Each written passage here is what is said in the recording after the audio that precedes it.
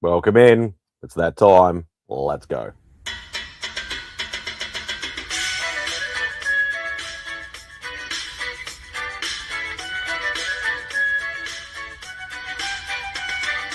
Say goodbye to Remy's place. Looking for my friends on a Saturday. Where's Fantastic Lady, Chip and Journey, Beckerman and Robbie Fat Stacks? And they're like, don't you watch MadSpidey'S Outback? Where Lemmy shows up just like that. Live chat here with YouTubers. You better sub, bring a comic cover. Bow down, bitches. Gobble, gobble, whack, bitches. My best mate Lee Simon Sorrow. A Lee meme with some muscle. On here you better watch your language, or you won't get any of his Vegemite sandwich. Freaky Sid, I come from MadSpidey'S Outback. Talking comics and some smack. Welcome all to MadSpidey'S Outback.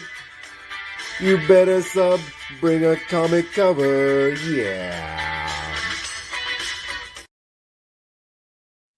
Yes, welcome to Spidey'S Outback. Thank you so much for joining. We do have one person. We did have a second person, but he's popped out again, but hopefully he'll pop back again. We do have somebody waiting in the wings, so we'll let them in. Before we say hello to the chat, let's let in my friend from the Great Wide North.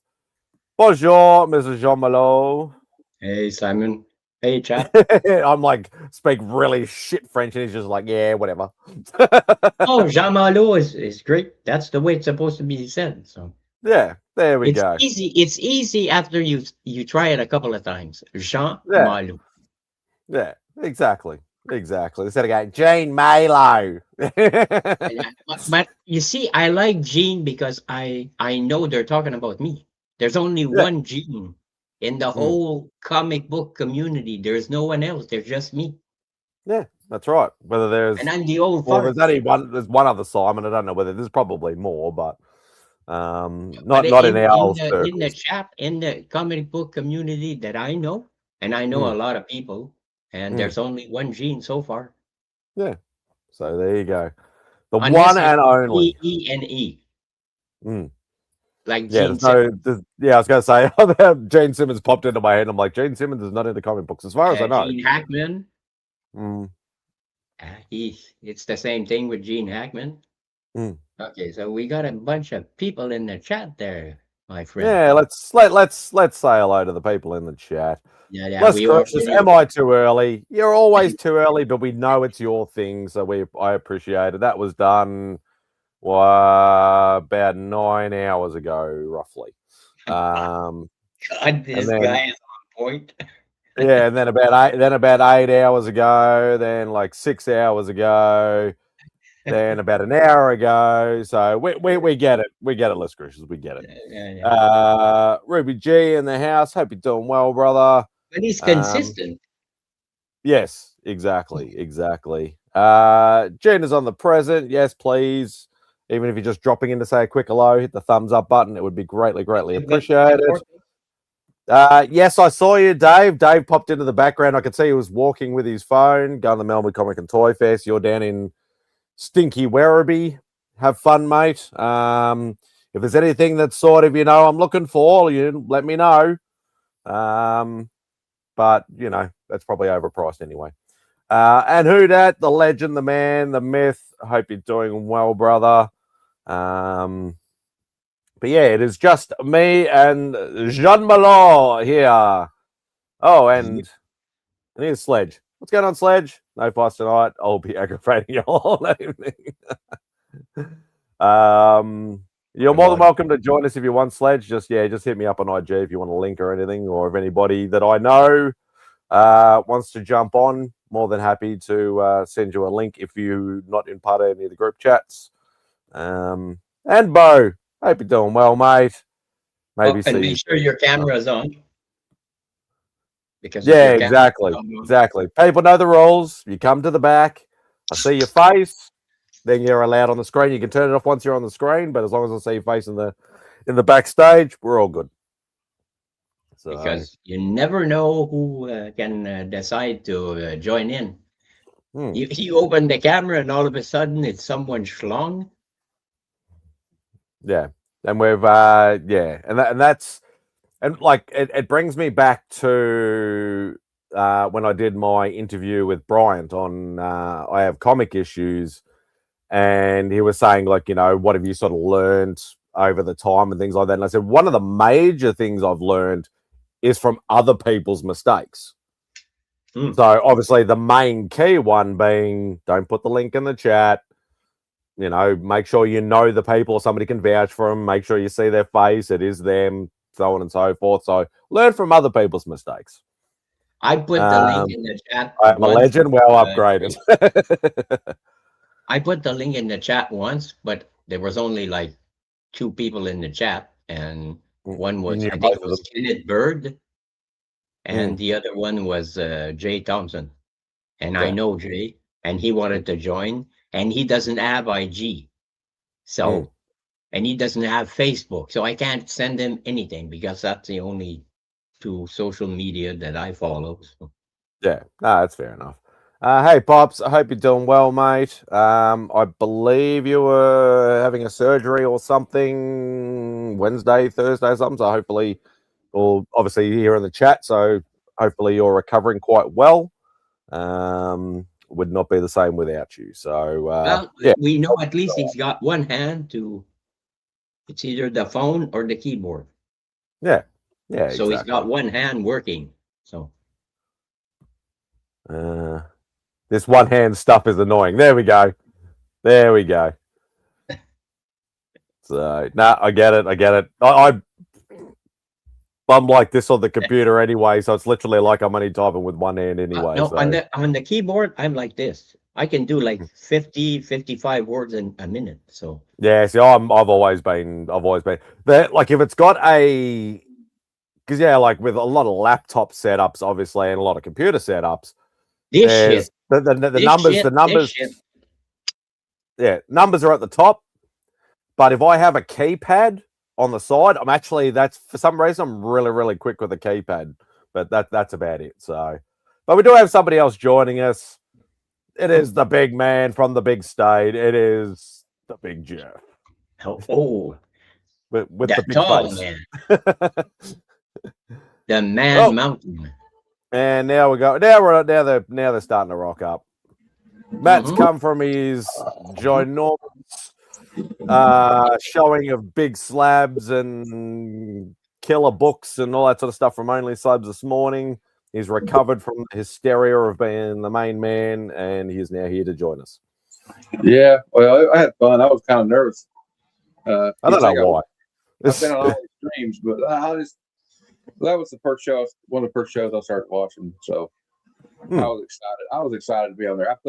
I don't know. I thought if I tried to put them in like an order, like all the Wolverine. I don't know if that was the right thing to do or not, but I thought it was. So that's what I did. But just do it. Just do it the way you want to do it. And like when I did mine, I purposefully made like 2, well, basically even stacks, and I'm like, I did mine in themes. I didn't necessarily do them in numbers, but I did them in sort of themes where, okay, this is all the Captain America books, this is all the other random books, or this is the stuff I got from community, and then sort of left all the bigger books all till last, like a lot of people tend to do. Some people just go bang straight out of the gate and show you like a massive book, but then the bigger books at the end of the show are actually even bigger than the original first book. But I put like it's fun. I had 2 piles, so I counted out. This will be the first half. That'll be the second half. So I do. I think with my appearance, I think Chris was getting annoyed because I was cutting him off and doing, because I know all his tropes on the show. Yeah. So I'm like, I'll read this right hand side of the label. Oh, Rob, watch your back. Oh, like I was doing it all before Chris could even get a word in. He's just like sitting there like this, like taking away my toys. I kind of did that today too. I was like, But Chris sent me a nice message. Said, sorry, man, I can't make it. He had to do work today. Oh, I knew about that because actually Rob asked Mike last week. So I called Cannonball. I was just like, I wasn't thinking. I know the difference, but I just wasn't thinking. They both have balls, so yeah. But Cannonball is what I meant. He's from Kentucky, so that's kind of why I like him. But yeah, I like the way I did it at the end because I wanted to save that one because it really meant a lot to me. Those guys chipped in and got that book for me last year. Hello, Debbie. Sure. I don't recognize the name, but thank you for joining. Greatly appreciate it. John Malone. Long time no see, buddy. How are you? Hey, Rob. Mainly Slabs is a shit show. No wish was. Okay, Rob. I'll stop donating every week. I'll stop waking up at 4:30 in the morning every week. Okay, it's a show. Yeah, I won't worry about it anymore. Though I don't want to miss next week's show. Like, no offense to Matt. I love Matt. Matt knows that. I love that you did it like me, where it's like you don't have the biggest of books. Like, I had some bigger books, but you didn't have the biggest books, but you just showed the love for what you had, and that's the main part of the show and the stories behind it. But you wouldn't want to follow next week's guest, I can tell you that. I know it's not a competition, but he's got some big boy books and some big grade big boy books. I've heard rumors. Yeah, he's been on. I think it might be twice. Rob could probably do that, but I was many people who are my dad. Okay, I don't get that. Firm command of the English language, Debbie. Yeah, there we go. Third appearance. Yeah, I knew he'd been on at least once, but I was thinking it was a multiple time thing. But so third appearance. But yeah, he tends to. He's a little bit like Dave, still only 35 cents, where he tries to get like the highest grade or the biggest groups on that, like that CGC census competition thing, whatever. I know he does a lot of that sort of stuff, but he has some big boy books, that's for sure. Well, I showed all my slabs, so now I have to retool for next time. I have to start getting some more books graded. So how many slabs do you have, Matt? The only one I didn't show was this one. I wanted to keep it at 30. I have 31. The only one I didn't show was this one. Oh, that's a nice one. Yeah, I was going to say you didn't show all your slabs because you got a whole pile still behind you, don't you? Or are they raws? Oh no, they're raws. I didn't. We have a background behind us, I was watching on my phone when I was watching your thing, obviously, so I couldn't tell what they were. J channel. That's what I use. Yep. But that's the best thing for raw comic books. There, even slabs. Yeah, it was the first time, right? I'm not sure what you're referring to, Debbie, or whether it's your son maybe have your account. I'm not sure. Feels like the first time. There's a song by a rock band. Oh, sorry. What else you got? I'm going to show you what I got on the comic shop yesterday. One at 92. He's calling. Oh, no. I love that cover. There you go. That's a nice cover. Doc. Hammerhead. See, in these ones, how Spidey's the blue part of his costume is more purplish. Yeah, I know. And I got this one for Big Jeff because he likes the Marvel Tales. Oh, I love you, big dog. Love you. Hey, the first time he's right side up. Ooh, Emperor Doom. Yeah, Emperor. Look at his cloak. That look familiar? It's the cloak of levitation. Yep. Or whatever it's called. Yeah. Yep. But anyway, very cool. Yeah, Dr. Strange's cloak. Yep, exactly. So I'm gonna do a review of that. But it's Doom, baby. All right.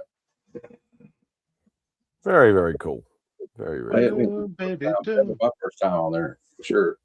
I was kind of happy to be there. There's because like, well, one of these days, I just started collecting. I was like, I'll have enough slabs to be on there, and I finally did. So, yeah, it was. It was funny you say that because, like, like that. That's where my appearance. Like, I've been joking about an appearance on the show for years. I'm like, I've had like maybe one or two, and then cracked them or done whatever with them, or I haven't really had any. And then after C3 last year, obviously I bought an absolute shit ton at C3 last year, and then Rob and I are joking about, I should go on Only Sleep. He's like, how many have you got? And I got like this many. He's like, let's schedule right now. Speaking of which, let's let the gentleman on. Hey, Rob. Hi, how are you? Doing well. What's this? Maybe it's trying to get me a divorce today. Back issues under $5 with 25 cents. Long box for $75. Oh my god. No, definitely not, Patel. Definitely not. They will all be freed from their plastic coffins at some point. At some point. The only one that I didn't crack was the one that I gave to Dave, still only 35 cents. Was the one that I won at C3 3 years ago, the Operation Inner Pack one that Rob donated to the thing. I thought Dave would appreciate that more than I would, because he likes all sorts of books, whereas I'm very... That at least is a book that I would imagine doesn't exist in a great abundance over there. Hell no. I don't think Dave probably hunts more for the broader spectrum and the weird and wacky and all that sort of stuff, but I've never ever seen that book over here besides the one I had, so I would doubt it. Nice. But no, Patel, that'll definitely... There may be... You never know what can happen, because who knows what gets donated this year for the big C3 event in the end of October. So I may end up racking up another pile, and I may do another appearance, but we'll see what happens. But I've shown every slab that I own, so anything that's new, if anything happens, we'll see what happens. And $2.99 Canadian super sticker from Patel. Thank you so much, mate. Let's go with this one. Boom! Yeah. Thanks for the super chat, you sexy motherfucker. And boom! Hey, motherfucker. Free I stuff appreciate today. Simon, I would say your appearance was one of the most anticipated appearances of Only Slabs history. or infamous almost. If I had gone the way that everybody wanted me to go, it could have been even more infamous. But Well, you would have never been allowed back anyway. Then. No. I would have been like I didn't get all Tyler, of like them. banned for life. I didn't pick up all of them. I only picked up the ones I cared about. Garfield. Yeah, I didn't get to go because I was working, but Beck went, and we had the this is not available in your region shit again. So, Well, send me a list. yeah, but Because I got waiting for me one of everyone. okay. And there's only like 3 or 4 that I want. So Yeah. the vast majority of my books are going to be. Oh, you know, and my my Well, LCS, he stamped his store down here in this That's what it's meant for. little thing. Yeah, I think it's cool. I like it. Gives It's the book some character, man. Shows where it's been. So I believe there was only 4 Marvel books. And then One of them was the Predator Alien book, so I didn't bother about that. Yeah. But we got 3 Marvel books, so I'm assuming Why not? I'm That's set. good. It's Beck that needs the 2 books is that we weren't getting. So I've been seeing this pop up, and I've heard like mixed reviews on it, but I don't know, something just stoked my curiosity. And going on, Chop. I've been enjoying a lot of the bad idea stuff. This is correct me if I'm wrong, isn't that Frank Quitely? Yes, I know it's hard to. Yeah, Yeah, it is your signature. So I picked up this. It's another bad idea book. So because I didn't want to go in there and grab all my free stuff and walk out because like a dick. But, this in my town, this book is no one knows it because it was made by a team of guys that live in my town. They were at the LCS today. And I got a signature from Micah Matei, who's I believe he's the artist. So you know, 20 years from now might be worth a gold mine. Hey, how's it going? And welcome to T-Dubs is in the house. What's up, nerds? Buy your mum a new shirt. Okay. I can't. Internationals aren't allowed. I know. I'm not saying that shit to you. But if any of you dirty perverts want to buy some cherries, let me know. So. Some cherries? Cherry Pop-Tart. This one...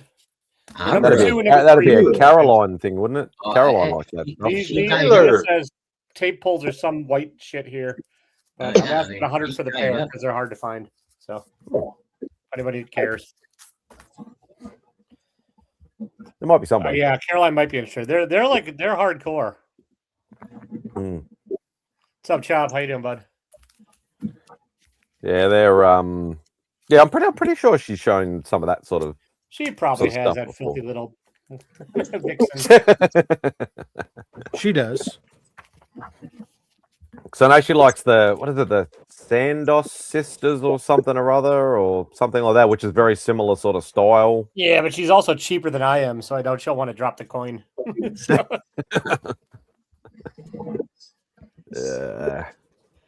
I need to pay for some books I bought today. So anybody on the market for an Energon Universe G.I. Joe 21 Ito 1 in 100 foil? What, did you win one and now you want to offload it? No, I bought one and I checked it out and it's a pretty book, but for what it's going for on eBay right now, I'm an idiot not to try and sell it. So you paid $20 for it and now you want to get 300 for it. Dirty. I'll tell you, if comic book day, Dungeon Crawler Hot Carl for $100, whatever. I paid $80 for it, and I'm trying to get 300 for it. Oh, so I was pretty close. Yeah, you're close. That's how I feel about the raffle I just entered because it was like $10. Ghost Rider #1 and an 8.0. Ooh, nice. Is that still open? Yeah, I think it is. Who's doing it? One of the I'll find it for you and send you a link. It's one of the online sellers. Gotcha. One of the consignments. Yeah. It's like $10. There's 72 slots, but sure, I get $10. $10 a pot. I bought 5 spots, but I mean, it's like it's Ghost Rider 1 and 8.0. It's yes, and that's one of my birthday books. So because I'm old.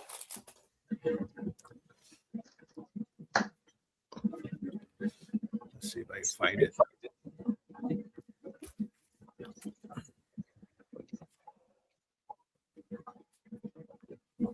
What is this? So is ASM1 on your radar to grab at some point? It's always on my radar. Yes, I still need it, but whether I can afford it, unless one like drops in my lap and says, "Look, you can take 6 months to pay it off" or something like that. Even 6 months to pay it off can cost a lot because it's 6 months later I'd be paid down by $50 and I'd be screwed. 0.5 is thousands of dollars. Yeah, that's what I mean. Like, if I get paid fortnightly or every 2 weeks sort of thing, so if it's something that I could drop like $100 or $200 on every single pay, and then I could, in 6 months or 12 months or whatever like that, I could pay it off. If somebody's willing to do that. Well, you could do that just now. Put yourself a little fund in there, put $100 and then next thing you know, you'd have the pile, and then you'd be able to just go get one. But you have to have discipline. Yeah, I was going to say, if I had control issues, which I do, yeah. Whereas if somebody says, "Look, okay, we've made the deal," and when I make a deal with somebody, I stick to it. But if it's like, "Oh, I'll save for that big book," no, or some other, my magpie instincts will look. Ooh, don't do that, and that's what happens. I have a pertinent question. What the fuck's a Fortnite? Video game. That's what I did too. Or every other week is some other country. Yeah, it's like 14 days. I know. I'm Yes. just being an asshole. You're just being facetious as usual. Well, a lot of people don't know what a fortnight is. Oh, is that the game? No, that Depends game on should what- only it be depends on what played once. generation you I ask. wouldn't have put it that way, but I would have said, "Is that the game?" I was going to say probably the only one that actually probably would know, like as normal speak, would probably because I think it's like a Commonwealth thing, not an American thing saying fortnight. But No, we You don't know what's do weird fortnight. is hearing like 11-year-olds talk about the nomenclature of like newer military weaponry because it's all built into their games. They know like more about it than some soldiers. It's a private check chat, the private chat. Oh, thanks. I mean, I've already lost Fortnite 2 was raffles 2 this days, weekend. What's one apparently. more? Yeah, well, exactly. You keep doing enough, the Las Crucius effect has got to take effect, right? Do you think? But I think Las Crucius hoards that effect. I didn't even realize I picked up this book. Oh, Nexo, gotcha. yeah, no, I've only ever done a couple of Are those waffles books, and never won anything. So are those books for the that giveaway box there, Rob? Yes, they are. And are you going to grace us with showing them? Yeah, I will. Just a second. I'm just moving all the post-it notes from the front to the back. I thought you were doing something with books, but I wasn't sure. He's always doing something sneaky with that giveaway box. Driving Comic Vet and MadSpidey crazy every week. It is the best giveaway box anywhere on the internet. Yeah. There's no giveaway box like that one. There may be other boxes that might have. There might be people who give away bigger book here and there, but the consistency of quality that comes out of the box. All right, so I'll show you guys. So what I got is I had already pulled a couple of these out, Phil, but I basically got a short box full book sent to me. Oh, don't run away. I'm always at work when Rob shows on. God dang it. All right, so these are the books that I picked up for the giveaway. But now some of these are books that you'll have seen before. There are certain books that I pick up over and over again for the box because you got to have some stuff. Nice. Green Lantern. Because they piss me because off. sometimes I recognize it. I don't recognize every key that's out there and seeing it when there's no call out on it. Sometimes I go, oh, I'll pick that up for $5 or whatever it is. So this first Parallax. I got 2 of those. So. There's a first. That's nice. I love that. Love that book. That's my shoulder every day after getting out of bed. Dr. Strange. First meeting with Dr. Voodoo, or Brother Voodoo, rather. Nice. Punisher. Oh, from the limited series.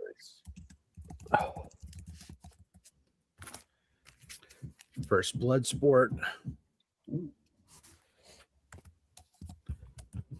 Punisher 2099. Banger. This one's not going to go in, by the way, because this is a newsstand variant, and I don't have a newsstand variant of Punisher 2099 #1, so that's in mine. What? Nice. That surprises me greatly. All the copies I have, I'm pretty sure, are direct edition only. Oh, I thought you didn't care about that's newsstand versus nice. direct, Rob. I do when I'm not paying for it. Fair enough. Is that the first page? Hell, if I have a ton of these, I'll throw a direct edition in. I'll swap it out from the collection. Is that the first? Yeah. Who's that? Yeah, Silver Banshee. Yeah. Ooh. That's a She's a nice cool one. character. I like that. That's nice. I do like Psylocke. She looks very smart. She's very smart. Midnight, and this is There you go. Second Kung Fu. Master of or Kung second Fu. Shang-Chi. No, that's Yeah, I think I might need that. There we go. Wedding issue. Oh, that's the Jump the Shark issue. Here's another wedding issue. Ooh. That's a divorce issue. What if they hadn't married? There it is. There you go. What if he had married the Black Cat? There we go. I'm sensing a theme here. X-Men 2099. I hope there's not one where he married his aunt. Oh, X-Men 2099. There we go. X Factor #1. Nice. Tales of Suspense 89. That's a nice one. Son of a bitch. I think I have that issue. X Factor #1s are still relatively cheap. First appearance of Spider-Man 2099 in preview. Nice. First appearance of Spider-Man 2099 in preview. Doom Patrol issue 94. Isn't this like the first appearance of the new Doom Patrol? Yeah. Yeah. First appearance of Angela. Nice. That one. First appearance of Bishop. Yep. Later on, he takes Rook. Nice. I see what you did there. Yeah. First appearance of Beavis and Butthead and Daria. Totally cool. First appearance of this version of the Huntress. Yeah, I love that cover. That's a nice cover, that. Yeah. Yeah, I fucking picked that up for $5, dude. That's Hell yeah. A $50 book over here. yeah. I have a 98 for over 100. Yeah. So you guys are Incredible Hulk 272. This is a Second Rocket. Oh, I didn't realize that. I only just picked up that book in the big lot. Nice. First Razor Fist. Oh yeah. He's no taser face, but he's cool. How does Razor Fist wipe his ass? Oh, Careful. Careful. yeah. Frank Miller, cover. Moon Knight. Maybe I with like the three. the cape. Maybe he does it with the 3 seashells for Demolition Man, Taylor. There you go. Yeah. Impulse. First issue of the Eternals. Cool. I'm okay with that going in there. I don't need that one anymore. I love that Moon Knight. I want that Moon Knight. First Renee Montoya. Yeah, I like that cover. First Glow in the Dark. First. Got that one. Banger. Here's another one. Yeah. One's a newsstand. One is a newsstand. One is direct. Sweet. They both glow. This is a. Oh, This is. Yeah. This is a key. I can't remember exactly Blue Bullet. who it is. Bullet Man. Blue Bullet, but there's also And it's something Amanda like- Waller. yeah. First Yep. Amanda Waller on this one. Yeah. Cool cover too. Oh, that's a newsstand too. Yes. Hopefully I'll win. Hopefully I'll win another giveaway and some of these books are pulled out. Oh. Playing Transformers #7. Yeah. Totally. I don't That's awesome. remember who these first. No, the appearances next are one in is these, me, but man. So 9. This is first Circuit Breaker. Yeah, she's a huge piece. 24. I get you, Yes, Jeff. sir. I get you. 26. Hell yeah. Oh man. Those are all going in your giveaway box or no? Yes, 28. I gotta catch this show for sure. 30. Just put it on your and phone. 2 drawings every show. I think I'm gonna start doing 31. that. Yeah. Good luck when there's like 90 other people there. This one, Yeah, I'm not that- sure. This one may or may not. But, people in there, usually. New Gods, issue 10. Nice. Yeah, That's a that's good cool. Kirby cover. I've won several times, by the way. So I won twice. New Mutants, 87. I never Second win. print. So I can go on his show and then not win there. It'll be fun. Submariner, issue 41. Spanking issue. I think I have that issue, so that's okay. Issue 61. I don't know if I have that Dr. one. Hydro.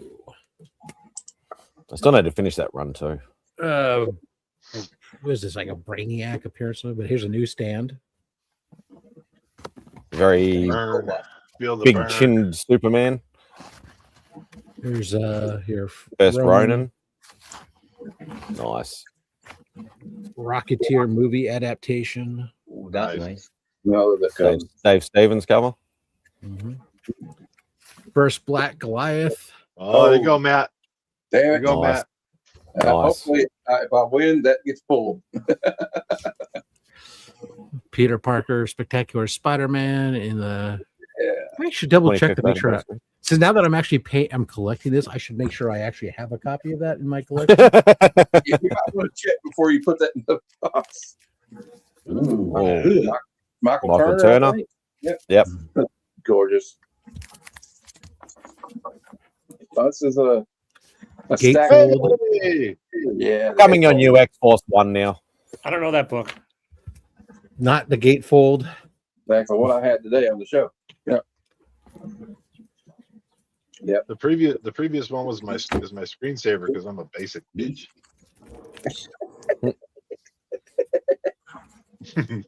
It's still a high selling comic. I could say it saved me somewhere. It's still an epic cover, even if there's 8 million of it. It is. Of course, I'm missing one of the covers there. I don't have the Magneto cover there. Ooh, that fucking book again. Look at that. And it's a newsstand too there, buddy. Oh, I don't give a shit about that. Yeah, it's well, you got it now. They're all there. They're almost all newsstand at that time. Dude, the joke can keep going though. Dude, I just find this book every time I turn around. I don't know why it was so hard for you to get a copy. And I don't know why you bought it. Did bother Because I live in here. Why you didn't bother to ask me? Yeah, I know. Complain about it forever. Not his fault. He lives because on then the ongoing joke would stop. Sure. First Katana. First Crossbones. Yep. Nice. I got that one. That's a good one. First Armanzola. That's the second time I saw that book today. Yep. This one I'm probably going to keep also because I love these Nemesis books. I don't know what is fucking cooler than a superhero in shorts and a hoodie. Underwater. And slip-on boots. Yeah. Fighting an octopus underwater. Yeah, I have his first appearance and some others. I mean, he's just kind of weird. His first appearance was a $7 book. It's Adventures in Fear, issue if 16. you pull that one, Matt, I want that one. I don't think I have that. That's nice. Okay.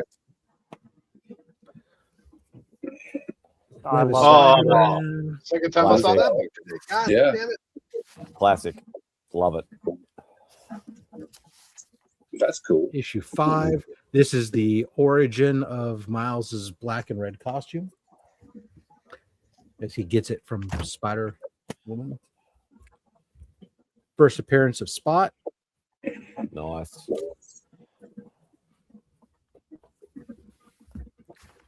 Another banger. Second appearance of the black costume. What an awesome cover. Isn't that also second Black Cat? No, it's the first appearance of the black costume in this character, Oh, gotcha. in this thing, Spidey and the all dancing second appearance of that. There's a first Riri. What'd you call me? Exactly. Riri. Inhumans, nice. issue 1. Nice. This is Blastar. Infinity Gauntlet, issue 1. Yes, sir. Classic. Yes, sir. And the last one here Thank you, Jim is Starlin. Giant Size Defenders, issue 1. Ooh. I think I have that. Giant size. That's it. Mark, That's I all hope the you're the stuff. one that outbid me and got that book for $80. I didn't. I wouldn't. When I saw it, I'm like, dude, that's really cool. Yeah. And I'm not familiar with the website. You know me, I'm a paranoid bastard. I got it. I order from those guys regularly. I wouldn't have So said it if I didn't I'm know it going, was. and I just got done doing what I've been doing all afternoon, but there's this other site that I was going to just call you and talk to you about. Yeah. But it has to do with some other stuff that I have and other stuff that happens. All right. And I've never been like one of those people like, I don't want everyone to know about this, but I don't think it's going to be that relevant to everybody anyways. But everyone talking about it, Sure. it could get to people that would We can kind talk. of blow up Yeah, the whatever. spot. Yeah. But yeah, I would have to do research on that site or any little looking website. Yeah, I mean, I buy from those guys regularly, so I wouldn't send Dude, it out. when I'm looking at t-shirts and toys, I'm regularly messaging Paul like Sector and like, bro, have you heard of this site? He's like, Yeah. I haven't. And then, Hey, like, Glenn. I have. You can blow up the spot to me. I don't have any money. And that's why I don't want to blow it up, because if it's not even useful to somebody, what's the even point? for them to mention it later, and then other people that it is useful to. You know what I mean, buddy? I just window shop. But I don't even window shop in it. But it's severely beneficial for other stuff that happens. Yeah, fair enough. Yeah, I did end up getting 3 books on the auction today from that site. Not anything that big, but 2 to flip, 1 to maybe flip. But it's basically just like smaller auction houses that exist in America. There's apparently tons of them all over the place, and all of them have that aspect to them where you have like employees that it's their job to try to convince people to use their site. Yep. So you can catch some really good stuff in a small bubble market kind of thing. Yeah, I mean so they're just all over. The other stuff that went on there went for a really good price. Like first Psycho Pirate went for like it was a 1.5 with a taped cover. No, the silver, the Golden Age. The Golden Age, dang. Went for about 105. That's crazy. It was about a 1.0. It's taped on the cover, but still, I mean, still crazy. Was that like 1942? Something like that. 42, 43, right in there. Yeah, like that's crazy. Oh, Sir Robert the mustache. So the new ABX Comics and Game shirts premiered today for Free Comic Book Day. Spread across the table, and every shirt purchase, it was a $5 bill coming to C3. Nice. ABX surprised me with that when I got there this morning. We were starting to like, oh yeah, Mark, look what we're doing. And they put up a whole table and had the C3 swag on the table and the little QR codes and all that stuff, and sold a good bit. Like that was very nice. Sounds like you're hiding a fishing hole or something. What? Y'all hiding your hiding websites like you're trying to hide a fishing hole, like my dad. Are you planning on going to, like Jeff just said, I don't have any money, so that's like saying I don't have a fishing pole. Where you been fishing? I just like making jokes. I just shared mine with Mark. I would have kept it to myself, but it was just a book I thought he legit might have had interest in. No, I'm just joking. I don't care. We're just kidding with you, Mark. It's okay. We're just joking. I'm not offended. I'm still not saying what the name of it is. Yeah, me neither. See, look, Sledge. Fishing holes deserve to be hidden. Exactly. By the way, Mark, the website's back. Really? Well, after having it come to your attention in the manner it did, I'm not surprised it's back up that fast. Easiest way to hide it is not talk about it at all. Yeah, what Fight very Club? true. So Fight Club. But then again, like you only see people every so often in different manners, Yeah, Instagram's hard to get a hold of people through. I only talk to you in this exact format, but I enjoy our time together. You know what I mean? What's Glenn saying? Question for the panel. I won a waffle the other day. The choice between first appearance of Barco or first Dane do it. Dane do it? I would have picked Tale to Astonish. I would take Black Knight. Not taking Baku. Dane do it. I don't think that's not the right name, is it? Wouldn't that be the third Black Knight canonically that appeared in Tale to Astonish? Or Dane Whitman, right? That's the one. Dane Whitman, I think he's thinking of. Second one was in Tales of Suspense. That was Percival or whatever it was, and then I can't remember who the first one was. It was in the Golden Age and Tales to Astonish, and then Avengers, right? Yeah. I got a question for everybody on the panel. Comics for a bit too. Yeah, I don't know what. I saw a post on Facebook of some comic shop in Colorado. They had their, you know how everybody was wanting to get the Dungeon Crawler card book, but it was like the popular, not everybody, but a lot of people. So they had a thing where it was like $10 unless you spent $50. Then you got the book, the free comic book day book free. What are your thoughts on that? Yeah, the pieces of shit that were doing that are called Hall of Justice Comics in Colorado. Fuck them. There you go. Yep. I'm not a huge fan, but they do end up like the stores do have to buy them. But you know, well, I'm aware of how much they cost. So fuck. Yeah, they're not much. And what's the whole point of they're giving them to you for that price in order for you to entice people into your store so you can sell your existing inventory. Yeah, I know. I'm with you. I'm just and I get that they own. I know that. There's also stores that put a limit on them where you can like grab 5 or something, and more if you purchase. I don't mind that. Yeah. Yeah, my shop is everybody can come in. They can get 3, and they're spread up to 3 different tables. There's a youth table. the regular and then the adult table. And so you pick a table and you can pick 3 books from that table. If you want to pick 3 from a second table, then there's a $20 donation to the charity that they're doing. And this year's charity had to do with like children who are having problems because their homes have domestic violence and stuff. So that's super cool because they took the spirit of giving, which you're getting something no matter what. You have been given something, but if you choose to pay it forward, extra. If you choose to pay a good thing for, that's awesome. You're just expanding the giving at that point. And then for subscribers, if we want one of everything, if we make a donation over $100 to the charity, and send the manager the copy of the donation receipt, then they'll pull one of everything for us and set it in our box. So that's what I did. ABX did a 5 per limit. He orders a lot. We did a 5 per limit. I picked up 2 because that's just the ones that I want to read and put in my. I got Power Rangers and Monsters. I can't even remember what the third one was I was interested in when I first looked at the list, but I know the 3 I was interested in primarily was the Greatest American Hero, the Ultimate Oz or whatever, and then the Energon Universe one. I didn't get the Greatest American Hero or the Dungeons and Dragons one that I wanted, but I could grab them if there's any left on next week. I'm not too worried about it. Dungeon Crawler Carl was gone from my house. I got 2 copies of Dungeon Crawler Carl. Both of them are available right on Fill Your Fort. No. I don't cross the streams, but I read that one earlier today before I was on Only Slabs, and nice little trip down like nostalgia lane because I used to love that show. It made me Ralphie's Red Pajamas, as my mum says.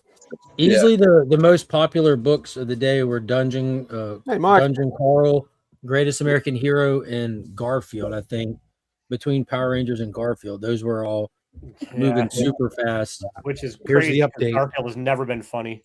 Yeah, here's the update. So it turns out I already have a newsstand variant in my collection, so this is going in the giveaway bin. I was going to say, I would have thought you would have by now. You don't like Garfield, Taylor? It turns out I have 20 copies of Punisher 2991, but only one newsstand. But that's enough. Matt, your copy of Dungeon. I can't even say this. How do you Dungeon what? Crawler Carl. That's a tongue twister that my southern tongue just don't do. But Dungeon Carl, Matt. Just call it Hot Carl. Roscoe said that he already has a package coming your way, so he took your books and he's just going to put them in your package on your way. Yeah, I appreciate you grabbing them for me, Mark. Yeah, I appreciate it. Yeah, free comic book day books are meant to be free. Yeah, but the problem was like they didn't go yesterday, but I'm such a good customer. They're like, we're going to give them to you now, but apparently they didn't get the Dungeon Crawler book or Energon, and they didn't get Nice House by the Sea, and they didn't get the DC sampler, and they didn't get they got the one Conan book, the one that's like the Chimerian or something it's called. They didn't have that one. Yeah, the Ablaze. That's the other one. Dang, there'll still be more. I think that sounds like they just had a lunar box that hasn't arrived to them yet. Yeah, it might not. He said if they got any more, he would hold them for me. So, but I got all the Superman and Supergirl ones too. So that was fun. I want to read that Supergirl of the World. It looks kind of interesting. I don't know. I haven't read it yet. Yeah, I got all the Supergirl Day books. They're going to be in the man. I got a crazy Supergirl giveaway coming up for the channel members. I mean, I read this today and it was really good. I got all the Supergirl Day books. Oh yeah, I ain't read it yet. I got it, dude. I'm not gonna say nothing. And it's in news. It's almost like a newsstand. I mean, a newsprint feel to it, and it's got the old ads in it. Like, I'll just show you one thing about it. I won't go out opening it. I'll show you the inside. It's got the Batman Loowee poster on the back of it. Oh, nice. Remember this book? Yeah, I got that one. Yeah, that's going to be for is it next month? Yeah, June. Next month is June, right? You're telling us for your giveaway? Huh? No, Matt, I'm asking when the Supergirl movie comes out. I don't know. Yeah, June or July? June. So that'll be this month's Legion Week giveaway. Because I want it to be in the person's hands. I want them to own them by the time the movie comes out. You know what I mean? I want them to have. Unless I win, I'll be then happy to different have those in my story. hand. If you win, I'm not even sending them to you. No, don't. I'll just Don't. send you I'll just send you money. I'm like, he doesn't want these books. I'll praise the box and I'll just send you money. I would hold on to some of them. No, I just A-OK it to somebody who would love it more. That's what I would do. No, I'm just gonna send you money and you can A-OK them money. Because it's expensive to ship books to you that you don't want. I love the fact that they put like the old ad for the Batman '89 movie on the back of it. And if you look in the back, they put the old ads in it that were supposed to be released when the comic came out. Dude, that's amazing. Nice. Yeah. They actually put effort in. Wow. Oh, there you go. Simon, if you win, I can just give them to Dave. Oh, well, so you got it. Yeah, if Dave will take him, yeah. Mark, look what I found for cover price at LCS yesterday still, which is, it's not cover price anymore. It's the first print of the Dakota incident. That's the what? I'm familiar with the book of the Dakota incident. It's the first print, but it's like I think it's more than cover price now, but I got it for cover price. Oh, nice. The second print edition with the static cover is super nice. Yes, I like those a ton, huh? And that's cool. Is that Jenny Frisson? Stuff, so I can't show you all. We're gonna be here all day, but then I got the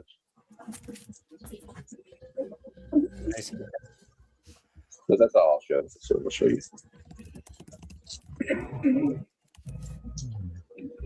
All right, Chop, we get it. I don't get it. I don't get it. How old is she? You tell her, you give her $20 a bus ticket and say, go win your Vegas vacation over there.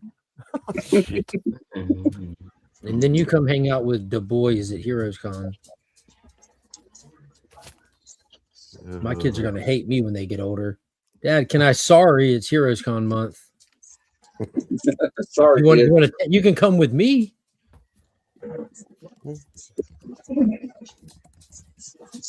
Hey, Brian.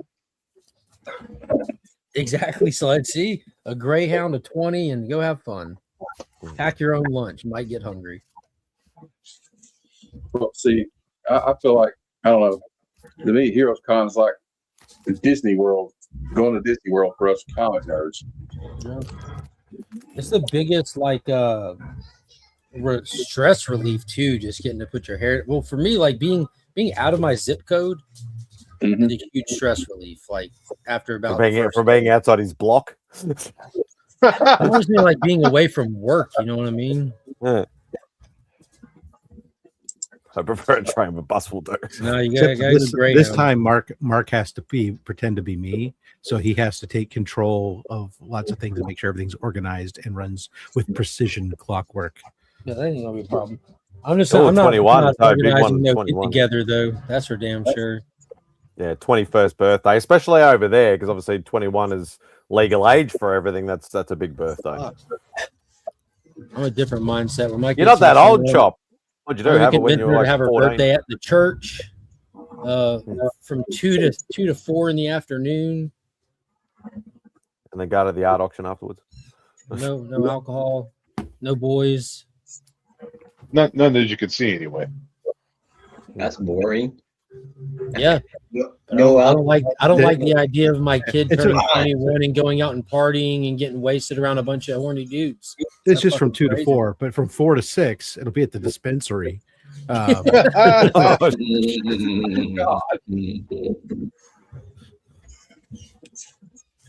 no, we're not going to have. No, Mark's like, we're not going to have her 21st birthday till she's 35. Yeah, that's it. Yeah, we know how that works out. It's not going to work out in my favor, but I'm still going to campaign for it. You're going to try, though. Yeah. Who am I if I don't try? So who here thinks that C3 is going to top 60,000 this year? May. Doesn't it grow? Like how Rob and myself are just watching. We're not answering. We got no comment. Look, I didn't think we were going to hit our goal last year. You guys all surprised I me, promised that I'd get a tattoo if we pass 60,000. So. All you're doing is making Rob mad right now. Yeah, we don't even like at this point. Nobody's going to put faith in a tattoo because no one's delivered yet. You might be the first, Yeah, well, nobody's done it yet. I intend to deliver. No, I didn't even think though I Nicky know I'm Pancakes gonna did pay. his. But His wasn't related to ours, was it? Only if it's a tramp stamp, Gene. John. Yeah, Nick's had nothing to do with hitting a goal. That was like such like an insular thing, and he amended an existing one to add a 3 next to a C, so it's like a Easter egg inside of a tattoo kind of thing. Still That reminds me. Tyler was supposed to get the logo tramp stamp. That didn't play out. Cliff was supposed to get the logo, despite us even rallying and saying we would pay for it, so he didn't have to take a financial hit. Because we raise the money as a community, we can celebrate as a community. Is the way I saw that. But Dr. Von Hoot was going to get a tattoo of Tyler getting a tattoo. Yeah, and he was. I have 100% faith that would have happened. Well, I will get a temporary tattoo. Can we get those made, Rob? I'm gonna get a real one. That's what we need, Rob. Instead of stickers or magnets. Yeah, it's gonna be an alien egg on my shoulder, and that's it. The problem It's gonna be an outline, but no color. Forget this. I won't last through that pain. Forget it. I hate needles. So, the problem with them is if people even want to put them on, it means you have to have like water and sponges or something in order to put them on. Well, we don't need to. We need them to put them on there. It's just funny for us, and to pass out. Well, when we pass out these stickers, they we see them anywhere. But people want to put them on, is what I'm saying. Is having done this working in the radio station where they had temporary tattoos of the stuff, then you had to carry around buckets of water and sponges. You don't have to do none of that. You just pass them out. Having kids that get temporary tattoos, got some today at the little mini con at the store. Although I will tell you, it was a lot more fun in the rock and roll radio station because it was a lot of girls wanting to put tattoos in weird places. Well, if we give out tattoos on Thursday and Friday, maybe by Sunday people will be coming back around.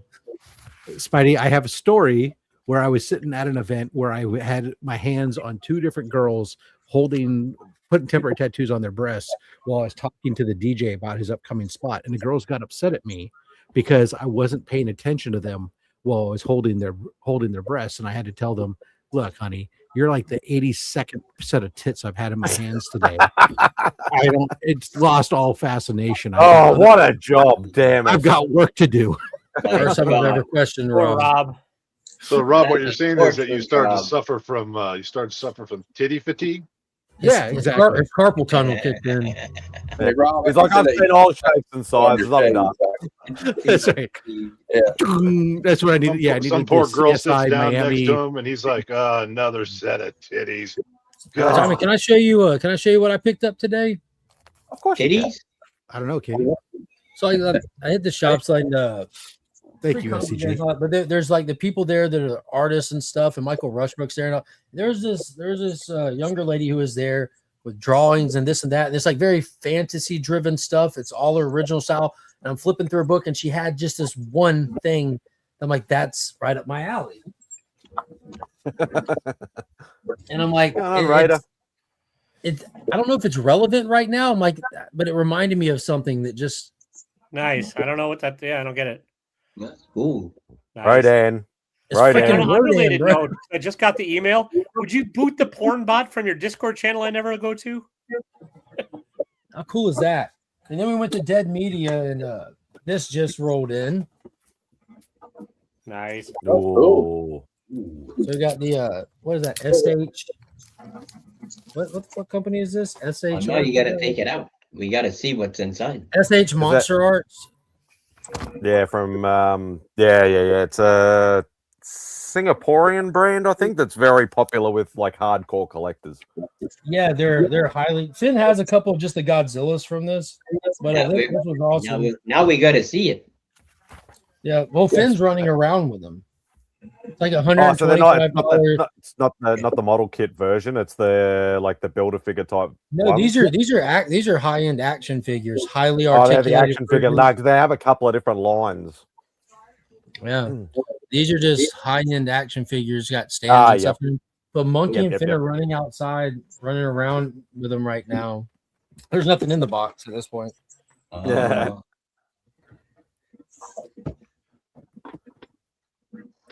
Yeah, and obviously that's very fitting after our quick conversation yesterday afternoon, Mark. Bro, how cool is that? Taylor, you probably recognize that giant bird right now, too. Yeah, I saw it somewhere. Yeah. Oh, fuck yeah! No, that fuck. I don't know what emotion I was feeling through that. It was sort of excitement, a little bit of tears, freaking excitement, a little bit of fucking scared, fucking all sorts of shit in the finale for Monarch. That was Weird horniness. yeah. You see a wicked looking phoenix looking monster thing on a volcano. You sort of go, that's awesome. Yeah. I could have watched another episode of Monarch the other day, but instead I chose to watch an episode of Johnny Sacco and his flying robot. Nice. So I still saw kaiju, but robots fighting kaiju. Yeah, just as cool.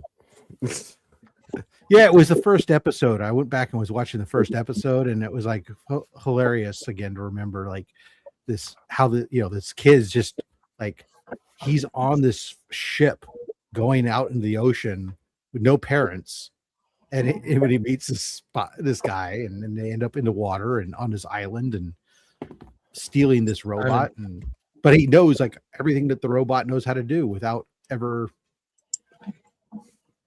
Make them big. Nice. Butterfly. Cool. That's cool. Mothra. They should make that into a kite. There probably is a Mothra kite out there somewhere. Oh, yeah, he's found a corner to jump on from. Hello, everyone. I've just stepped out of the comic convention, or Melbourne Comic and Toy Fair. Oh, you bought a short box full of books. Huh? You bought a short box full of books. Yeah. Oh shit! I'm scared now. 108 comics, $100. That's cool. 100 Australian dollars? They're all Turok number ones. Damn. Number one. Oh, okay. That's a decent start. Oh, fuck's sake. Why couldn't I go? Because I'm running this shit. Got a spare. You can have that one, Spidey. Yeah, I don't think I have that issue. They're all priced at like $6, but yeah. It's like She-Hulk's gonna get pounded. So all later Avengers. That's all right. It's not like modern. It's 80s stuff, so that's still pretty cool. No, see you, Taylor. A couple of dupes. Did they specifically say it was an Avengers box, or Thanks, yeah. did they tell you what was basically in it? Did they sell you a That's like a continuous run, or did they cherry pick anything? And then they're like $10 books. So, oh, what? Nice. Oh, cool.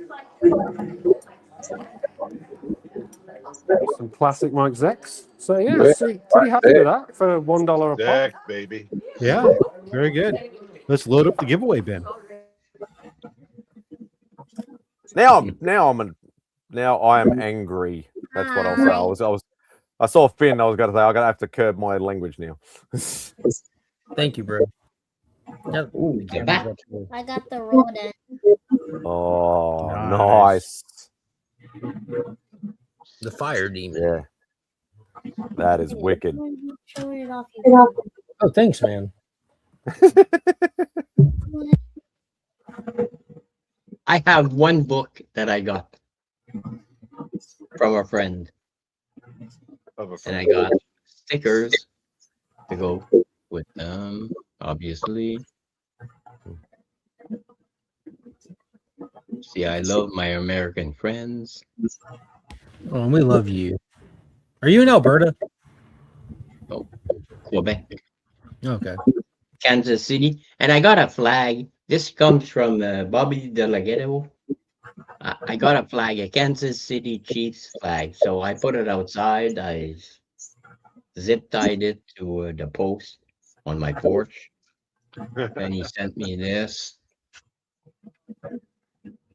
That he drew. That's awesome. That's so cool.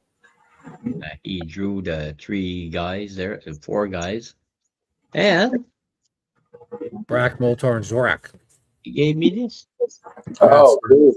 And this is actually a separate piece of paper that he glued on. So. Knowing Bobby, I'm kind of surprised there's not a pull tab on it that makes him move. Yeah, it makes him move up and down. Yeah. But I told him that I have 2 black blanks, so I'm gonna send him one, and he can do whatever he wants with it. He'll probably do one of those space ghosts that flies through space or whatever. You know, it's creative. I saw him get the Man of Steel facsimile, and he made it look like Clark Kent was ripping his shirt open. Bobby did. It's got with the emblem on it. It's so cool. Yeah, and he put real material inside. Yeah, so that's cool. I'm glad to say I have one of his. He did. I definitely had to get one of those. I got one for Roscoe sending me. It's a blank for Scooby-Doo Apocalypse, but it's like Scooby and Shaggy as John Carpenter's The Thing, like they're like melded into each other, like real freaky.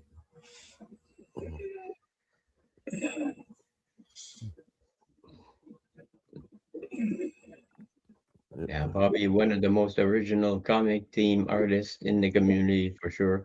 Yeah, I like the one he did for Beckerman and I'm gonna get the name right this time. I hope. I'm probably not now.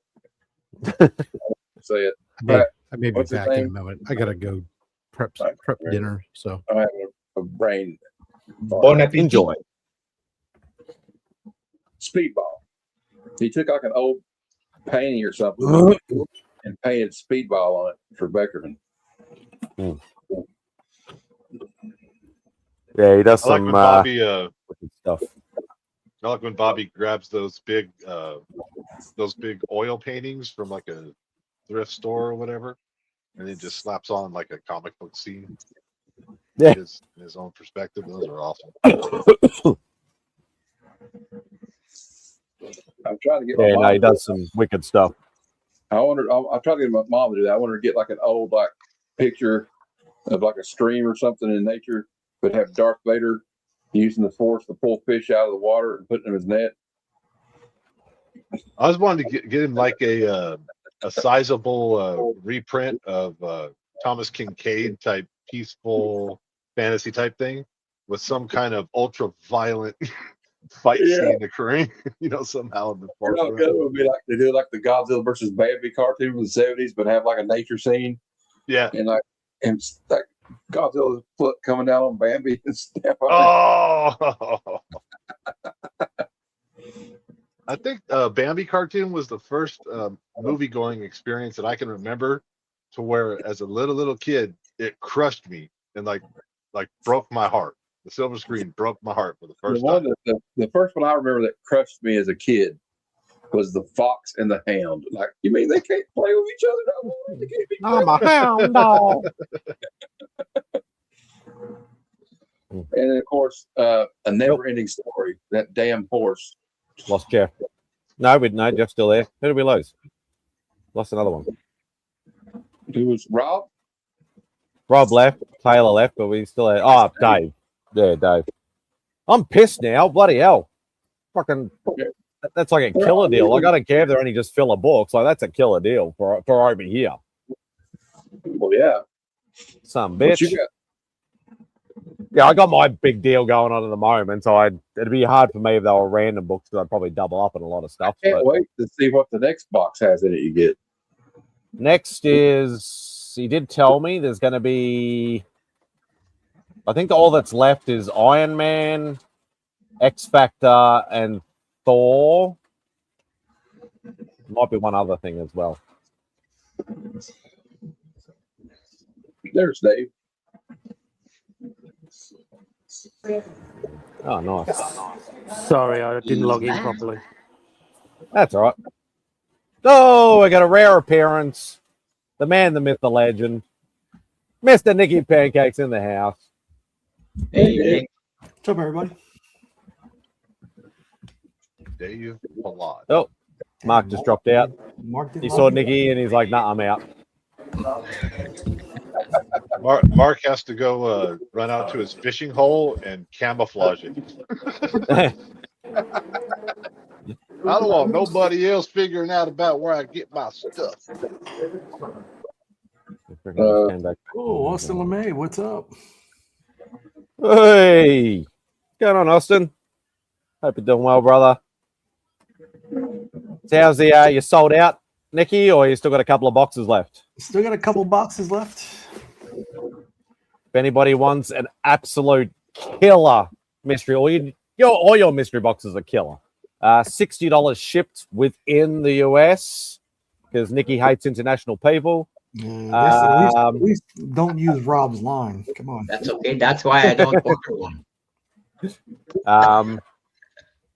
Yeah, I've seen Nicky's mystery boxes over the years and always does killer ones. So, couple left. Get them while you can. I got to use it to finance my burgeoning art collection. Yeah, it's and why do you think I got out? It's hard enough collecting books, and because you would have because Mike and I talked about this off and on a lot last sort of month or two. You've noticed the stupid increase in pricing of like commissions and original art too, I would assume, seeing you've been diving into that world a lot lately. Me? No, I always get good prices on my art. I mean the general public pricing. I am in a unique experience position. And I do see what they go for, and it gets quite expensive. I was telling the guys last night that I had my eyes on a Stephen Platt cover for Savage Hulk 9 that I thought was $1,200, and it turns out it was $12,000. So I was going to say $1,200 would be an absolute steal. I love Stephen Platt's art. That's why I was rushing back over to go grab it until I found out it was that much. Was it a Moon Knight piece, or what kind of piece was it? I'm not digging. It was was lovely foil. Look at that. It was this. It was this cover. Love a bit of 90s foil. Hang on. Oh, is that Hulk? Oh, cool. Oh, man. I love Deathlock and Machine Man. So I was like, oh, that's the piece to get for $1,200. Nice. 12,000. Yeah, that one. Not so much. Yeah, that's killer. And all your boxes, Nick, are like way more retail price than what you're selling them. They're severely underpriced for what's in them. This time I'm shooting for double the value. Well, they're more than double. I mean, some are close to $200 worth. DJ's honestly the one DJ put out his video. I messed up on that one. So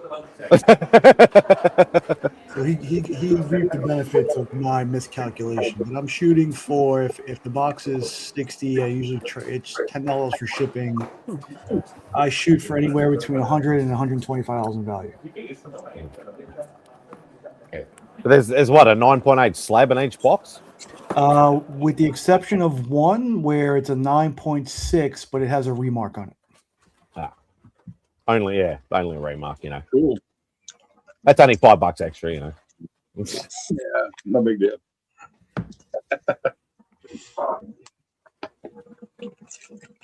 Yeah. So what's you guys have a new comic book date? Was it yesterday? Yeah, I didn't get to go because I was at work, but Beck went pick up like standing order and then try and pick up the Marvel books for me, and then she wasn't able to get the 2 books she wanted because of the stupid international licensing crap. So I'm gonna reach out. Rob said he should be able to get me those 2 books because they're nothing major, but you know, just we get screwed with that sort of stuff sometimes. It's like last year we didn't get the Stan Lee book last year, which was really weird. So Rob was able to get me a copy of that. I didn't even know about it, to be perfectly honest. It was that sort of hidden from us, but yeah, no, it's. Well, Mark would tell you that's the reason to move to Georgia. There's a billion reasons to move to Georgia. Austin LeMay, hey. Reason number 1, it's not California. Reason number 2, it's not New York. Agreed. Wholeheartedly. Yeah, Jeff's from California, so. Huh? Roscoe. And Jeff is from California, that's why so he agreed with you. Yeah, he agrees. That's why I'm broke. That is why I'm broke. So I just suggest anybody to move to the south at this point. Seems like common sense. So Roscoe's dad out there repping the correct T-shirt over at ABX today. Hey, Roscoe. I seen your comment. You can't compliment the ABX shirts. Where you're like, oh, a New York Knicks shirt. Look at that. Well, I mean, we are You're in a the Texan, Nick. You're a Texan.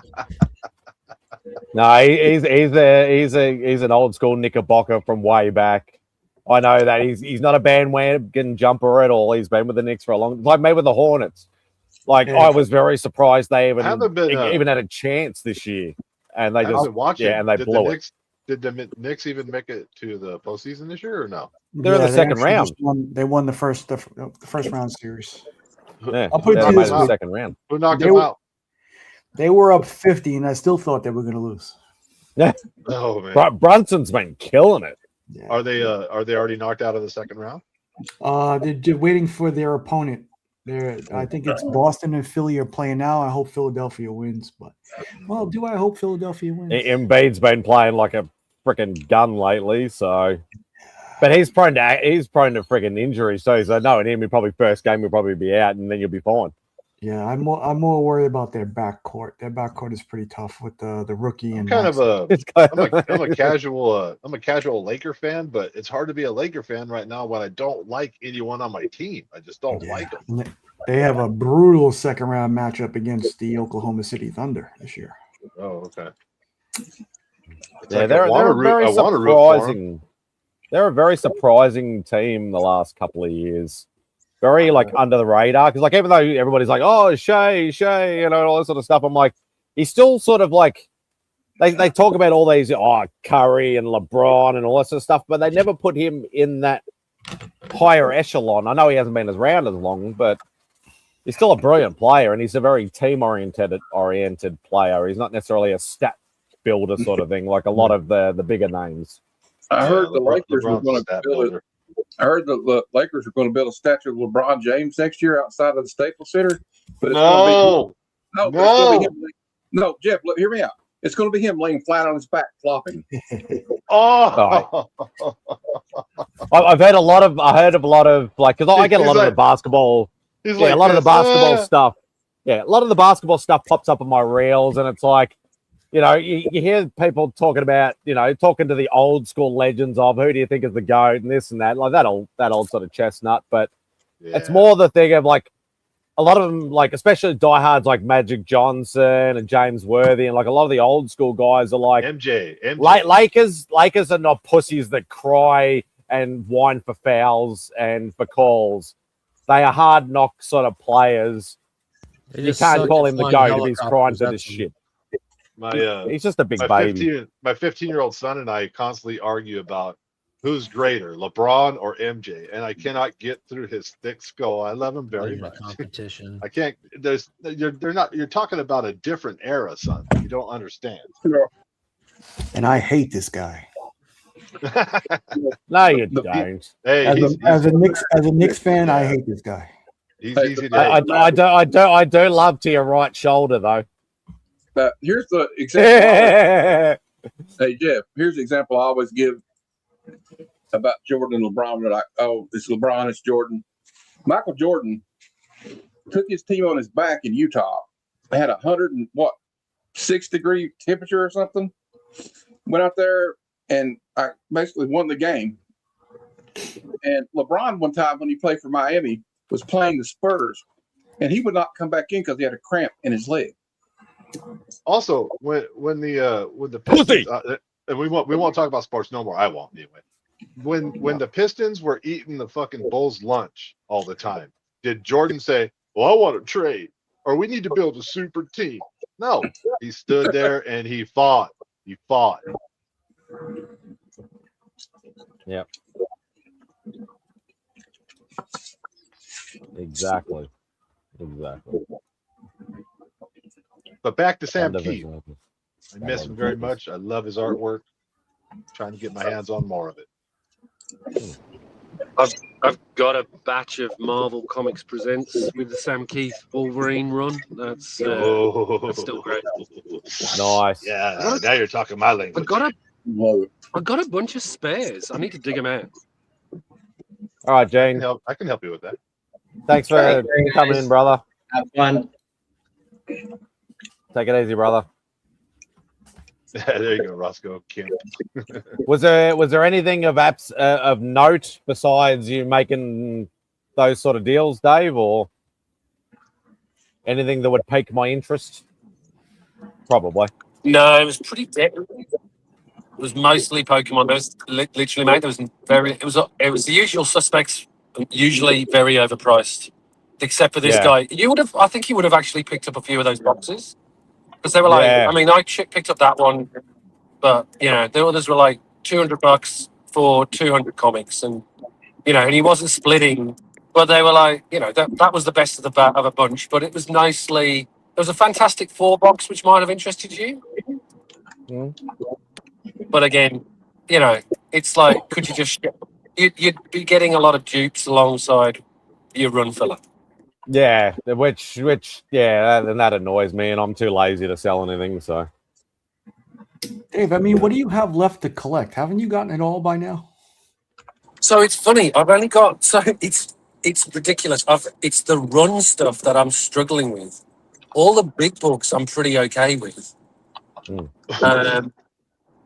But it's all this like miscellaneous that people are wanting like $7 or $8 for, and I'm like, just buy a lot like that and then just filter through it. So it's mostly non-keys that I'm struggling with, right? Interestingly, for tomorrow's show, and Matt, you'll like this. Is Matt still here? Yeah, he's still here. Yeah, he's still here. So tomorrow I'm going to be showing off a mystery indie lot that I bid on in a UK auction, and it's literally the screenshot that they showed. There was one title that I was really interested in, but when I opened it up, there's like, I don't know, probably 400 or 500 books, and there is some absolute amazing indie books from the 80s, so Pacific, Eclipse, that sort of stuff, and you can guess the sort of books that are in there. Like Dave Stevens still probably did, and Dave Stevens. There's a lot of Dave. I found a Dave Stevens cover I didn't even know about, and he's probably like I was going through. That's saying a lot. Crumb Hop issue 1 in there. Okay. It's astounding. So I'll go through that tomorrow. I was like, holy cow. Oh, okay. Now we've got another Dave Stevens. Oh, now we've got a Bernie Wright in. Now, so really good stuff. Oh man. Oh, nice. But, yeah, I love that kind of stuff. I just like I was a fan because he had kind of like Stevens had that classic art style, I think. Yeah, that classic pin-up style. There's a Mr. Monster in there. There's a Alien Worlds 3D. There's like it literally was like, whoa, okay, this is good. Wow. A Vanguard illustrated in there, and they're all pretty. I'd say 9 4s to 9 8s. Like they haven't been read. They haven't been touched. Right up your alley, you grade snob. Being a great snob pays sometimes, Spidey. Yeah, I know. And thanks for letting me know you recovered some of your books. Yes, that was a big relief. I mean, it's not all of them by any stretch. It's like 20%. Yeah, so that's nothing to do with our conversation from last weekend. Was that a different avenue? Yep, that's a different avenue. So that's another. Yeah, well, let's keep that on the download. Let's keep that on the download for now. All good. You just said it on the World Wide Web, brother. Can we delete this? Yeah. I mean, can you get any more down low than down under? Pretty much. Exactly. Everybody's watching. They're all frenzy. Nobody knows who the fuck MadSpidey is. We're all. Except for you, lovely gentlemen. That's true. And for you lovely people in the chat. So we know each other. That's all that matters. Yeah. Yeah, that's right, dude. No matter what Nicky says, I still love him. I didn't do my job, man. You want to see something cool? Always. Sure. Oh, I gotta grab it. What you got? What you got? It's not a dead body, is it? It's not like Stand By Me, right? All right. No, I gotta get someone to help me get that out if you want to see that. Okay. Sledge. Hey, Mark. Those 3 boxes from Justice League. What's up, Dave? Mark, while you're at that, at Heroes this year, I'm going to do a video. I want to do a little bit of a little mini interview. Were you up for it? Yeah, On comics curing cancer? Yeah, absolutely. It's kind of my specialty, talking shit. I got this. Hype man. Mark is the hype man. That's right in Mark's wheelhouse. Thank you. I think so. This is the guy you're gonna get to interview, though. So that's who's going to be there. So when DJ was wanting to interview me, setting up all this stuff, it's so professional. And I took his Jeffrey Dahmer glasses, and I'm sitting there. Madeline's over here just laughing her ass off, and I'm doing everything I can to stay awake. And dude, it was fun. He was just recording all of it. So there's so much fun just us bullshitting footage for that documentary he made. But there's numerous cool things that Sledge has brought for comics curing cancer already. But I'll show you one of them. Danny DeVito signed Batman Returns card. Nice. Authenticated with the. He showed these on his one and only appearance the other week. So they're here now, amongst other things. Before it came into focus, I thought it was going to be cheaper to do it online. Throw Mama from the train trading card. Yeah, that's super cool. But yeah, right. So yeah, he showed one here. So I'll show you some more. You got the Kevin Costner. And like this movie like means the world to me right here because it was one of my mom's like go-tos when I was a kid. My mom's not big into like movies and all that. She enjoys movies, but she's not big into anything vulgar or nothing like that. And she loved this movie. And I remember the after credits with Bryan Adams music video, singing like in the middle of the little stream and stuff. And this was just awesome to me. Like this felt like superhero type stuff when I was a kid. Like legit. What's crazy about that is I can imagine that getting a Kevin Costner signature is not that easy. Super rare. Morgan Freeman signature. Morgan Freeman? That's just as rare. Just as rare. Yeah. And at this point, I've only ever heard of, I think, one opportunity with Kevin Costner at a signature sort of thing, but I've never heard of a Morgan Freeman one.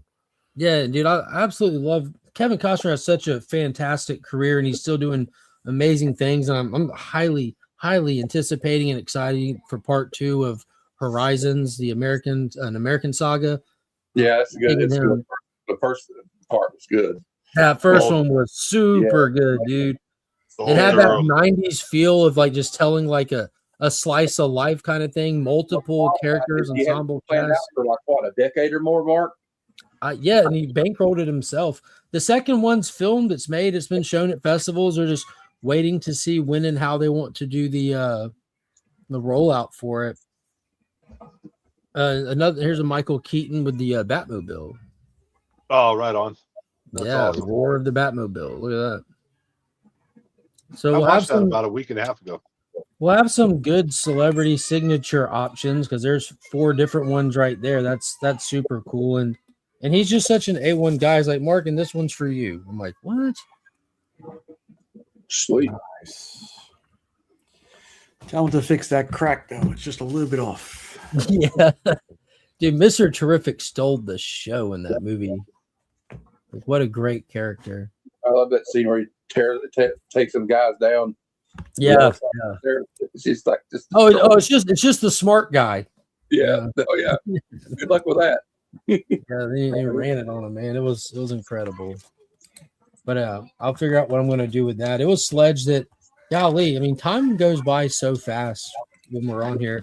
But this right here is signed by Ben Affleck and Henry Cavill. It was Sledge that that was like the first thing that he ever. I got something for you. I know you'll appreciate. I'm like, I appreciate that. See, it pays to be a diehard Snyder fan. But he's just he's like the celebrity signature plug, dude. Looks like at least for me.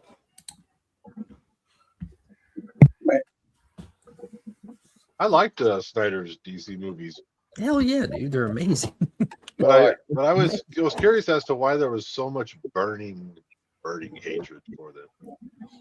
Well, and that's the thing. I think that there was like people that didn't like him, but the movies, well, I know they did well. Did and they like performed incredibly well. But it was just that weird era of like studios being pussies and wanting to interfere with stuff. Well, like, you know, like I know it gets a lot of hate, but like me and Mark have talked about this before. There are parts of that Batman v Superman that are freaking amazing, awesome. Like everybody wants to shit on Affleck, but I'm gonna tell you what, Batman, Affleck is Batman in that warehouse, beating up the. That's the best scene of Batman fighting that exists. That's peak. That's fucking awesome. I just watched that clip. Mm-hmm. Or that murder he committed. Well, okay. To be fair, we were just talking about Batman Returns, and the opening scene of that movie, he kills about 50 clowns. He literally puts dynamite on Bam Bam Bigelow's belt and throws him in a dumpster and blows him up. No one cared back then. Well, let's talk about that though, because the Dark Knight Returns. How many people does Batman kill in the Dark Knight Returns? A lot. Probably a good bit of Bane's guys.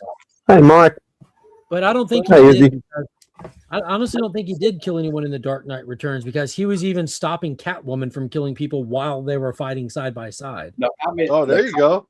I meant the Frank Miller comic book. Oh, the comic book where I think that he killed the Joker.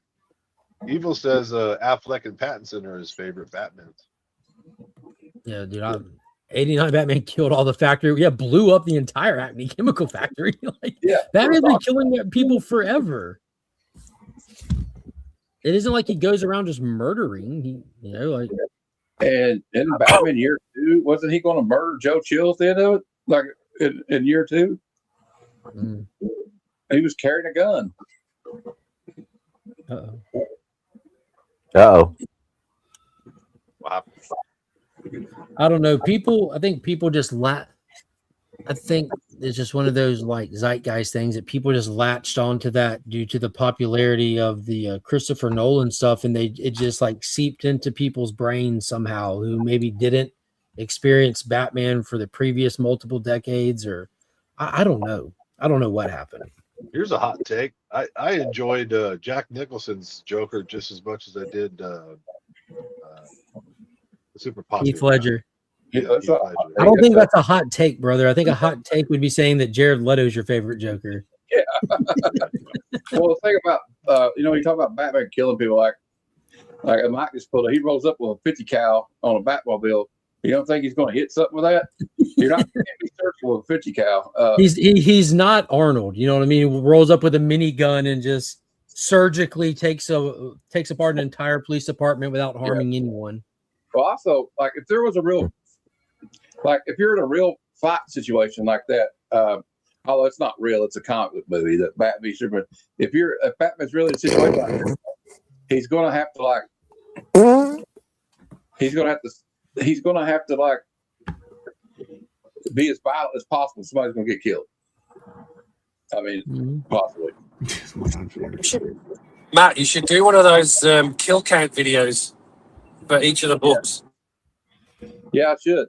I've seen it. I think I saw somebody do something like that, because Golden Age Batman, didn't he? I think he dropped a few people too.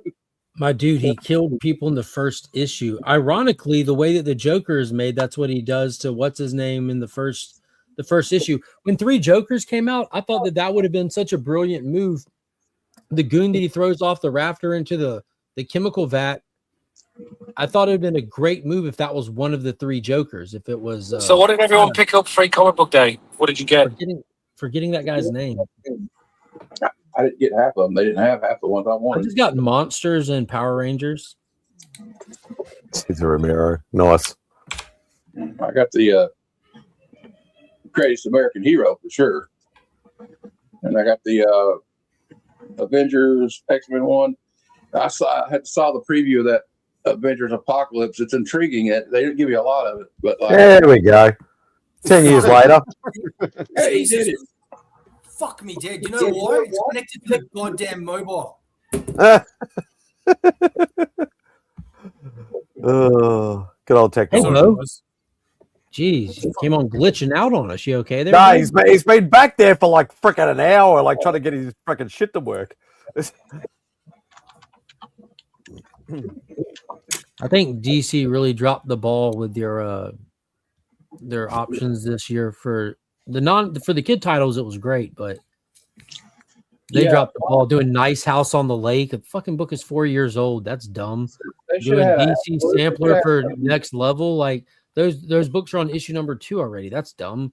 They don't have an event coming up to solicit for, so I get that, but still. They should have had something with Absolute Green Arrow and Catwoman in it. Seems like common sense. Last year they had the preview for Superman Unlimited and the Absolute universe. Like, Absolute is the most popular thing in all of comic books for the past decades. Nice, Bo.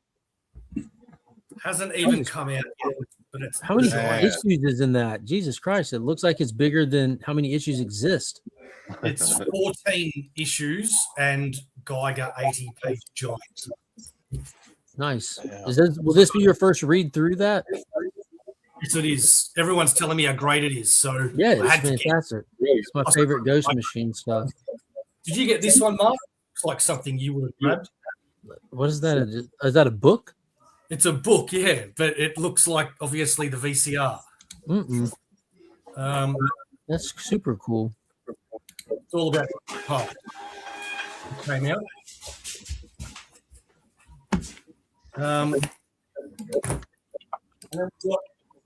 All these ones. No, I don't get a lot of stuff like that. It just becomes like stuff that takes up space in the house. This is all the newspaper strips. Yeah, Pops has all of them. From pick a character, pick a newspaper strip. He's got them all. Hey Bo, did you see that I got I've got a version of that which is a paperback from the 70s. I think there's like 3 or 4 volumes with the for paper it. strips in it. It's brilliant. Yeah, the one you're talking about, Dave, they're actually reprinting it. It was on FOC last week. Look. Of the old newspaper. Izzy, how'd it go? Do you know what else arrived this week for me? So I got an original, beautiful copy of Superman and Spider-Man from the Treasury. Oh yeah, nice. Which was perfectly timed to come out with Spider-Man and Superman this week. Very cool. Let's see what I got. Did you get any commissions done today?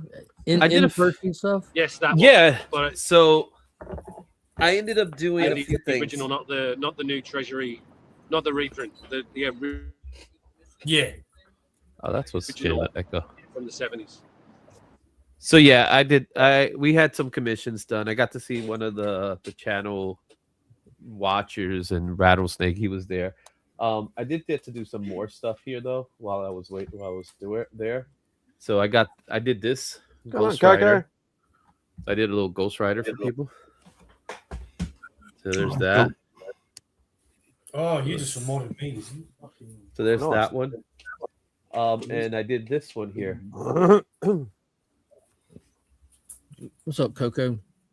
Oh, that looks cool. Yeah. Jeez, it actually looks like it's glowing. Yeah. So what you do with a little charcoal pencil and on black paper. Did you finish mine? Yours is still in the process. God dang it. The commission game is all about patience. Patience is the key when it comes to commission. Stop it, Simon. I've seen how fast this guy works. Well, yeah, let me tell you something. That is true. That is true. I kind of handicapped him though. It'd be different if he could draw it live or something, but he's doing me a favor of not sharing it public, which I hung out with him while he sat there and did an entire Doom cover, which was phenomenal. One would smell like smoke and the other one would smell like chocolate. I don't know. Well, it was more like sweaty balls and cigarettes. Yeah. Speaking of smoke, I was going to say, speaking of sweaty Thanks balls. for joining, Nikki. So I did get my stack of free comic books. I got that. I also got all that. So I did get a big stack of free comic books. And really, my intention was to just go help the shop because one of the hardest things. Oh, cool. Oh, that's cool. Is that Naruto? That's Dragon Ball. Baby. Also, fun fact: I was wearing a Turok shirt today. Shows how much I know about that shit. I was wearing my Turok shirt at Free Comic Book Day, and somebody asked me they asked me like, which one do you like more, Turok or Godzilla? I'm like, well, you know what? Let me show you something. And I had to dig in our messages, Austin, and show them those books at the cover you were working on. I'm like, I don't have to choose between the two. So I finished a piece for. I ended up doing finishing the X-23. That ended up somebody walked out with that. That was pretty cool. And this is the Dr. Doom he is talking about that we finished. Yeah, I finished. Yeah, that came out amazing. Yeah, I saw you draw it. Your show, Izzy. That's dope as hell. Is that yours, Izzy? Yeah, you drew it live yesterday. I drew it live. Fuck, why is that so much better than the ones you did for me? Because you picked a shitty character, Bo. Well, the reality of it is because I knew it was going to you. When I know it's going to you, I didn't put it as much. I didn't give that much love to it. So I figured it made sense, not to give you so much love. So that's the reason. Man, I appreciate it. I finally found these. Start Doctor Who, man. Yeah. Here's another one fuckers. Here's another one that I've had for a bit. I think I might have shown you this one before talking about Batman. So that Doom was really good, is he? Yeah, the Doom was stellar. So I think that Doom piece is one of my favorites I've seen you do. Yeah, so it's up for grabs. Step up your game, bitch. It's up for grabs if you want it. I don't do sketch covers. This bad boy. Or original art anymore. But look at it. It's so pretty. You want Red from Hell? No? Alan Moore? No one? It's kind of embossed too. I've never heard of that. You could feel some of the white. You said never heard of it. I did. Am I actually pointing to Jeff? I never heard of that. It's they made a movie of it, Johnny Depp, years ago. Yeah, they made a Johnny. Yeah, From Hell. That's a movie. Yeah. From Hell. Oh, it's about Jack. Okay. It's about Jack.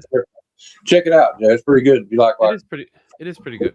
It's about Jack the Ripper. It's pretty cool. Isn't that? It's Alan Moore, right? Okay. Yeah, I've seen the movie. I just didn't know it was based on Okay. I thought it was just based on Jack the Ripper. Period.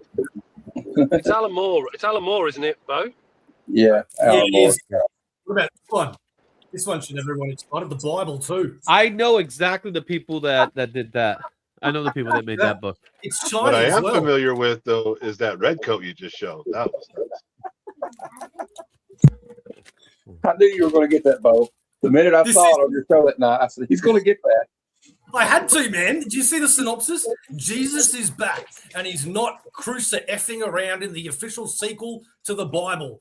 The Bible, too, picks up nearly 1,000 years after the death of Jesus Christ. Having gone into exile, Jesus is suddenly thrown back into the fray when a conspiracy of biblical proportions is revealed. And he's riding a unicorn, and he's got a machine gun, and he's got lasers coming out of his eyes. Yeah. I don't think it's official, bro. I don't think it's official. No, I don't think it's yeah, I don't think it's yeah, something tells me it's not official. Trade of Final Boss came out as well. That was pretty interesting. I read a couple issues, but I have so many books on my pull list that I had to go. Council of Frogs. The interesting thing about it is that about today was that a lot of stores around us was selling out. Meanwhile, Josh had a good stack of everything still. And one time you show Godzilla, Mark's not on the screen. understand this one. They released all of these as single issues. Then they released them all as single hardcovers. Now they've got them all together, which is this one. And now they're doing even more. You want to know something else that was interesting about Free Comic Book Day about the actual comics? So if you guys recall, they will have like a color coding system with the logos to kind of like let you know that some were kids, some were for adults. They were all over the place with the color coding system. So the books itself didn't really tell you if this book was for kids or not. But yeah, these are the other ones I picked up when I went to the shop yesterday. Nice.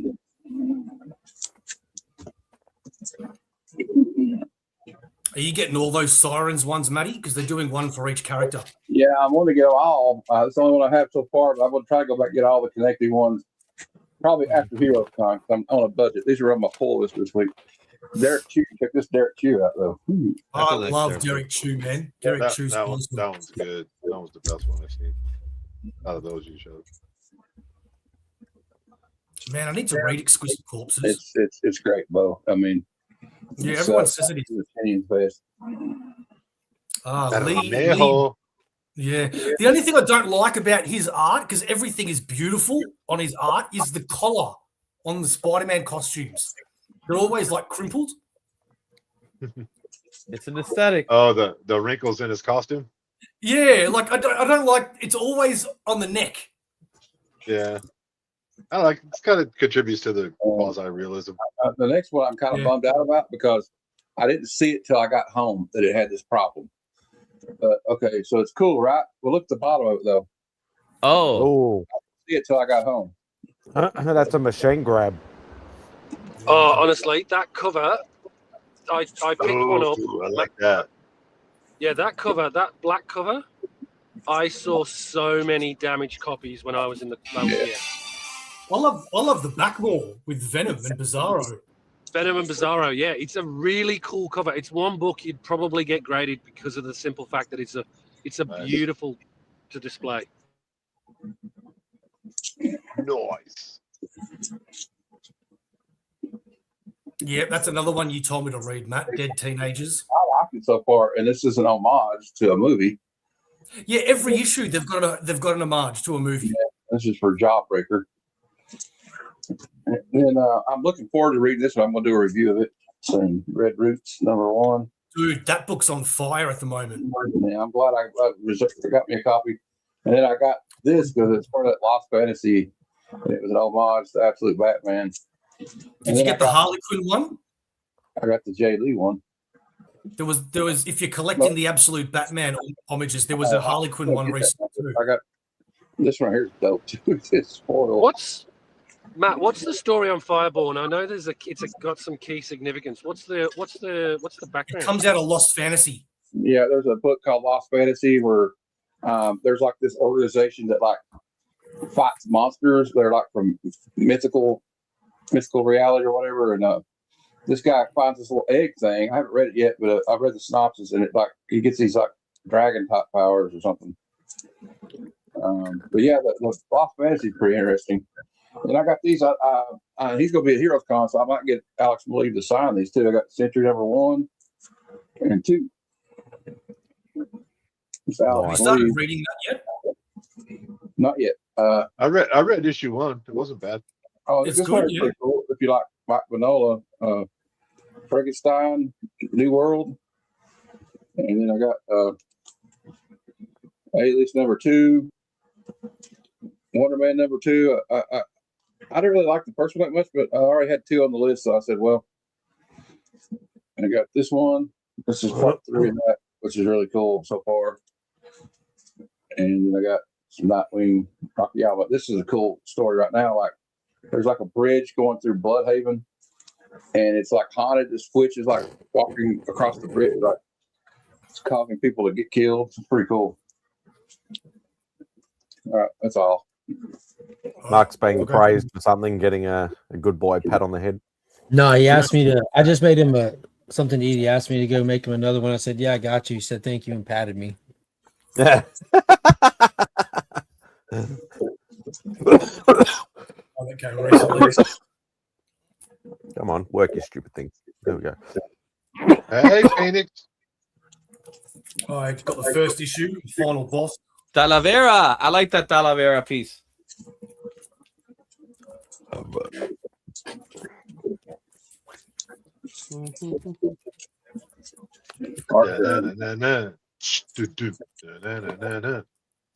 Somebody likes sexy books. Mate, I buy collected editions. If I'm buying single issues, it's for a reason. Yeah, you pervert, Izzy. Collected editions. Listen to this guy. Collected editions. Mate, unless you're, I've said it 100 times, mate, unless you're a collector like Spidey, or unless you're flipping, buying single issues in Australia is a fool's game. If you're only in it for the story, then collected editions. So why do you got that one for? Hey? What did you get? Someone offered me on the whole 5 Campbell set. And I went, yeah, I've run out Keep of to your things. drawing, Izzy. Stop passing moral judgment. Wow, dude. When did you become a bow lover? A Halloween A bow lover? Talk about me. I used to like to smoke a bowl. I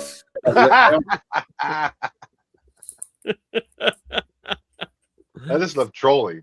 That's what I like. That's nice. I like that. That one I like. Screw the zombies. It represents that guy. That beautiful thing. Now that's a dope cover right Look there. at it. Look at the jackal. Oh yeah, Jim Lee. Oh, look at booty tapping.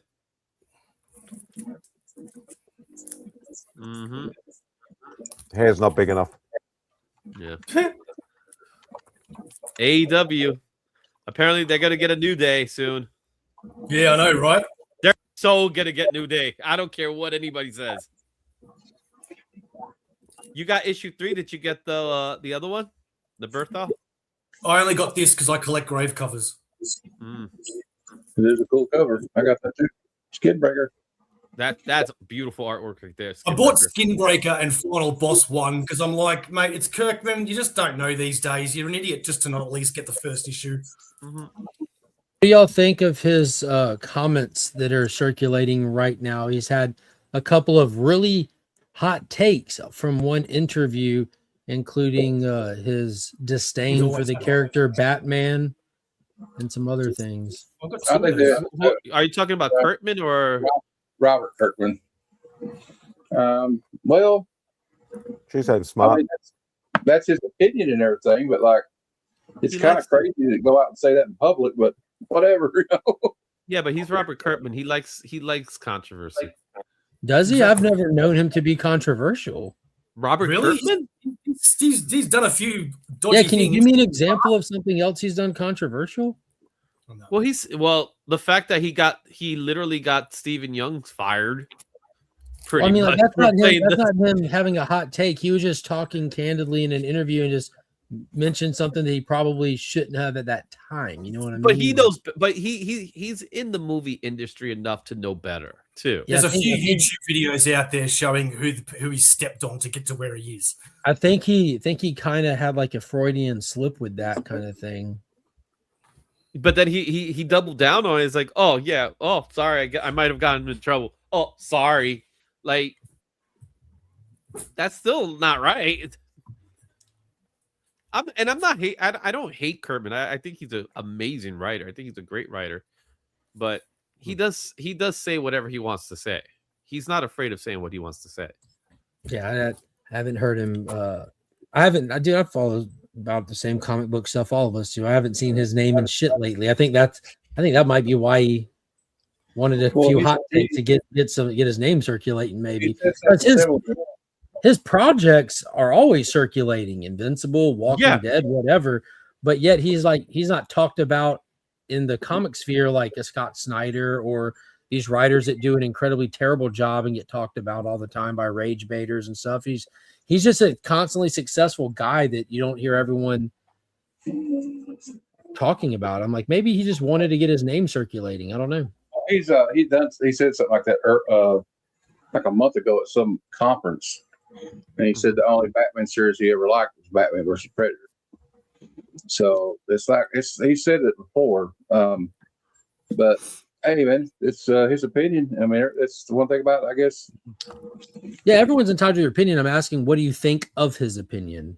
Are they Not, though? not you know, what I mean, not it's never controversy. Is someone allowed to have an opinion? But what is your take on that topic that he brought up? Yeah. Do you think Batman's overplayed? Do you think it's kind of lame that new comic writers have a personal goal to have a tenure on Batman? He said that like that he doesn't understand that. It drives him crazy that he talks to all these new writers like, oh, I hope I can get Batman one day. He's like, my God, why?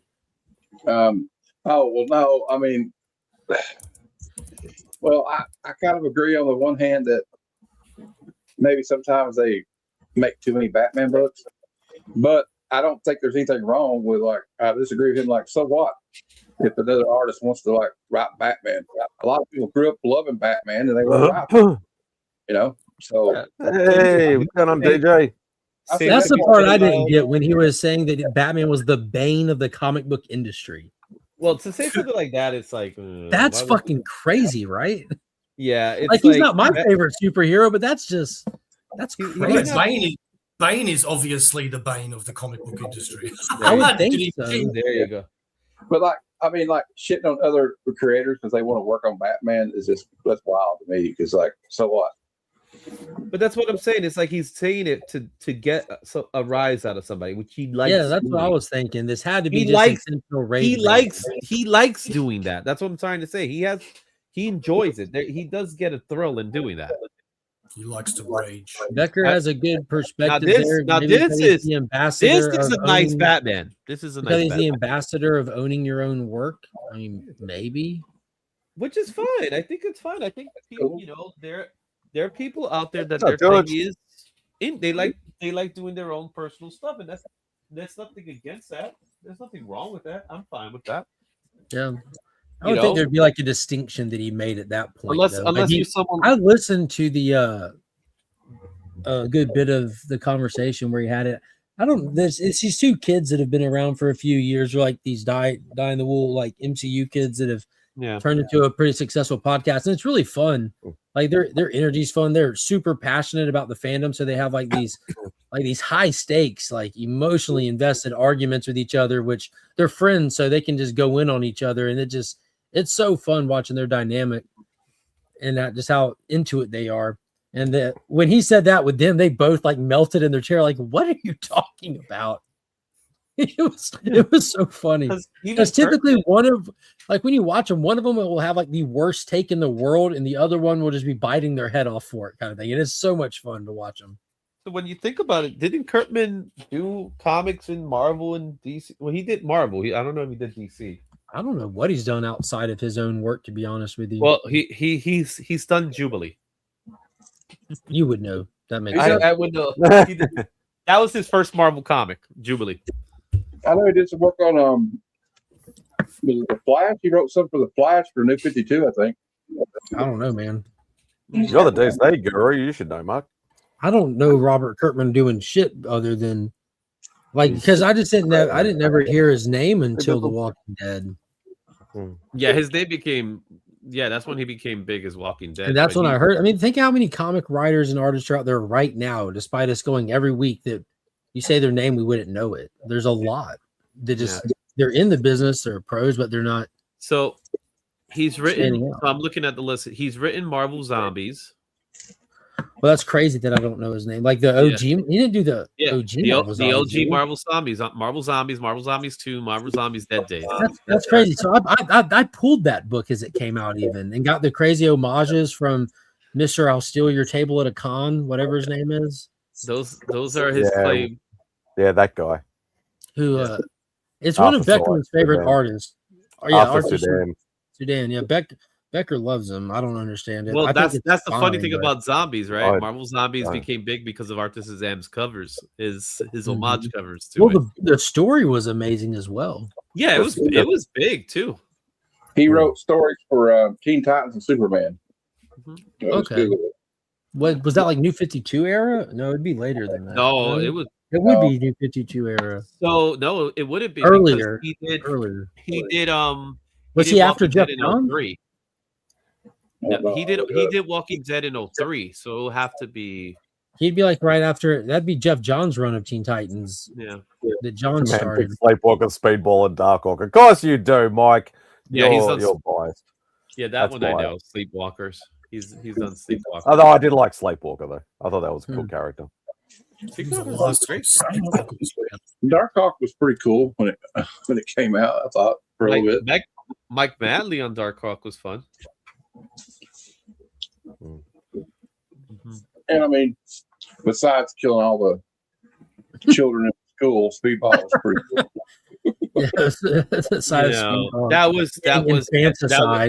That was Penance. That was in Speedball. No, that was Speedball, buddy. I know. Yeah. But he's written for Spider-Man with the Marvel team up. If you count that, but one issue. I know that's a technicality. Ultimate X-Men. He's done some Ultimate X-Men. So yeah, I think he's just trying to. Ultimate X-Men was such a cool run. Yeah, I think he was just trying to troll people. No, That's just trolling people. That's all that is. I agree. Like I said, that's why I say I think he enjoys doing that. He might feel that way to a degree, but he put on a really good appearance for that show, I think. But I think Beckman's probably right that he's kind of like what he's trying to say is like, really, your goal is not to make your own characters and have a comic book. Your goal is to write for, a company, another company. So that might have what Beckman's saying is probably more of what he meant, but it's the way he said it, and he was trying to be like, hot take. But that's the thing. That's the thing. There's some people out there that they're not interested in making their own creation. They want to be able to write a certain character. They want to be able to be part of isn't that. Like would you say that a path, a very common path, like a template, is almost like you get in the industry and you're grateful for whatever work you can get, but you prove yourself enough to get put on a flagship title where you can make a name for yourself so people know your name. And once you're known enough, if you perform well enough there, you've got the juice now to make your own book because people will show up and buy it at that point. You know what I'm saying? Like to have a goal to get Batman, to have a goal to get Spider-Man, to have a goal to get Superman is like a step into having your own stuff. Like there's people doing Kickstarters every day. It doesn't matter how good it is. You're not going to get the audience because there's too many people out there. The ocean's too big. Yeah. That's the thing. I remember talking to somebody who used to, like a Brad Walker, who used to come over here quite a lot. He became one of our favorite people to invite over here. And he's one of those sort of artists that is an interior artist. He's chained to his desk day in, day out, cranking out pages for Detective Comics and Batman and stuff like that, especially. And I always asked him, I said, look, when we used to have, because he's a big Spider-Man fan, collecting the run as well. And he's like, I always said to him, I go, look, what's it like being on a flagship title, even though you're not the big cover artist, you're the interior guy. He goes, what would you love to do? And he goes, look, I would love to do, you get notoriety from doing Batman, but he goes, I'd love to get notoriety from doing a Spider-Man or a Wolverine or something like that, because you get noticed by both sides. Oh, you've done Batman, but you've done Spider-Man as well. So you get noticed by doing the flagship characters for the flagship companies. And then a lot of people tend to go, oh, now I'll go do my own thing. Yeah. So some people start in like their little indie or little Kickstarter things and then try and break into the industry, as Mark said, get to the flagships, get notoriety, and then want to do their own own things because they've got the fan base then, and then they can do what they want. That might be an outlier, but did Eastman and Laird, did they ever work for the big two, or did they just... Okay. Not at first. Not at I heard first. no, and I heard yes. No. So to answer your question, they have worked for the big two. Before Turtles took off? No, Turtles was their starting point. So they were established before they worked for Marvel or DC. No, this Turtles just hit a stroke of luck. That's what it was. Because they were a stroke of luck. Well, yeah, when you really look at it, because I wouldn't call it that. No, I would call it a little bit of that, because Turtles was a parody of Daredevil. It was a parody of Frank Miller's Daredevil. It was actually a love letter to Frank Miller's Daredevil. I guess what I'm saying is they were established enough by the time that they started to work for Marvel or DC. They did not need to. They did not need to. They did not need to, but they wanted to, and they did. So yeah. But what I mean by a stroke of luck was that someone looked at the Turtles and saw it being marketable, and that's what drove it to being where it is today. When they originally did the Turtles at the time, it was their love letter to Frank Miller, Daredevil. It couldn't have been just one person, though, I don't think. Yeah, it was Eastman and Laird. It was both of them. No. I'm saying the people that decided that they had something valuable, something worth, something that was entertaining. The original comics were dark, and they were not for kids. Yeah. Oh yeah. No, absolutely. Yep. Yeah. I'm just saying, I think that there's folks out there that, like you guys say, the more normal, if normal means anything, path to success is to start out, like you're saying, on a smaller scale, get noticed by one of the two of the bigger houses, do well on either side, and now you can kind of start to maneuver more. You know? Well, you come into the situation. That's why companies like Image Comics were created, though. That like after a while, and maybe your goal is to work for like drawing Spider-Man or something. Yeah. But eventually, if you have characters that are not you don't even own, at some point, I guess the goal would be to have just like a book that's like yours, 100%. Yeah, because that's why obviously face a lot of these. That's why a lot of these companies can't get, i.e. Marvel, don't keep people like Brubaker or Remender, because they're not getting paid what they could do if they just do their own thing, or they just get sick of the rat race. Yeah, and if that's your goal and like your dream, man, I would love to draw Batman or love to draw Spider-Man. That would be a pinnacle of one of my personal career goals. Then more power to you, man. Go for it. No, it looks nice on a resume, doesn't it? Yeah, but if you're somebody that's like, I want to build a Todd McFarlane-esque empire, then you got to be a little. Now you're dreaming. You're gonna attack it a little differently. McFarlane started and then went to the big two, and then went and did his own thing. So he still did that same trajectory as well. He just did it. He just fast tracked it really quickly. But then there's the other way too. Like you're talking about Eastman Laird, but didn't. Correct me if I'm wrong. I don't know. I was out of the game for a while, so I could be wrong. But Becker can probably tell me. Didn't Matt Fraction and Cesarski start the other way too, like Eastman and Laird, writing indie books? Hi, Pop. I don't know. I thought she did, but I'm not sure about. I'm not sure about them, but I know a lot of them. Have writing chops in other places outside of comics that they may have been a part of, whether it's in the movie industry or TV industry or something like that. Yeah, a lot of them are script writers. Yeah, the script writers. So someone like James Tyden, the fourth, he's one of those guys that his intention was to be in Hollywood, even though he hasn't really reached that point just yet, even though he will. They know the big money's in Hollywood, so they have to do things. And they utilize a platform like Batman and creating characters that really no one cares about to kind of get their little, royalties off those characters that they don't make money off of anymore, like, Punchline. Yeah. I think up to the 90s, the late 90s, most people's desire was to work in Marvel and DC because there wasn't a real big option like Image. But you had some guys out there, that I agree with that. Like Dave Sims, for example. Dave Sims never touched Marvel and DC, and he did his thing. Yeah. Cerebus is, what it is. I love Cerebus. So especially when they hooked up with I'm drawing a blank here. Spawn. No, the artist that came and joined Dave Sim. What's his name? Anyway, fantastic. That dude.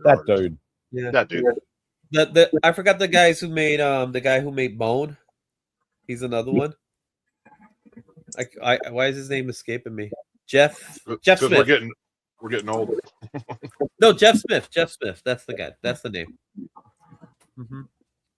Yeah, and I agree with Mike. Artists are different.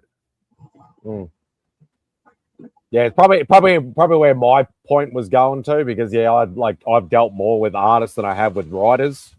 because that's just more my world. That like I've seen the progression, Gerhard, even from Australian artists, from a very, very small, hard to break into the industry sort of country. Like obviously it's a lot different now than what it was back in the day, because you didn't get noticed as much from overseas. And there's a few guys from over here that have obviously broke into the industry, you know, obviously through hard work, perseverance, and then eventually getting noticed. Obviously there's been a few there's been one or two instances where they've just known the right people and got in that way, but most of them have had to do the hard yards to break into the industry over a long period of time, because it's not easy at all. One of the big successes is probably Tom Taylor. He pretty much sort of broke in pretty quickly to like a lot of the big name stuff. So, yeah. But I get what Kurtman was saying as far as your goal shouldn't be to be writing Batman. Your goal should be to get to write Batman and then move on to something else, to make your goals bigger than just. Don't make Batman your ceiling. Yeah. You know. But if there's people out there that's what they want to do. That's what they want to do. Yeah, a lot of creators will strive to make it to the big two, and if that's their dream, then good on them. Like, you know, if they make it, whatever. Then yeah, good on them. Well, if you're talented enough, you're going to be remembered. Yeah. Well, this is. I think there's three factors, and you have to have two of the three factors. Right? You have to be good. You have to have that it factor or a stroke of luck. You got this, Brian. No,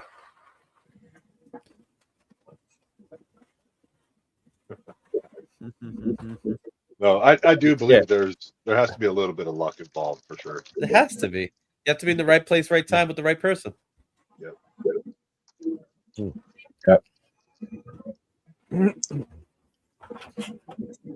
You also have to be professional. Yep. Nah, screw that. Persistence. You got to make Izzy's right. You got to make like just look at Simon Bisley. You can't burn bridges before you even start the bridge. And like I think I've heard like with Farland or one of those guys say one time, you got to make your deadlines. Yeah, that's if you want to keep. It's not what you know; it's who you know. That's if you want to keep your job. Yeah. Getting in there is a different story. Because you don't have to keep your deadlines if you're that damn good. You get my point? There were people there that were that damn good, and they missed their deadlines all the time. Starting out, you better keep them. Yeah. So, well, there's a couple of books right now for Ghost Machine. Like, damn, when am I going to get another Rook Exodus issue? You know, it's been taking some time. Yeah, Brian. I'm excited for the Unbelievables to kick off that boost that the Family Odyssey imprint really needs. I'm excited for that. That's like in a month or something. Like the next Rockefellers and the next Halo and Hornsby will be in issue 0, which will be a prelude to the Unbelievables, and the $1 Million Kid will be the next. So, like, you know, like the unknown, what is it? The Unknown War. Unnamed. They have like the multiple books, like between Junkyard Joe, Geiger, Redcoat. They're gonna beef up the Family Odyssey. I think they weren't seeing like good sales returns on that one, so they're like going ahead and throwing in a lot more creative characters and stuff into that kind of thing. So I'm excited for that. Where are we going to see this? What is it called? Something about the ghost at the White House or something? First Ghost, yes. She's already had her character profile in it. That's the one that Brad Meltzer is supposed to be doing. I don't know. So that's the cool thing about this is they sat down and they crafted this universe so well in so much depth that they have it all already creatively figured out. Yeah. It's just whatever their timeline is. So they were able to show us that there's this massive universe, and they're just they got it all timeline, but we don't have the answers. You know, it's like where's the monster? And what's exciting is like all this cool stuff. Like you get these interesting characters like the Northerner. This guy. I want to know more about him. Yeah, dude. that the whole tank being ported to him and all the little hidden Easter eggs on the inside of the tank and the calendar with like the 37th day of the month on it and stuff, and everyone having their names on their seats and like what is happening? This is insane. Hey, it is. Have you ever? Do you do most like commission stuff, or have you ever completed like the interiors for a book, or is that not something you've done? I've had my share of an indie Kickstarter back in the day. So I've done a few things like that. Matt knows what that tape means. Yep. Yeah, back in 2009, I was part of a. That's all I'm saying. Group. I was part of a collective group. We call it Pronto Comics. So I was there for like 3 years and doing stuff. It wasn't easy because again we were all I had guys to ask together. how much of a pain in the ass is drawing interiors? And Because I'm back sure they then, give you back then it was they more give of you a a pain in the script. ass. They give you a script and they're trying to tell you what the story's trying to convey, and then they just say, "Okay, go, Izzy." So the issue I had was writers who were not at the level that they should have been, right? So they will write stories, and as I was reading, I would tell them, "This doesn't make any sense. How do you want me to make sense out of this?"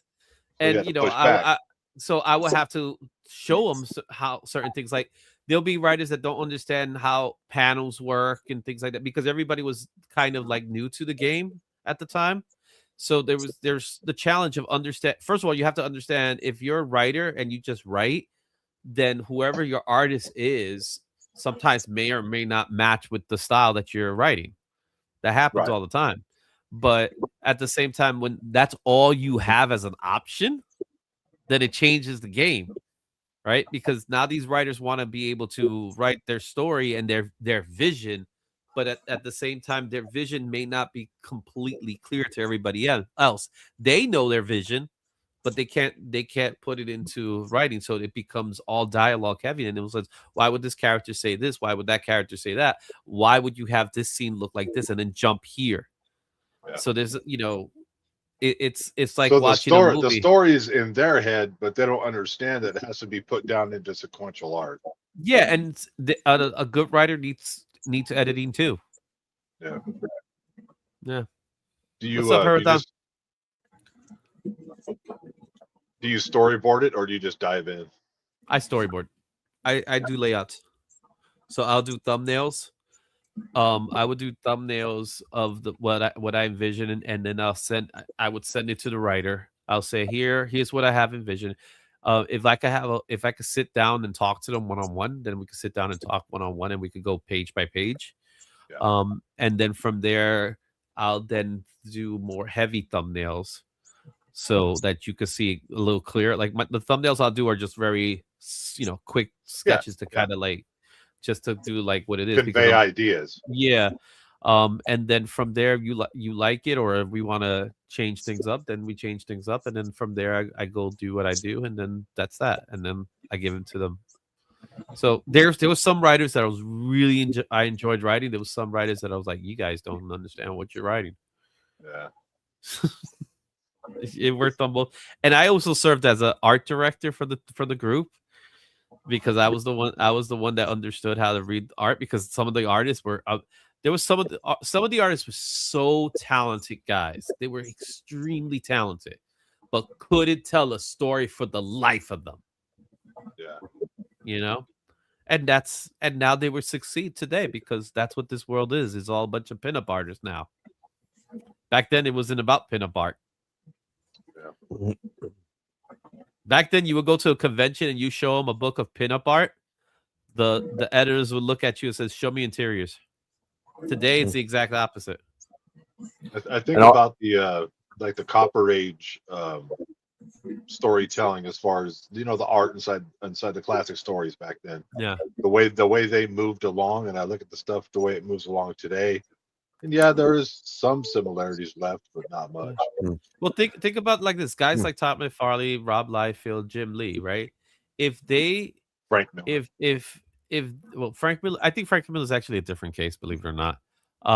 if they came out today, they would be even bigger because probably because their work is amazing, but the fact that now they can just do pinups even more amazing. Guys, you see what he's down there playing with. So what is that? What is that thing that looks like it looks like a spider from my perspective? Well, Matt should recognize Starship Troopers. There you go, Jeff. He's playing on the other side. He's got Johnny Rico, Sugar Watkins, Ace Slave. He's got the vintage Star. You put out the vintage Starship Trooper toys, and because I mean I have them up here carded, but I also have a set open. But yeah, the kid just gets a random bug in him, and he's like, "I got to go play with bugs." To be a kid, a good bug is a dead bug. That's pretty awesome. What I'm saying is he's doing his part. Yeah. You know what is refreshing though is to see a kid his age not on a Nintendo Switch or something sitting there in the floor playing with toys. I love it. Yeah, that's what they say in the movie. Remember? So there was a kid that came into the shop and he came up and he had this little toy and he was like, "What could I trade for this?" So I was like, I told him like this. I tell you what if I trade you that for, I'll give you a sketch card, a little drawing of mine, but then afterwards I'll give you the piece back. And he went like this. You mean, what's a sketch card? It's like, I do a drawing for you. What would you like me to draw? He's like, I love Spider-Man. So I did a little Spider-Man for him. I gave him back, and the best thing is, it was, to me, I hate drawing on sketch cards. I hate it. And then he gives back the art and he said, "This is shit. I want something better." But that's the best. No, I've seen that. I've seen kids do that. Adults don't do that. Kids do that all the time. But you suck, mister. He goes to his dad. It's like, "Dad, I traded my toy for this art." And then his dad was like, "You traded your little toy, but you love that toy." He said, "Yeah, but this is beautiful and I love it. So I gave him the toy back. I was always going to give him the toy back. I wasn't planning to keep it, but I gave him the toy back, and he was like, "What? I get to keep my toy too?" It's like, "Would you like a candy, young boy? Here's my van." Oh God! But it's funny. It's funny that you were saying about the show me the interior stuff. It always reminds me, like, when I first started going to conventions, I don't know, what was it, like 98, 99, 2000, whatever it was. And this is when like the big conventions first really started over here. And I remember it was in a small little hall, and they had CB Sobolski was there. Yeah. And a friend of mine and Bex was an up and coming artist. She wanted, like, I looked at her stuff and it looked awesome to me. Yeah. And she did, all these pin-up sort of stuff and whatever like that. And he's like, if you can come back to me tomorrow, which, because ours are only on Saturday, Sundays, if you come back to me tomorrow with something that shows like an interior layout, then we can talk. I can see where your style is going, but it's very heavily inked. It's not showing a lot of separation and what we want to see for interior work. We have a lot of big name artists doing covers. We don't have a lot of big name artists doing interiors. We want more interior artists because everybody wants to be a pinup artist. So show me some interiors. She goes, I've got some at home. Came back, and then he literally, like, he was really, really helpful, really, really good. She never went any further with it, but he basically said, look, you've got the foundation to become a great published artist. Great to hear. Yeah, you just need to keep working on it. And he just gave her a whole pile of like constructive criticism, like, not this is shit or this is shit. Maybe do this with this, and maybe do this with, like, he was really great. Like it was literally like, like, I don't know, like a father trying to teach a daughter how to, use a phone or something like that sort of thing. Like, very instructive, very constructive, and yeah, he was really great, very friendly, very very welcoming. Yeah, but unfortunately, she never went any further with it, which kind of sucked because I can see the potential in her art even back then as well. And this day and age, it's easier to pursue that because now you're not confined to having to live in New York and LA. You could just send out your JPEGs and that's that, right? So she had if he's literally telling her that, she could have like literally kept tabs with him and say, here's my panels. That's how Frank Miller got a job. So you mentioned Frank Miller. Frank Miller got a job because he was pestering Neil Adams until Neil Adams finally gave in to him. You know what I mean? He just kept on pestering. He created his own luck. Yeah. So there's that persistence that you mentioned earlier. But again, and to a certain extent, his early Frank Miller's work is actually pretty good. You know, there's anatomy there. It's just that he decided to go stylized from there moving forward. And dare I say, his stuff on Sin City is great. Like his stuff on Sin City is legitimately great. Talking about Frank the Man Miller? Yes. Yeah. Frank the Penis Miller. Yeah, right. In Sin City, you can really see Will Eisner's influence on him. Yeah, Eisner's influence, Dark Noir influence, all that good stuff. Oh boy, here we go. What's this? Oh, piss off. Oh, that's amazing. What are you talking about? I almost grabbed that today. Dude, you're joking if you think that's a bad cover. Like, pull that back up. I bet you if the inks weren't the way they were, I would think they were actually look. I like the idea. I just don't like the art. I actually like the composition. Well, you know what? We don't like Australia. Yeah, I know. I'm used to that. Well, speak for yourself.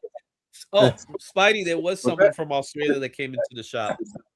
Hey, Mark, did that just come out recently? Just a random person or a famous? Yeah, no, some lady, this random person just came into the shop from Australia. I heard her voice. I was like, "You're Australian." Yeah, that was just a cover price book came out this week. It's issue 3. How they've been doing reprints for the Dark Knight. This is issue 3, but they've been doing reprints of like they'll have just their original cover, but he'll have brand new variants like with covers never done before, kind of thing. I've bought them all, but I think I've just given them all away. Like I get them, I love them, I take a picture of them, and then I include them in a Tuesday giveaway or a Legion loot. So this will probably be given away tomorrow night in the Legion loot, or maybe the next. I don't know. I don't know what I'm going to do with it. Are you doing it? Oh, you're doing a giveaway? Yeah, tomorrow night's a Legion loot giveaway. Yeah, I will say that's one of the better Frank Miller pieces of today. I'm sorry. I just like his old stuff. I just like his old Daredevil, his old Wolverine stuff. That's just me personally. His old Daredevil, his Wolverine stuff, but like I said, I like his Sin City stuff. I love that too. Oh, I said like don't get me wrong. Like I've never, Spidey. I've never read or never like I've only just quickly flicked at Sin City stuff. But I do love his Sin City stuff. But all this new stuff, it just looks like he's phoning it in. That's just me personally. He is phoning it in. Like the miniseries, the Wolverine miniseries is like for me only, just my point of view. That's peak Frank Miller for me. So like what Mark just showed, I still love it because I'm a Frank Miller fan. So he can almost do no wrong in my eyes. So you can't ask me, hey, how's Frank Miller's doing this? Yeah, you can't ask me. You can't ask me because I'm going to be like, I like it, I love it. Frank. Mark, who did that cover with Wonder Woman? Was that Jim Lee or that's Jimmy Chung? Jimmy Chung. It looks so Jim Lee-ish too. No, I can tell it's Jim Chung by Wonder Woman's face. I always know it's Jim Chung by lips. When they do when he does the way he does lips, that's how I can tell it's Jim Chung. And Jim Lee, the way he's draws his static characters. Yeah, there's always a certain how do you explain it? Like a certain chest angle. And I know what you're talking about. You know what I'm talking about. Every chest has a straight line. Yeah, he has a tendency of drawing a straight line, but then everybody has like a curve. Like there's a curve and a straight line. That's how he does it. And I'm not saying it looks bad. I love it. I think it's great. It looks great. But you could pick it out of a lineup pretty easy.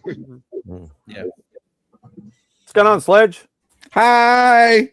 Hey, Sledge. I see your name all the time, so this is the first time I actually get to see you and talk with you. Second appearance. He was on last week. Oh, really? That's the week. First ever time on YouTube. I think I saw him at ABX today. I think he was in the background. Yeah, I was there. Yeah. Causing havoc as usual. But going back to CB is actually, as far as a critic of artwork, he is really good at that job. As far as being head of Marvel, he sucks right now. But I don't know if it's totally him. He was great. He was a great, because he was around that time, he was headhunting. That's why he was going to Yeah, different countries, he's a and great different headhunter. regions. Yeah, he's a great eye for talent. Yeah, and for recruiting and stuff like like that. I, But yeah, I maybe understand why he has. Like I understand why he has the job he has. Yeah. Unfortunately, the job he has is probably it's a thankless job. So thoughts on this one? It's fucking garbage. Fair enough. How are his feet coming through the cape? Right. What do you think, Easy? I love that. I mean, it's simple. That's shit. I don't care what anybody says. No human being with any iota can say. I was telling these other guys, I love Frank Miller, so I'm the worst guy to ask. But I did look at this and go, why are his boots? Why? Well, the only thing I can think of is there a gap between where the cape's around his neck and it's like blowing out around his neck, and then but he's still looking towards. Yeah, how does it? There's It's a like giant the middle hole of in the back of his cape. No, it's garbage. Okay, just call it. Yeah, this one. That's bad. And I love Frankie. But this one was tough. This one was tough for me. No, as I said, he's just phoning it in now. He gets stupid amount of money to do a cover like this. He's just phoning it in. I've got the name. I'm getting 20 grand just for doing that piece of shit. But here's the catch. And people buy it. Here's the catch. The fact to me is that he's phoning it in, and they're still paying him. Do you think he's kind of trolling? You think he's trolling DC at this point by doing that? Like they pay my I think he might be trolling them. That's what I meant. He's like, hey DC, here's another piece for you. Frank's drawing this shit, thinking, "You dumb fucks! I wonder how many bottles of whiskey I'm going to get out of this." I don't know. He stopped drinking a while ago. Speaking from the original art world, I'm glad he like, stopped. Good. That's what's wrong with him. The original art world, motherfucker's a quitter.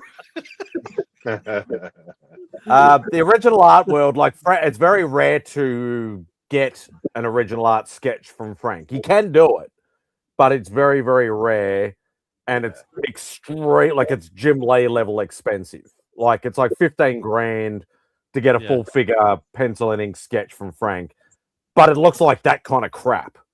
I'm not paying 15 grand for that kind of shit. I want something like freaking Wolverine 1 sort of level sort of stuff to pay that kind of money for that sort of thing. I don't care what name you are. Of that shit, okay.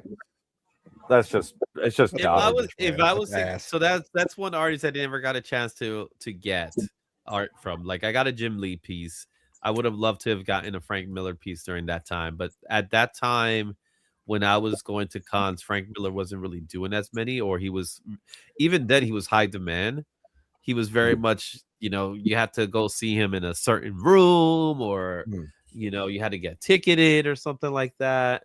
Like I'll never knock the guy for the longevity and the impact he's had on the industry. I got nothing against that personally. It's just I don't like his art style now. I like his old art style. So here's the question: what would you label Frank Miller more, a writer or an artist? An artist, because his seminal work is his writing. See, for me, I've always been an artist guy, not a writer guy. So, no, but I'm saying, label Frank. How would you label Frank?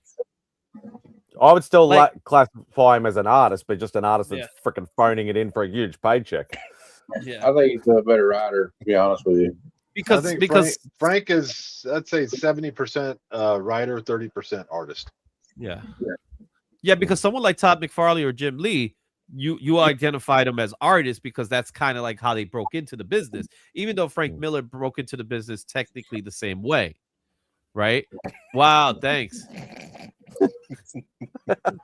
I don't know if that's a compliment or it's kind of a backhanded compliment, I think. You know what I'm saying? It's like it's Bo being Bo. Is that Norman Osborn or is that actually Green Goblin? I mean, where are we at here? But at the peak of Frankie's artistic abilities, man, he was really good. I love how you call him Frank. Drawing. Frank. Sorry, Frank. We're not cool like that. We're not cool like that. What's up, Bubs? You know, The actual me and goblin. Frankie. Me and Frankie. Me and Frankie. We go way back. We go way back. Hey, Frankie, you hear that over there? Hey, Yeah, we all right. Look at this guy. Look at this guy. Who you think he is? Who you think he is? Looking like a goblin right there. Oh fuck, that's hilarious. Oh man, That's hilarious. let's see. I will hop on to MadSpidey, but I did a 4-hour live stream for free comic book. Oh man, goodness. See, Vince, Yeah, I get man, it. you did 4 hours, bro. That's awesome. What y'all talk about? Knob Goblin. Trust you to say something crass like that, Bubs. I got. Did anybody get lucky to get this one? I missed it. I want it though. I didn't get it. That's cool. I forgot about it. I'm putting one in my box for this month. Bub. So No, goblin. and what about this one? This one's already selling for $10. Yeah. Yeah, it's all right. This has assholes at a comic shop in Colorado. they're selling it for 10. This one is selling for $10. What does Punish have? Duck lips. Yeah. Oh fuck. That's hilarious. Yeah. What's going on here? It's all right. The free dungeon crawler conspiracy of 2026. Well, the book itself was a free comic book day, but now people are selling it for $10 because the guy who wrote it is somewhat related to Brett Bean's work. Well, So there's a plus connection bunch to of- that. Oh, the dog guy. People ordered them. They didn't put them out when they were supposed to, or something. Well, you bought them. You do what you want with your books. The first few actual novels of Dungeon Crawler Carl really, really well done. Yeah, so there is a following. And then he gets real preachy in them. Other than that, it starts out really, really good. Yeah. Oh, what kind of preachy does he get? The exact kind you expect. I don't know anything about it, so. What kind is it like a religious? Religious? What kind does every human being that ever gets any iota of stardom start doing, other than Clint Eastwood? Oh no, not that kind of preachy. Yep, it does it. Oh man. So you're saying Turning Point USA didn't write it? Okay. No, I'm saying that he has TDS, and you can tell because of when he put the books out that he did it. Yeah, 100% he has it. The dude's. That being said, the books aren't bad, but he did get real heavy-handed in them, and you can see it. And I don't care if you do it. It doesn't have to be heavy-handed. And it doesn't need to be aimed towards kids. Oh. Now I'm less sad that I didn't get one. Well, no, I'm gonna tell you right now, the first 4 novels are epic. I mean, they are as good. I'm listening to the first book on Audible Dude, right now, but I'm not great. trying. Like, it is well written. The dude is very good. It is amazing. Why in this panel is he saying, Superman saying, what he says, he goes, he just fired his backbone. Just look at them. They both look like they're about to go through a farting contest.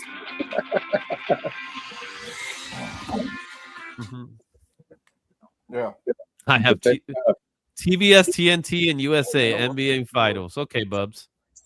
You have to pay all 3 of them? No worries. Any of those free? I got TBS and TNT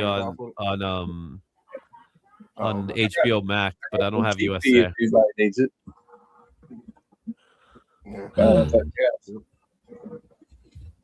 Oh boy.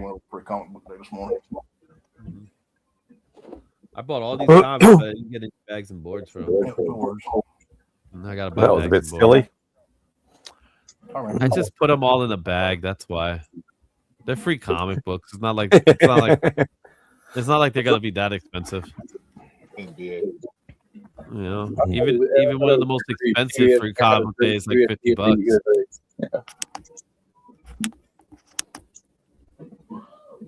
Yeah. I want to get my free comic books with stamps on them. Yeah, what I was laughing about today with certain shops around the neighborhood was that they were having lines out all the way out the door, like multiple lines. But when you look at the lines, they're all middle-aged men. Oh well. It's like, where are the kids for free comic book day? I saw a lot at Mark's LCS today. Yeah. The youngest ones I saw in my LCS today were I'd say about 11 years old, 10 or 11. Yeah. We had, they were with their dads who were buying comic books. What was funny is that, so you know how some shops they limit the books you pick up? Yeah. He didn't like Josh did not limit books. He said you could get one of each. He didn't care how many you took, right? So there was people leaving with like huge stacks of books, right? But he said one of each. He didn't care. But it was so funny because comic book Jesus. He didn't. But here was the funny thing. It was the parents that was saying, "Okay, you could get 3 books, and that's that." I'm like, okay. So I was having that conversation. I got there. I don't understand the people that want one of each, because there's no way that you're interested in all of those. Like, why would you want to have it just to have it? I don't get that. Yeah. I usually take a good stack of them because I also put them in like a giveaway box for like future when I do cons and stuff like that. That's you not wanting one of each. That's you literally the opposite of wanting one of each. Yeah. That's you getting rid of all of them. Yeah, because he doesn't want them. He had books from last year that he put out that were free comic books. He had like the all-in free comic book from last year, so he had that. He took that out. Some of the Marvels and DC books. What drove me crazy about the Marvel books is that there was 3 Marvel books that all were lead-ins to an event series, and they were all different event series. It's like, stick to one event and let it be. It's called a promotion tool, Izzy. That's what that's how they do it. But my point is like this is the problem. You're overdoing on quantity. They're not all coming at the same time.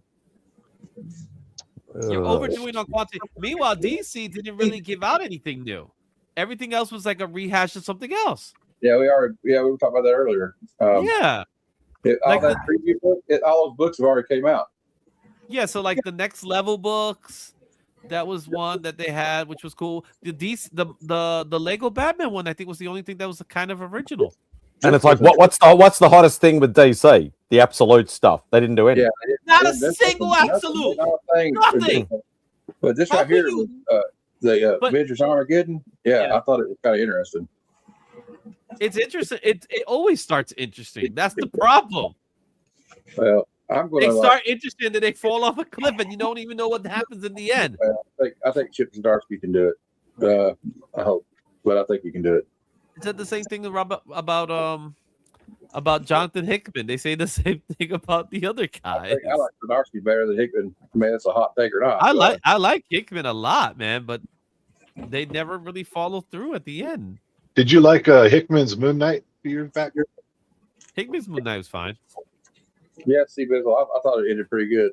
I agree with that. Mm-hmm. Man, I got to get a hold of this new this free comic book dungeon caller. I want to read it. See. Good luck. Good luck trying to get it now. Well, I'll just wait a couple months. Luckily, my good buddy Mark procured a copy for me, and Ross was going to send it to me. That's cool. I'll be right back, guys. Probably be able to read it on a pirate site somewhere. Hey, I might be able to, I know somebody's got a few. We both know somebody's got a few. We might be able to pull some strings.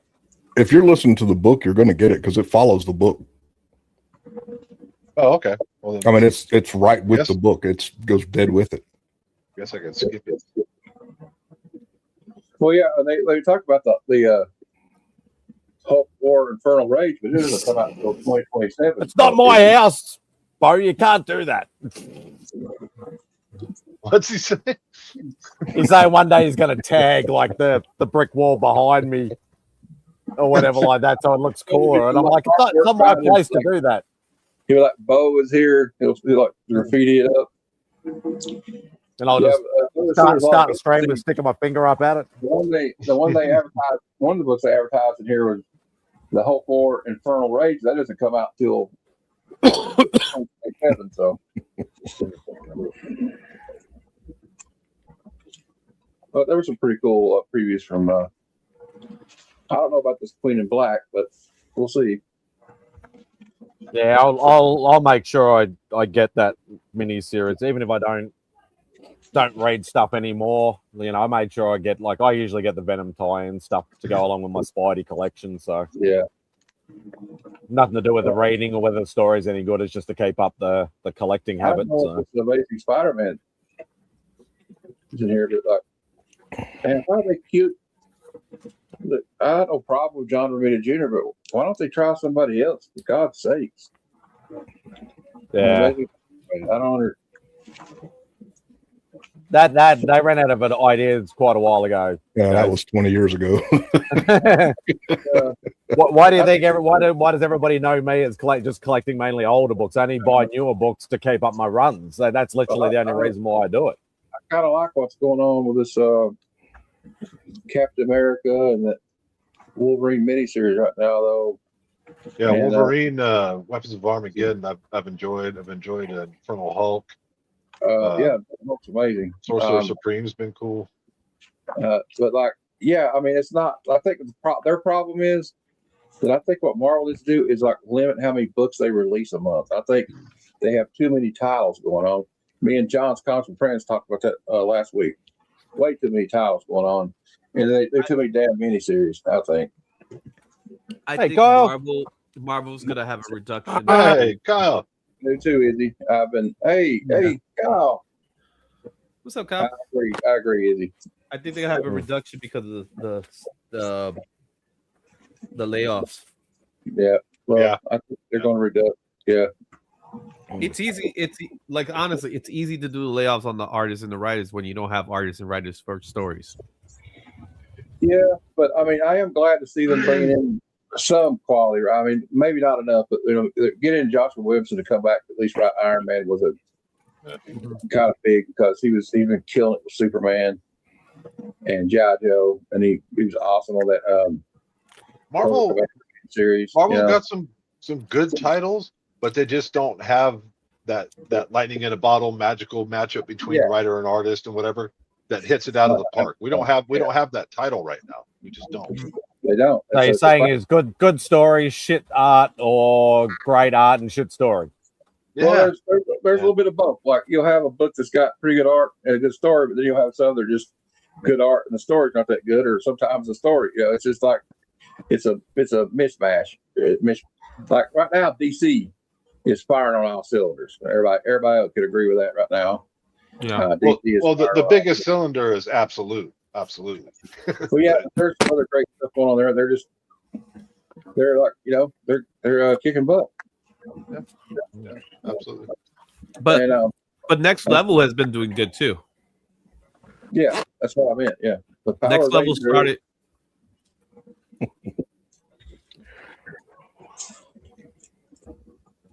What's Mark miming over there? I'm talking to Kyle. Oh, okay. He likes the Power Rangers. Is one of his biggest things he likes. Yeah, the brand new series is coming. We finally got our first season. I haven't even opened the book yet. Haven't looked at the art. Nothing. I ain't touched nothing yet. White helmet Voltron people. Mm-hmm. Green helmet Ranger people. What's that, Matt? Oh, check it out. It's got a map. That's a cool looking cover. Yeah, it's got a map of the Hyperborean age. Rudy. That's cool. The art looking great, and inside is pretty damn cool too. That's another Jim's Up series. He's been killing it.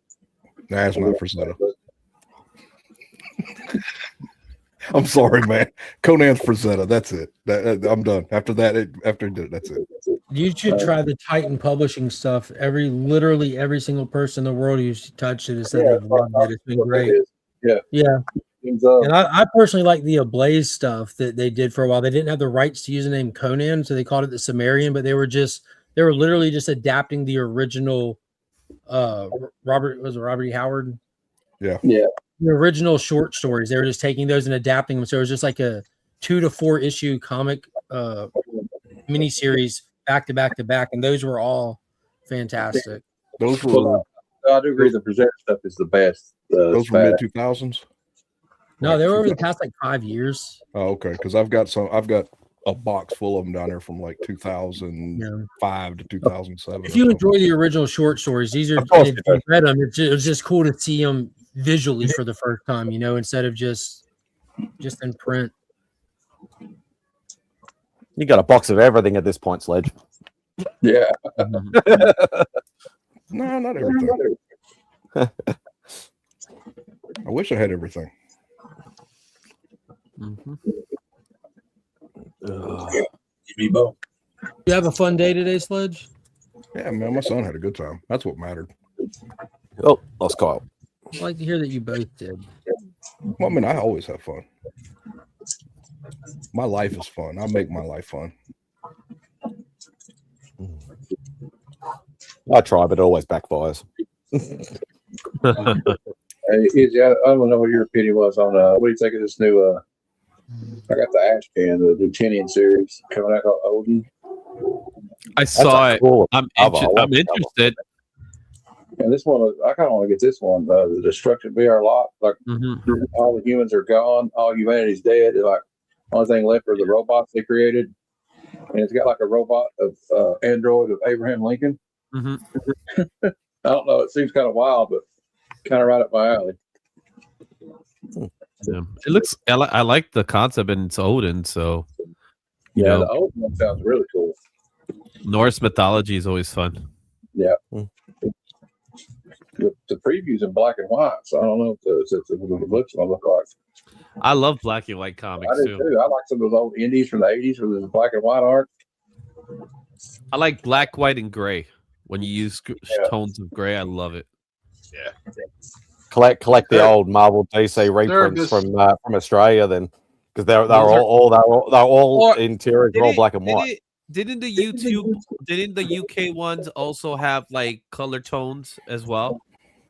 Like UK did more full color, whereas Australian ones only had the full color for the covers. Yeah, and then it was all black and white interiors. But there was a time that they would do just like they only had like one color, like they only had magenta, so they found ways to play with the magenta. Over here they did. UK not as much. Yeah, they did a lot more with the UK stuff because they had more technology. They had more technology than they had over here. That's the kind of stuff I love. I love seeing that kind of stuff. Yeah, there we go. There's the expert or one of the experts. Zipatones, yeah. Now we're sounding like the cartoonist kayfabe guys. You know, I never really listened to them. I know all about them. Oh, it is. What a great comic book channel, man. Yeah, I never really listened to them. They're more podcasters, though, right? Well, not really. They're both comic artists first. Yeah, I know that. I know Jim Rugg and stuff like that. Yeah. Well, I mean, not obviously it's defunct now because we lost Ed Pisker, but when they were together, it is so fun to watch them two who are not really that similar, only in the fact that they both have a deep love for the art and because they're both artists, you know. Yeah. And the way they go, and you're an artist, so they deep dive into all the different strategies and styles and artists. Yeah, they'll go over something page by page, and they'll go over the art. Like they used to. This one's been the most interesting so far. This Energon Universe 3-1. Yeah.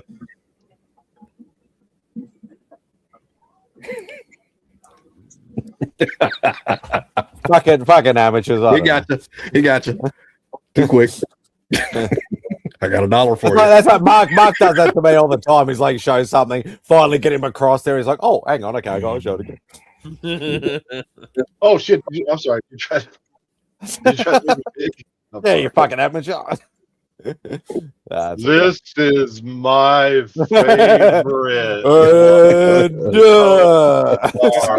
You're holding I it. like You it gotta a lot. do it like Rob Fatstacks does when Rob Fatstacks was. Yeah, I kept kind of doing that today. I was only slab. I've adopted that. I've adopted that a little this bit. one? When I was on the only slab today, I would hold a book up, then I have to go like this, and they say something else, and I'd go. I kept going. My favorite ones is when they put it in and you got the light right in front of the book because of the plastic is reflecting. Can't see shit. The big ring light right in the middle of the bloody book. Yeah, I was lucky I didn't have that happen today. So I gotta see it. I didn't get to see it, man. I practiced a little bit. I was like, I tried to. If you do it like that right on, it'll do the angle. But if you do it like kind of like that, I had it. Yeah, usually tilt forward or tilt back, depending on your lighting, is usually the best way. Sometimes it's a side fucking thing. Yay! Do that again. Do the sparkles. Hooray! That's the only I one. don't remember what is it. Is it thumbs up for sparkles? Yeah, there we go. That's the only one I didn't show today. Was this one? Wow. Yeah, he turned into Twilight characters. Actually, that was dope. Cracked out. Like this, I won this in a giveaway. Like a Justin Bieber concert. The reason I wanted a giveaway is because it's cracked to hell and it's scratched up all over. I thought about just cracking it because Michael Golden's going to be at Do it and having him sign it. I got him to sign the one issue of Turok that he worked on. Hey, Mark, look. Hey, I got that book. I know you just showed it. See, Izzy knows how to do it. He shows something, he keeps there and waits for me to make him big. But do you have the newer edition handy with it? So this is came out. This is from DK, the same people that put out the fantastic Avatar So I got this one. things. Which Sledge knows what I'm talking about. He's a huge Avatar fan. But I'm waiting for the smart ass comment. Like, fuck you, Mark, or something like that. People work the internet and stuff. I gotta tell you, I got the DC one. I also got the Marvel one. No, don't put it down. Don't move. My damn dog will not. Stupid blue people that have sex with their tails. Yeah. See, I'm not. JR on the cover of that one? No.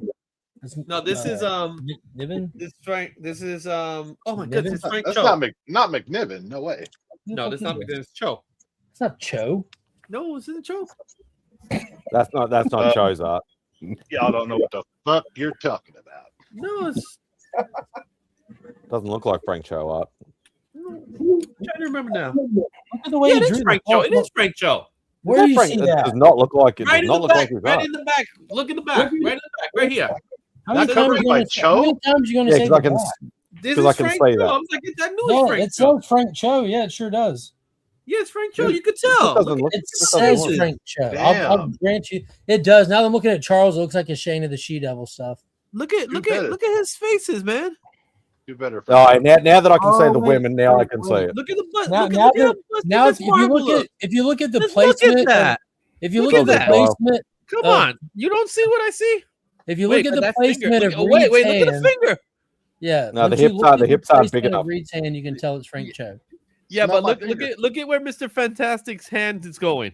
That's what I'm saying. That's how you can tell it's Frank Cho.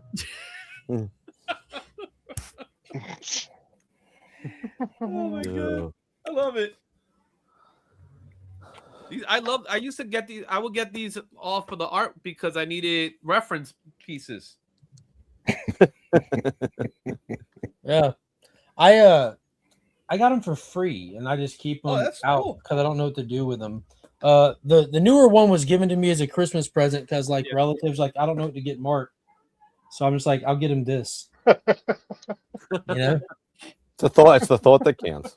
and like the whole time, oftentimes when I'm sitting here hanging out on this stream, I'm working on something on other tabs, and stuff like this comes in very handy when I just want quick references. And the internet's not as useful as people think because it's just bogged down. It's legitimately bogged down and doesn't have like direct good information. Like and And if you want hard facts, you need paper books. If you want bullshit facts, go play on the internet. But well, if you need hard facts, you need need anything that's before 2005. I want my facts hard as a rock. Yeah, harder than a diamond in an ice storm. That's right. There you go. He likes it hard. My facts. Don't we? Well, I would have. I'm waiting for the smart ass comment from Bubs to come. He's thinking up something. Here's a hard fact: communists aren't people. Well, that's not fair, Mark. They're just misguided. No, they're not people. They're fucking demons. Prove me wrong. Yes. Yes. Wait, that's this is the comic reason why stream. he's wearing a blue shirt right now. The comic book stream. No religion, no politics. Yeah, I'm This glad isn't I'm not politics. screaming. I'm referencing a Captain America book. Oh, sorry. Comic books the, are always the other political. thing is you never trust, Like, hanging brittle at the never good trust, time. never trust a scroll. Okay, never trust a scroll. I don't care what that movie tells you. You never trust a scroll. I learned that a long time ago. All right, comrades. Just kidding. This is terrible. Do you even YouTube, bro?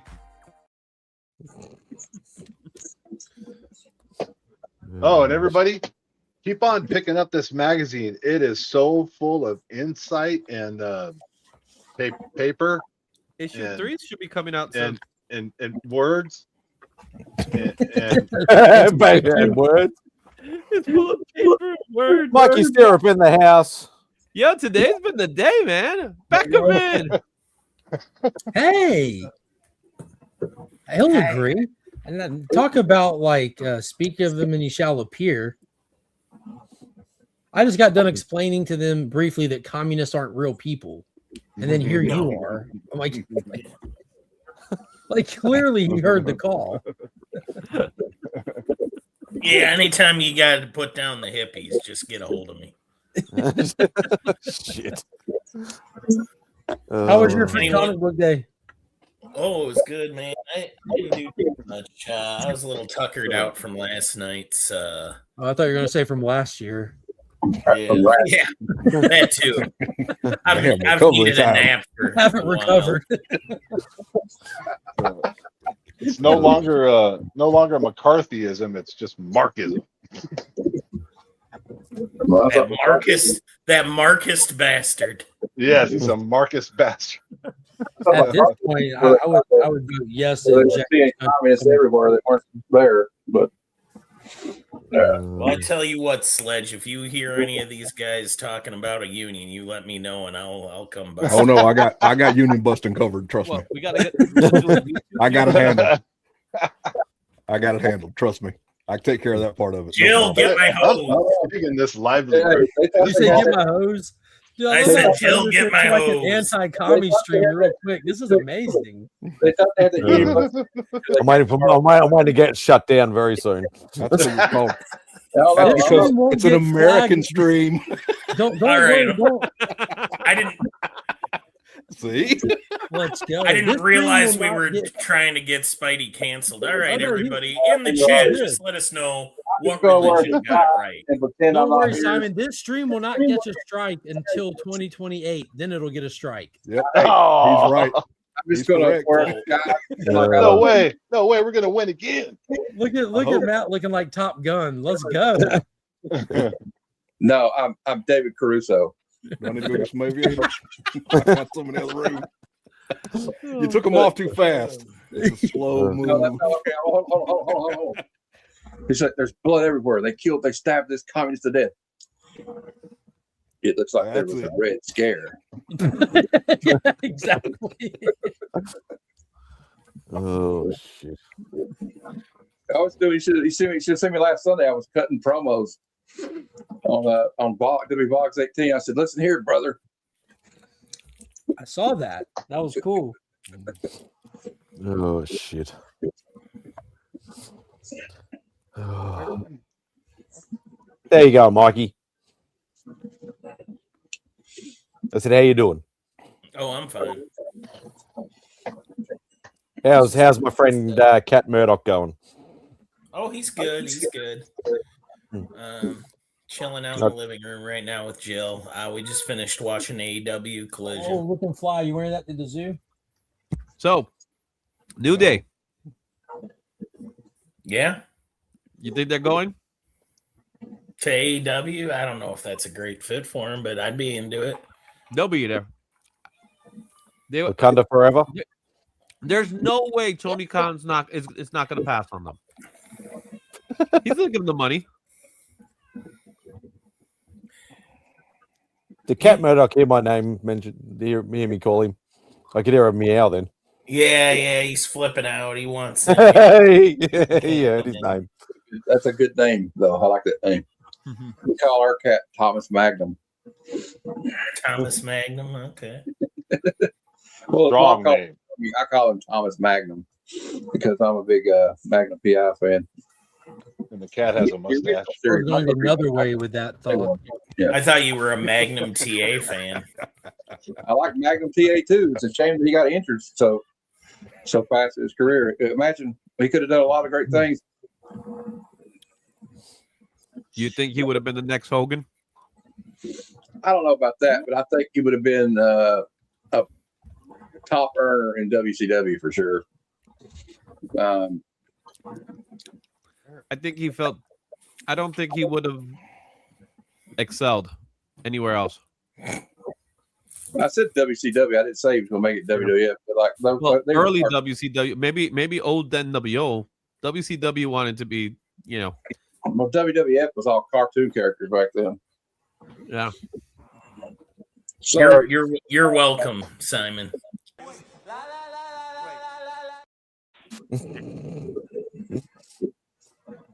It's all your fault.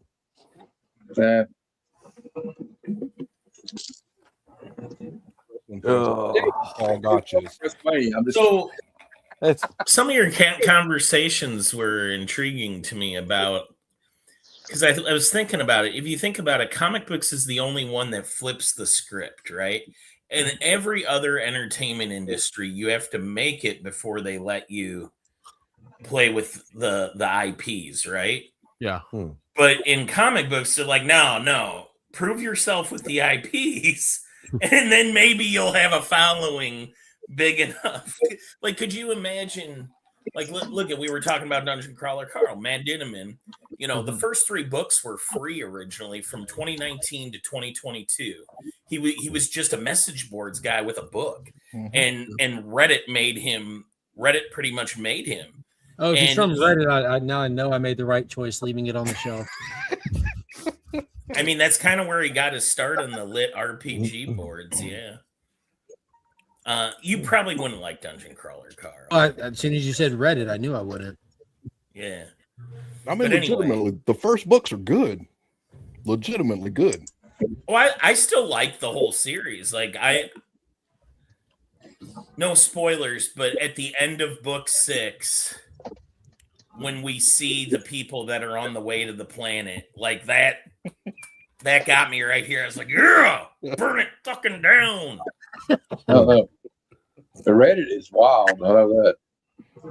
But anyway, I'm just saying, I kind of got sidetracked there. Imagine if somebody said, yeah, Matt Dinneman, we're fine if you want to create this thing, but first you got to write us a Hardy Boys novel. That would be good. I'm just saying, no other industry. Imagine if Kevin Smith, oh, you want to make Clerks? Yeah, that's cool. Can you give us a Die Hard first? No, because he's a fucking hack. Well, I get that. I'm just saying, I'm not defending the work of Kevin Smith. I'm just saying you're allowed to make it. Battle. You're I allowed like to break Mallrats. You're allowed to break yourself in awesome. every other entertainment industry except for, well, maybe music, because some people have to be cover bands first, right? Well, yeah, I mean, I was just sitting there trying to tie it all together. Well, because you get all the YouTube people. Hollywood's got different, because like Spielberg, he had to like direct movies like Duel and stuff like that before you could make Jaws, and then in Hollywood, if you don't do well. Like if Jaws with all the problems they had on set, and all the delays, and get that movie Just gotta be a CEO's son. That's all. That's how you get, a company like Paramount. Yeah, just be rich. Just Why be rich, don't more man. people do that? You just gotta So be silly. Like, just have money. The easiest thing is just be a millionaire. I'm Bruce Wayne. I'm Tony Stark. I'll become a superhero. That's a fantastic recommendation, Izzy. I might try it sometime in the future. Give it a shot. It might help out. It might be the secret for me. It might be the secret, man. Have you thought about having more money?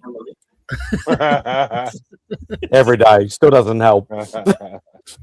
Well, capitalism isn't for everyone, friend. Not for everyone. I can't believe this hasn't dawned on you yet. Mark. Neither is communism. Do you have an investment banker? Hey, we're not born winners and losers. We're born choosers in this country. Exactly. What you need to If do you're where is you're at, you it's need because to you chose to be diversify. there. You're exactly Diversify right. your portfolio You're exactly a little bit right. more in life. Oh, diversify! Fuck's sake. Portfolio. All I have is a trapper keeper. Well, that's a good start. Don't lie to me. Just start depending on the weather, okay? With Kalshi, I'm sure you'll make money there. Hey, Yeah, there you go. hey, look what I came across. Oh, look at that baby! Hell yeah. So you're the one that had it. Hell yeah. I love it too. Love I forget sometimes who has the books. Especially if they take 2 years to get to their owner. Well, that was your fault, wasn't it? Yeah, I know. That's the whole point. But I was telling somebody about it too. I was like, "Yo, man, that was the best thing that ever happened." And the fact that we got him to get you got him to get the second book after is even better. Yeah, I was going to keep him, make him wait. I'm like, nah, he had some stuff for me, so I thought that's a good I excuse. really as do any like to the finally way do it. this came out. This was like really nice. Izzy, have you finished coloring mine yet? No, I was looking at it the other day. Been sitting here for hours. Oh. You'll have it by this week. Well, it'll be shipped to you by this week. I'm working on the video related to that topic right now. I'm really excited. No rush, but yeah. You'll have it this week. And Beckerman, I'm going to send you yours too on Monday. You forgot all about it, didn't you? Tell him you want it now. He's like, no. No. But just so I make sure you know, why don't you tell me what was it? Do you know what it was though? I have no idea what the fuck we're talking about. the piece that they prize tagged you. Oh shit, yeah. What was it again though? Probably Deathstroke? Speedball or something. Okay. It was a Deathstroke. Okay, yeah. It was a whole gatefold. What gatefold piece? The only thing is I don't remember who got the Lobo. Caroline got the Daredevil. No, it was Glenn. No, it was Glenn. no, it was Glenn. no. Glenn got the Lobo, but because Caroline prize tagged it. No, Yeah. Caroline bought it, and then we Bought it, ran put it up. the giveaway, right? Yeah. And then Glenn won. Now I know. And then Patel bought the Deathstroke. Yeah. And gave it to Becker. Yeah, that was about was a nice. month ago, I think. That was yeah. a month ago. That was 2 Fridays ago. And you expected me to remember that shit. Do you remember Only Slabs a few hours ago? Oh, I was on Only Slabs, yeah. There we go. You were on Only Slabs? We got our parameters there.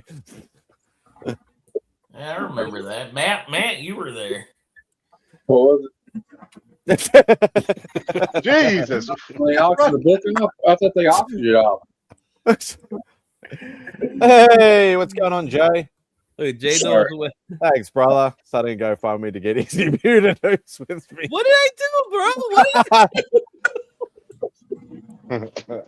Expats, stick it up for the Aussies. He's probably doing it on behalf of Bo. So where are we? Let's give you the last one. I won't give you the middle one, Jay. But thanks, brother. I appreciate it. And boom!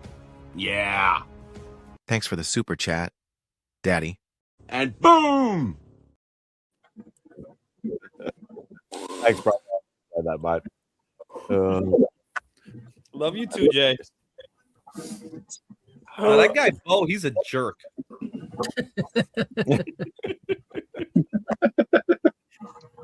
Y'all never forget when we were on we had a stream. I think it was New Year's Eve, and Will was kind of getting on Papa Willie's nerves a lot. And Papa sent me like a $10 super chat. Said, "I don't want you to play a video, Matt. Oh yeah. Logs out for like 10 minutes." The Kansas City crew is coming in full force now. Bobby, what's going on, Bobby? Hey, everybody. How was Bobby? What's going on, Kyle? Everybody, man. Good to see everyone. Yeah. Appreciate the kind words earlier, man. I was out there listening. Yeah. How was Clint's, Bobby? Oh, it was good, man. I had a special time. It was good, man. Yeah. I wish you guys would have came out, but I know you were busy, man. Yeah. But it was good. JP was out there. Yeah, I got that. Hey, Bobby, I got to show you something. Oh, yeah, we had a heck of a night last night. You'll appreciate this piece I did yesterday. Let's see, man. Let's see.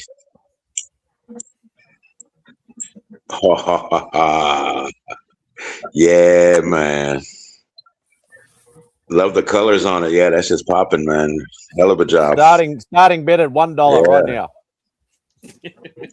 Okay, I got them down now. I'll make it $2.50. But in the defense of that sales tactic, we did that at the beginning of the show. Yeah. Not late yeah, last time we did that, he sold 2 pieces. It was early in the show. Mm-hmm. Sometimes it works, sometimes it doesn't. I'm not against it. You know me. I'm all for selling Izzy shit for cheap. Yeah. But it didn't work out that way. It went for full price. So what's that one going for now? Is he 80 or is that a 50 or a 60? That was an 80. That was an 80. That was an 80. Because I said 80. I should have put it 100, but it's going to go for 80 because originally I said 80. So But if someone on this panel wants it, he will be happy to sell it to you for 80 plus shipping. $1 starting bid, Bubs, not $1 Actually, only. The book is $1, but for Bubs it's $1 with $80 shipping. Yeah.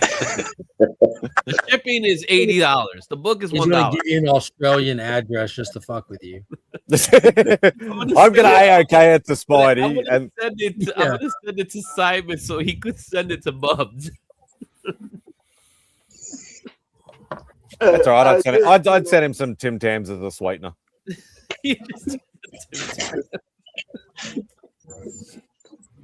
Hey, did anybody else get a chance to read the Jim Chung Wonder Woman Batman book from this week? No. He did the writing or he just did the art? He did the art. Jeff Loeb wrote it. It takes place after the first Hush book, even though it's not relevant at all. It's just a standalone. That's why Jeff Loeb wrote it. Batman Wonder Woman story that is a solid 9 out of 10 single issue comic book. It is just really well done. A 9 out of 10 for a Jeff Loeb? Yeah. Wow. Why you act like Jeff Loeb's not a good writer all of a sudden? Jeff Loeb has not really written many good things. Are you high? What the? We're just high. ignoring the works of Jeff Loeb and Tim Sale. Yeah. Lately. I said not many things. I didn't say all things. And by the way, I did not say all things. I'm gonna name him Joseph. I'm gonna call him. He Joseph. is the guy responsible for Time Ultimatum. out. Izzy. I'm just going to name a couple of stories and you say yes or no. Is it good? Batman Hush, the first go round. It's good. The first go around. All right. The Long Halloween. That's great. That's Superman for All Seasons. That's fine. That's good. Superman Batman Volume 1 with Marvel stuff. Throw me the Marvel stuff. Wait. Superman Batman 1 with McGinnis on the art. That was awesome. It was awesome. Public Enemies. Freaking Public Enemies. awesome. Right? Now, That's Public Enemies. Hulk Gray, Daredevil Yellow. Did he do Spider-Man Blue? He did Spider-Man Blue. Like, fuck out of here. Jeff Loeb is a king in the Shut the street. fuck up. Like what? Screw you, Izzy. I just go back. I go back to Izzy just got jumped on stream. Hey, if you ignore like 75 comic books, Jeff Loeb just sucks. Here's a comparable. You have an opinion. It blinds me from everything else he's done. Here's my comparison. Okay, what sucked? Give me the Mount what Rushmore. made him sucks? Here's my impression of Izzy right now. America sucks unless you compare it to anywhere else. America sucks once you compare it to Afghanistan. All right. Okay, tell me what you hated, Izzy. I'm listening. I'm saying America sucks. Who said America sucks? Izzy said it. That guy up there in the top left. His name is. I didn't say it, man. I would never say that. I would not do that. I'm a proud American. Allegedly. Poor Izzy's getting railroaded. I am Puerto Rican, though. I am not a member of the Communist Party. Izzy's a Puerto Rican operative. What did you hate, Izzy? I want the Mount Rushmore of Jeff Loeb's worst. Well, hold on. Isn't Puerto Rico American? Yeah. Okay. I just want to make sure. It's a Commonwealth. No, it is. It's a Commonwealth. It's not. It's not. A It state. is. Yeah, it's a yeah.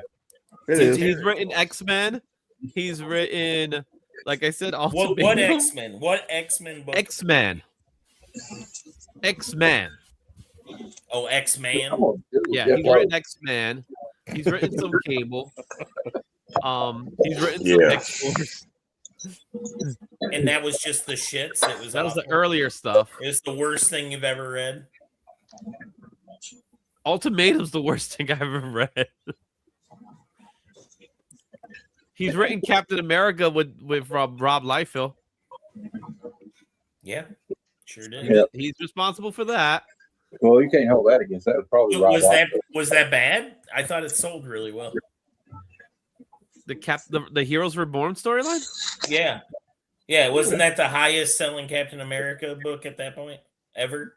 Wasn't Fantastic Four the highest? Only if you go by the sales figures, though. He meant high selling Captain America book. During the time that Captain America wasn't selling.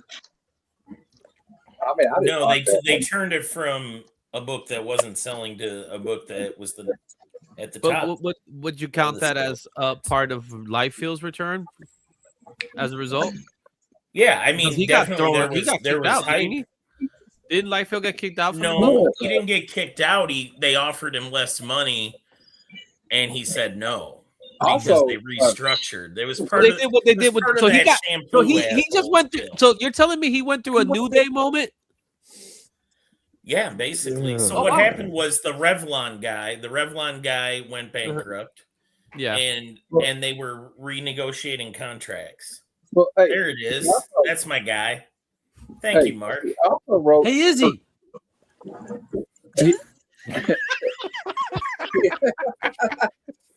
Yeah. See, you don't want to be on the opposite side of an argument that involves me and Mark on the other side. What said is that he wrote for shows like Smallville, Lost, and Heroes too.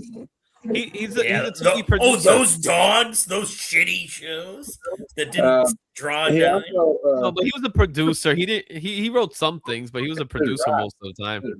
Write these. I also wrote one of my favorite Captain America stories, Fallen Sun, The Death of Captain America. Hey, Tate, welcome to the chaos. Or to the Izzy onslaught. Yeah. One of the two. Yeah. Does anyone else have any? Still wrote Ultimatum. Izzy, we need to have one more talk about Jeff Loeb real quick. Oh no, Commando. That's deep. Dude, that's deep, bro. Oh shit. That's super deep right there. Oh fuck. John Matrix certified, baby. Love some Steve Bennett. Oh fuck. And it's like, how did you see them? How did you know the guys were coming? And he like, they were standing down. They were standing downwind. Dude, just amazing. His career is astonishing. What's great about him is he came to this country with nothing, and he gave us everything. Izzy's over there like, I forgot he did all. Damn it. Look at him looking at the list of his accomplishments. I am looking at the list. I'm not lying about that. I'm looking at the list and I'm seeing the stuff. We're over here just firing it off. He's like, damn. I'm looking at the list. I just, like I said, I'm all Ultimatum that scarred me. It must have been. Yeah, sorry, exactly. bro. Clearly, Izzy is getting his soft facts from the internet. That's like, okay, to put this in context with that, Mark showed Commando of Arnold Schwarzenegger. It'd be like saying, you know what? I just don't like him because he made that Hercules movie one time. Hercules comes to New York now. That was bad, so I can't watch anything else. Okay. Most people don't like Jared Leto. Would you call him still a good actor? Yes, I think Jared Leto is a very good actor. He's a good actor, he's a talented actor. He's just not a very good human being from what I've heard. Does anybody like 30 Seconds to Mars? I love 30 Seconds to Mars. Yeah. Some of their songs are pretty cool. Yeah. The Kill. I like their first album. But I think Jared Leto's a fantastic actor. I think that he's taken on roles that's got him panned for. But he's also taken on roles that he's highly praised for. Skeletor. He was highly praised for his performance in Requiem for a Dream. He won an Oscar for his performance in Dallas Buyers Club. He was fantastic in numerous things, but because of the Joker and Morbius, he's internet memed, and that's it. Like, he's a solid actor. He did dude. Everyone who saw Tron Ares, like, despite Jared Leto being in this, he surprised me. They enjoyed him. Well, like even and everyone's about to start praising him after He-Man. Watch what happens. I liked him as Morbius. I don't care what anybody says. I liked him as Morbius. The problem with Morbius wasn't Jared Leto at all. It was just Sony. I enjoyed the movie. I don't give a fuck what That was a anybody Sony says. thing. Have you heard? I don't care what anybody says. I enjoyed the movie. Have you heard about the way he acted on the set? From what I hear, he's a terrible individual. Handicapped the entire time. It would take him 45 minutes to go to the bathroom. Finally, the director and the crew. Are you making fun of him because he has a hemorrhoid? To wheel him around. Bro, like I have followed Jared Leto for years, and like people like that he works with love him to death until like, he gave you that cease and desist. Yeah, now it's just from a distance. He got that 500 yards. Yeah, he got 500 yards of him, but he still got his autograph. It's the restraining order still got his signature on it. Yeah, it's on the paper. That's why he won't ever film in Georgia anymore. Call it a credit card receipt. I call it an autograph, but digging in trash pays off. That's all I'm saying. Mark reminds me of Sheldon Cooper right now. All right, speaking of trash, Izzy, let's talk about Jeff Loeb some more. Oh, we're gonna stick so to that? Ultimatum. Okay, guys. Ultimatum is what did Jeff Loeb in for you. Do you that's have the part this hateful grudge about David Finch then? Because I didn't hear the David Finch rant. I don't have any problem with David Finch. But he did the art. He did do the art. I'll agree to that. But I like his art a lot. I've liked his art before, and I liked his art afterwards. Oh, you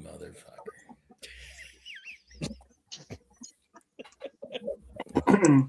Oh man, I wish Cliff was here so he could yell at me too. I don't think you want that. Oh, I could handle Cliff. Oh. Okay, we might put that to the test next time.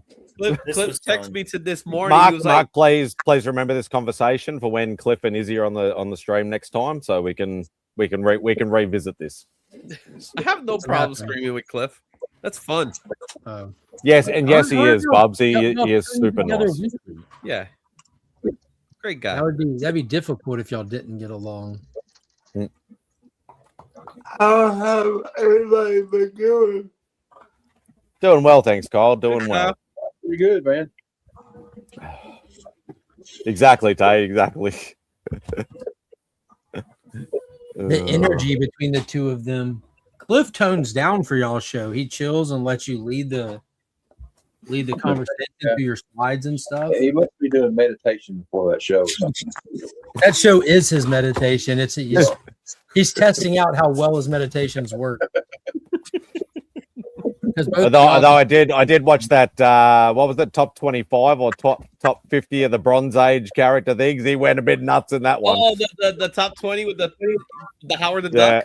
Yeah. Oh my god, he let you fucking have it in that. That was hilarious. It's no longer up. I took it down. But when we were doing Dan Kitana, Oh man, he had no love for Dan Kitana. Why'd you take it down? Was there language in it? It was just his tone because Dan Kitana said he was gonna watch it. And he had no love for Dan Kitana. None. Why? And you know what? He wasn't feeling his art, but it's really more. I think it's more of a personal thing than the art itself. Well, maybe he needed to hear it. It might change his. Maybe. Well, I have a question. When you say you took it down, did you just privatize it or did you delete it? I put it as a members only, so members can see Okay. it. Because like I know that the comic vet had a stream that he wasn't happy with because he was having like I didn't fully connection take it issues. down. I left it for members. Yeah, he was having connection issues and people. Well, yeah, we talking ended up over having each a other connection issue issues. at the end too. And he took it down, but people were talking about it the next day how they had the funnest time ever on it. So a few people that missed it were like, "Hey, can you send us the private link since you took it down?" And he's like doesn't want anyone to see it at all. Like he's like, "No." I'm like, "Bro, that's when you make." Matt had a video he wasn't like happy with the way it cut out at first. We were talking like that's a good opportunity to do a members only thing, like hey, watch my first take if you want kind of thing. It's a members only video. You can see it if you want to. You know what? You know what's funny about that, Mark? I released it, and it's got 182 views. Yeah, it's performed amazing. Yeah, that's awesome. Which is good for me. You know, I don't get to that point. That video that I was telling you was performing good crossed 11,000 views today. Yeah, well, awesome. Hey, let me ask you guys a question. I talked to Jeff about this earlier. So I was doing like individual comic reviews, but I have this. I did this thing today where I did. It's called like the weekly comic book roundup. So I'm thinking about just doing like 5 book reviews in one like 10-minute video, just like real quick, so I don't spoil anything. Would that be better to put 5 of them together instead of releasing 5 individual videos all week and just be flooding my stream with videos? You should definitely not release 5 videos all week long. 1, because it's annoying as shit in the chats. 2, because there's no way that you give your videos time to breathe and get performance before you step on your own algorithm. So I'm thinking about just like putting them all together for this one show on the weekend that comes out. So or just spread out your content. If you got ideas, push them farther forward. Well, I've been doing it. I pre-recorded some stuff, and so I've got like stuff coming out. Like I'm doing next week will be a preview of Absolute Green Lantern where I talk about it. And I just did one this week of the new Deadman series, which kind of intrigues me because I love Deadman as a character. Some of those covers are really fantastic too. And then I think the week after I put a preview of Doom Quest, and I'm going to do a preview of Matt, and then Absolute Catwoman and all that stuff, and Avengers Armageddon eventually. Like anything that's like anticipated, you know, like the Swamp Thing. You just do one a week. You falling asleep, Mike? Yeah, I think I'm do a done. bit of it. See you guys. Good to see you, Mike. Thanks for joining, Mikey. Take a walk around the block. It'll make you feel better. Methamphetamine. No, that will not make you feel better. For the next 15 seconds, you might, or the next 10 minutes, you may, but after that, you'll feel like crap. Or 3 days. Oh boy. That was hilarious. Oh, there. No. What you got, boy? I hate that Becker left because this would have been awesome. He would have loved this. Oh, cool. Oh yeah. Aztec. So yes, are sir. those trunks blue? I love What? that. That's cool. Are those trunks blue? They're teal turquoise. Okay, thank you. I have that color.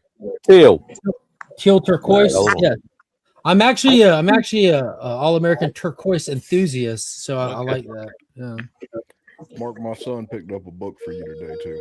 He had a lot of different renditions of his costume. I've noticed. I'll go grab it. Like interpretations. It's probably Yeah, a better so word. like this, I wish the spikes on his helmet were much bigger. Yeah, you see, that's another interpretation. Like, so the spikes are always big, like always big. I don't know why they didn't do them bigger for the toy. They probably would have broken off. Where where you get like a little bit of rendition is the black over the top. That's not there. It's all gold on his first appearance. By issue 3, it starts to be drawn with the black. But if you read the story, the suit there he is. If you read the story, the suit having like minor variations and changes is kind of like built into the story too, because of what you're dealing with, like fourth dimensional tech here. And and it's What's all his like status as of now? the whole suit and everything is controlled by thought through the helmet. What's his status as of now in the DC universe? In a box on the screen. This is it right here. So channel members can find out tomorrow, and everyone else can find out Monday the status of this character in DC Comics. There you go. Hell yeah! Bring back Asta. I'm gonna do a whole video on the character. That's what I've been working on putting together. But yeah, he's deader than crap. He died in Grant Morrison's JLA number 41 during the World War III. Hey, look at that. That's cool. Right up Mark's alley. Wow. My son found it in a box, and he's like, "I wonder who would like this." And I said, "Oh, Mark." World War III was when the old god deity got free, and the story arc was called Countdown. No, it was the character Mageddon, and you had like Prometheus, Queen Bee, and Luther attacking the JLA when they had the base on the moon. This is like 2000. This is before Countdown and stuff. That's a cool one. Oh, foreign reprint. Nice. Not foreign. That's cool. Not foreign. That's an homage from a book called Persona. Oh, okay. I don't. Is that not super cool though? Yeah, that's nice. I mean, that's just super cool. I saw it today and had to pick it up. And Mark, in all his great wonders, gave me some stuff that I've got to find now frames for and hang up on my son's walls. It's Aztec, buddy. How cool is that? Yeah. That. Which one? Who is that? House of M, front and back. Oh, that's nice.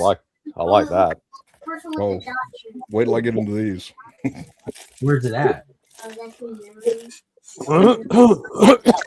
Polka Dot Man from Suicide Squad. I don't want to get all that out of my closet right now because I got my shirts in front of it and stuff. Wow, that is a big shield. I agree.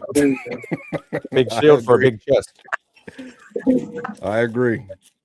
There's more. Let me dig into this here. That's Liefeld proportions. Actually, they're a little small for Liefeld proportions. Yeah. Oh wow, that's a cool idea. I like. And all that's like the mixed media stuff. Yeah. You know, like where it's like someone's glow in the dark, someone's reflective and stuff. Yeah, that is cool. I mean, that's just cool as hell. And then my son's favorite. That looks cool. Nice. Where's the House of M one? The House of M one, I think, is the coolest one. You mean this one? The wraparound cover. Oh, I've already showed that one. Okay. That's my daughter's favorite. That's cool. Now you know which kid you have to watch your back around. Oh no, she's got like Freddy Krueger claws, and she's got the puzzle box and everything. I've known for quite a while. He's keeping an eye on her, if you know what I mean. I haven't been around.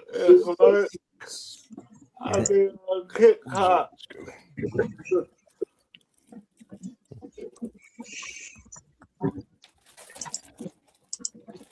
But now I have to go to Augusta again and give Mark all kinds of stuff. Fine, I'll give you more stuff too. Nah, I got more than you do. Oh, well, we can have a competition. Nah, let's don't do that. No, bud.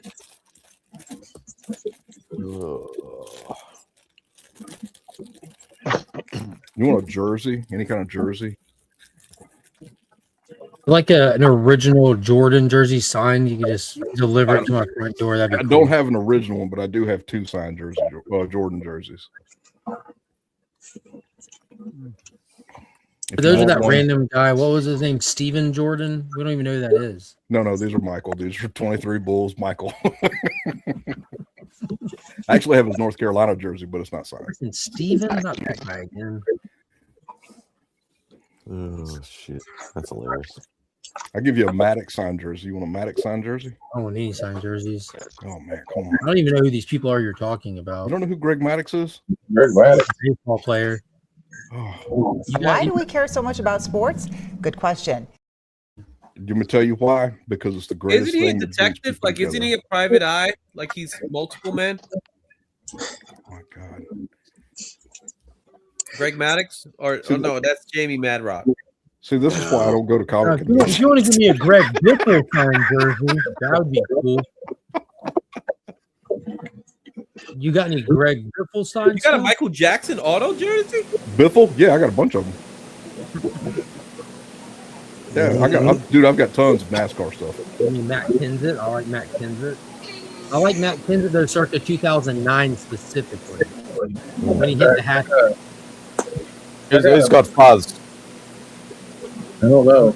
I'm hearing a lot of static from somebody. I'm gonna start hitting everybody one by one on the mute. Yeah, I muted mine. I don't see it. I'm not picking it up. Is it mine? Okay, up, Bobby. That's Kyle. There we go. Oh, good. Fix up your microphone, Kyle, if you can hear me. I got a Michael Jordan signed jersey, but it's Michael Jordan Jr. So, also a good one. Also a good one.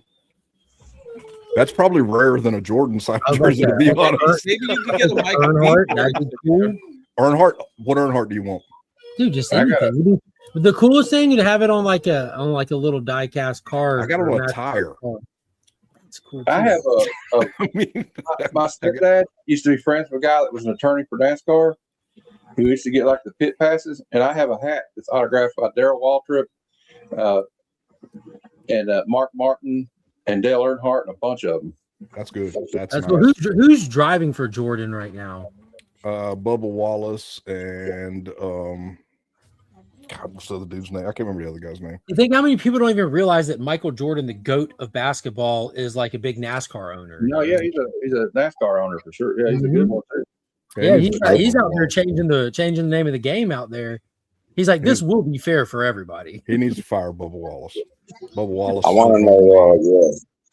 I want to know who's driving for Tiger Woods right now. Yeah, that's what I want to know. He needs a driver back. Yeah, he needs a driver real bad. Y'all leave Tiger alone. Leave that man alone. I love Tiger, but man, I'm super proud of Roy, man. Man.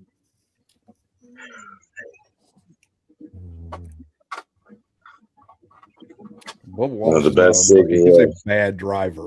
There's a difference. Bubba Wallace sucks.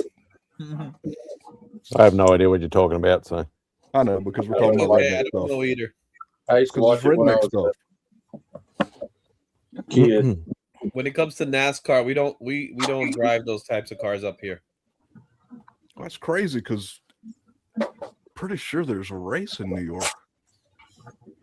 No, Mondani said you're not allowed to watch NASCAR anymore because of carbon emissions or something. I gotcha. Yeah, exactly. Oh, there is a massive car culture here. Like we have a lot of car culture here. It's just NASCAR is not one of it, obviously. Well, you can't drive them anywhere. You got to drive them on a racetrack. You got to keep in mind our roads are only 2 lanes. Well, one goes one way, the other one goes the other. Road. That's because y'all don't understand what parking places are. Y'all just park on the road. Well, we park on the we don't exactly. Y'all don't understand what parking places are. We have driveways down here and garages. We have freeways, highways, parkways, curbs. Yeah, we have curbs. Bumpers. We have bumpers. We got plenty. So do we, and ours aren't beat up. Yeah, we're all about that parking, if you know what I mean. Oh, I do. Believe me. And trust me, they know exactly what I mean when I say we're all about parking over here. I've seen you have to park for an hour and a half. If you all you got to do is come out of pocket and you can find a parking place. That's the work around here. There's in my area. There's no parking lots like that. There's not a local crackhead that can protect your space. Oh, you don't? Yeah, you really want me to give the car to a local crackhead? Of course. You won't have a car when you come out. It'll be fine. You'll have a steering wheel, but you won't have the rest of the car. Because I think the only thing I couldn't sell. You just get it for your space. Just give them a sandwich and you sit there and in the spot.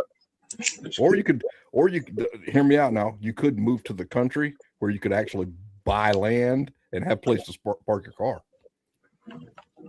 I'm from New York, man. We don't do that kind of stuff. We Upstate, buy land look, up. look. We buy land upward. Upstate, there's We keep going upward. Upstate is as country as South Carolina. You just live in the city. There's a difference. Yeah, we call upstate White Plains. That's called New York. it's a state. Hello, body horror. I want to see you do something with that one, Bobby. Yeah, man. Yeah. Like do something where someone's intestines are just falling off. Yeah, I can think of something. Yeah, I got to come up with something. Yeah. Those are the blanks I picked up today. I ain't been to my LCS in a couple of weeks, man. But yeah, then I picked this up pretty cool. I like a white tiger story. I like that artwork though. Is that Yeah. Ken Lashley? What's that? I wonder who did that artwork. I don't know offhand. It looks like I want to say it's Ken Lashley because Ken Lashley did a lot of Panthers. Could be, I yeah. don't think it is, Cover. That's the first one I picked up of that. I dug it, and then this Rivals. I don't know, man. That was a Doom cover. It got me. Yeah, I picked that up. Yeah. And then they did a free comic book day. You know what I'm saying? Yeah. So Warbird. I got this. Yeah. Oh, with the stamp. They put the stamp on the comic. What? Yeah, boy. Clint's comic. They ain't playing. They ain't playing, boy. That's what I'm saying. Clint's Comics, that's my LCS. It's over about 60 years old. It's almost 60. Yeah, I think it is 60 years old. It's one of the oldest ones. Stamps, man. Yeah, she ain't playing. Yeah, this is her. Yeah, I got this one. They found a place to stamp it. Yeah, because I was wondering because they just moved, and so they got the new address on there and everything. Yeah, the new stamp. I thought people don't like the stamps. Some people don't, you know what I mean? I mean, it's free comic book day. I ain't gonna, you know what I'm saying? I'll take it. You know what I mean? I like my LCS. You know, I've gone there many, many, many years. And then if I give it to somebody, you know what I mean? They'll know where it came from. It came from Clint's Comics. Yeah. And so, yeah. You would think they would put a white box like on the back of the comic for that. They do sometimes. Yeah. I mean, that would make sense, right? Like that. That would be, I mean, that's perfect for that. Why don't they do it on all of them? Yeah. That's the whole purpose of free comic book day, right? Tate, if you want one, I'll grab you one, Tate, okay? Which one's he needing? The Great American Hero. Okay, yeah, I don't think I got that one, yeah, but I got quite a few, yeah. Like I said, I didn't really pick. I just let them give what they gave me, you know what I'm saying? Yeah, because I volunteered down there. I was watching the door and hanging out with some old friends. Yeah, it was a good time. And the best part was my granddaughter. She came in, and she's 5 years old, and so my granddaughter got to come to my LCS, and so yeah, they got to, yeah, that was fun for me. You know, getting to see, and I got to read her some comics, and yeah, so that was a big deal for me. Yeah, got these. Yeah. I read her this one with she liked Simbi. That's my boy Simbi and Jeff. My two characters. I love those two. She liked that Simbi, yeah. And she got some books. Yeah, she was happy. I was trying to tell a 5-year-old to take care of your books, man. I was like, let's just read this stuff. You know what I'm saying? Yeah, forget it. Yeah. So she dug it, man. Yeah, it was fun. So it was a good time, man. Yeah. And then yesterday. All right, Matt. Take it easy, brother. It's a pleasure as always, guys. Thanks, Matt. Love you, bro. What's up, on his coattails, folks. You out there too, Jeff? Yeah. See you guys later. All right, bro. Good hanging out with you, man. Peace. And no, we are not having a city off. I don't want, my city is terrible and nobody should ever move here. What city you in? The one that nobody should ever move to. Which is? We don't need nobody else here. We're good, right where we're unless your city's name is Gotham. It's not the worst city. No, it's not the worst city. Well, no, I take that back. Hey, it is the worst city. Look at the beautiful doggy. Come on, Abe. There you go. I was like wondering, it's like your dog has some red eye. Yeah. How come whenever a dog pops on screen, everyone's like surprised that light reflects their eyes. Like I'm not surprised. It says the his eyes dog's red. rare where y'all are from. Is that a thing? You don't We're see not dogs in the gonna. real I'm world? having flashbacks to me at a con trying to do a live stream, and Mark and Poke and Joe having a very heated conversation about dogs and their eyesight. Yeah, that Joker just could not understand English that night. He was too drunk to even.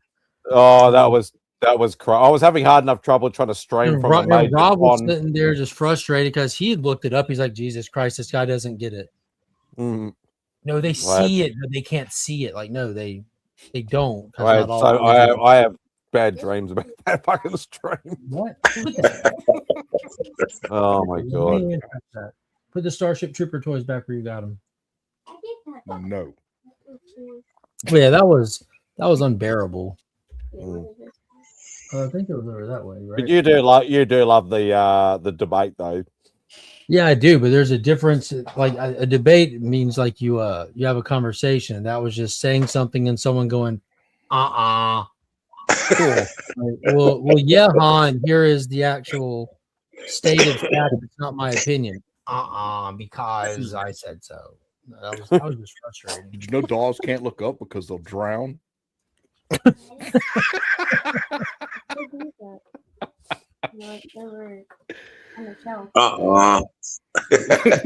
You are correct. Y'all know who this is? Silver Surfer. Is that Sarcasta? Metropolis. Oh, okay. Yeah, that's cool. Yes, Maria from Metropolis. Yeah, yeah.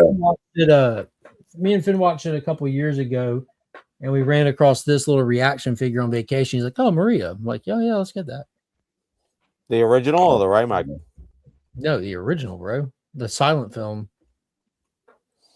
1939, I think. Older.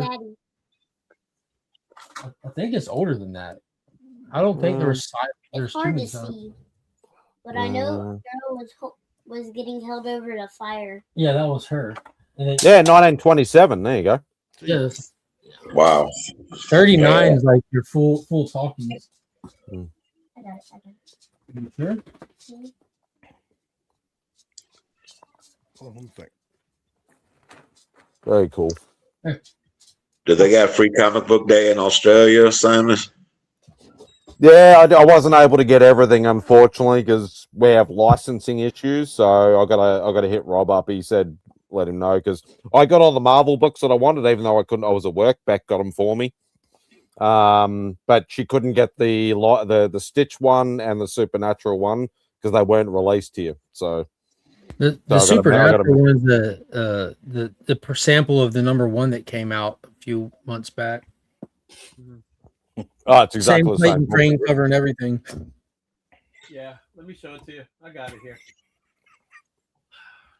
Where is it? Where is it? Which one is it?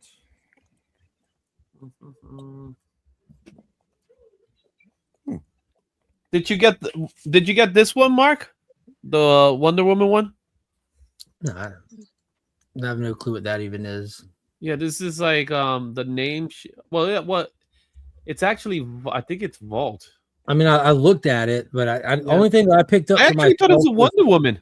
Power Rangers and Monsters. Yeah, here's the Supernatural one. There it is. Yep. Cool cover for sure.